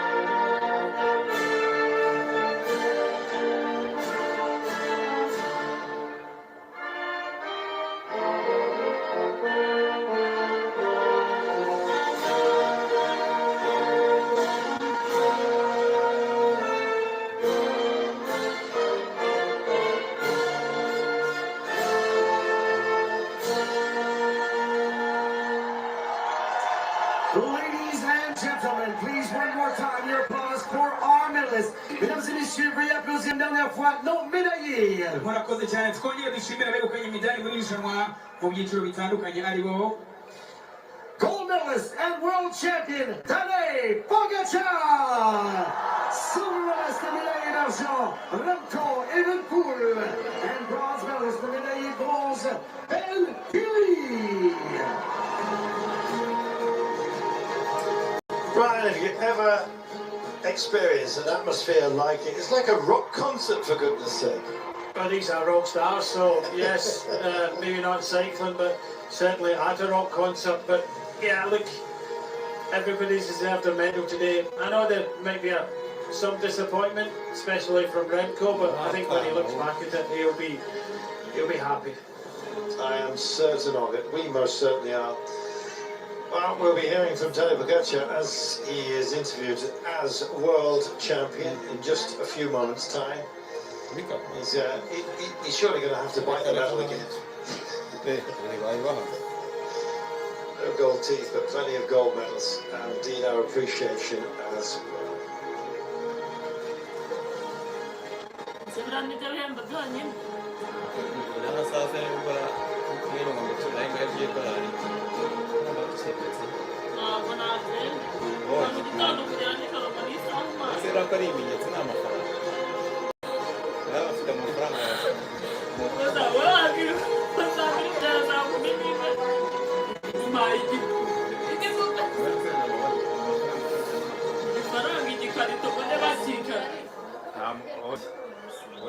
Yes, magana katarajia kuachia DJ Mira ni msemaji wa siku hizi sana.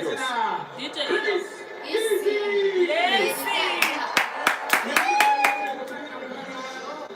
Well, we've got a DJ coming on called Chris Busy. I can't wait to hear the Copyright wheels of diciamo steel che li ricordiamo. once they get engaged. Meanwhile, the protocols and the interviews.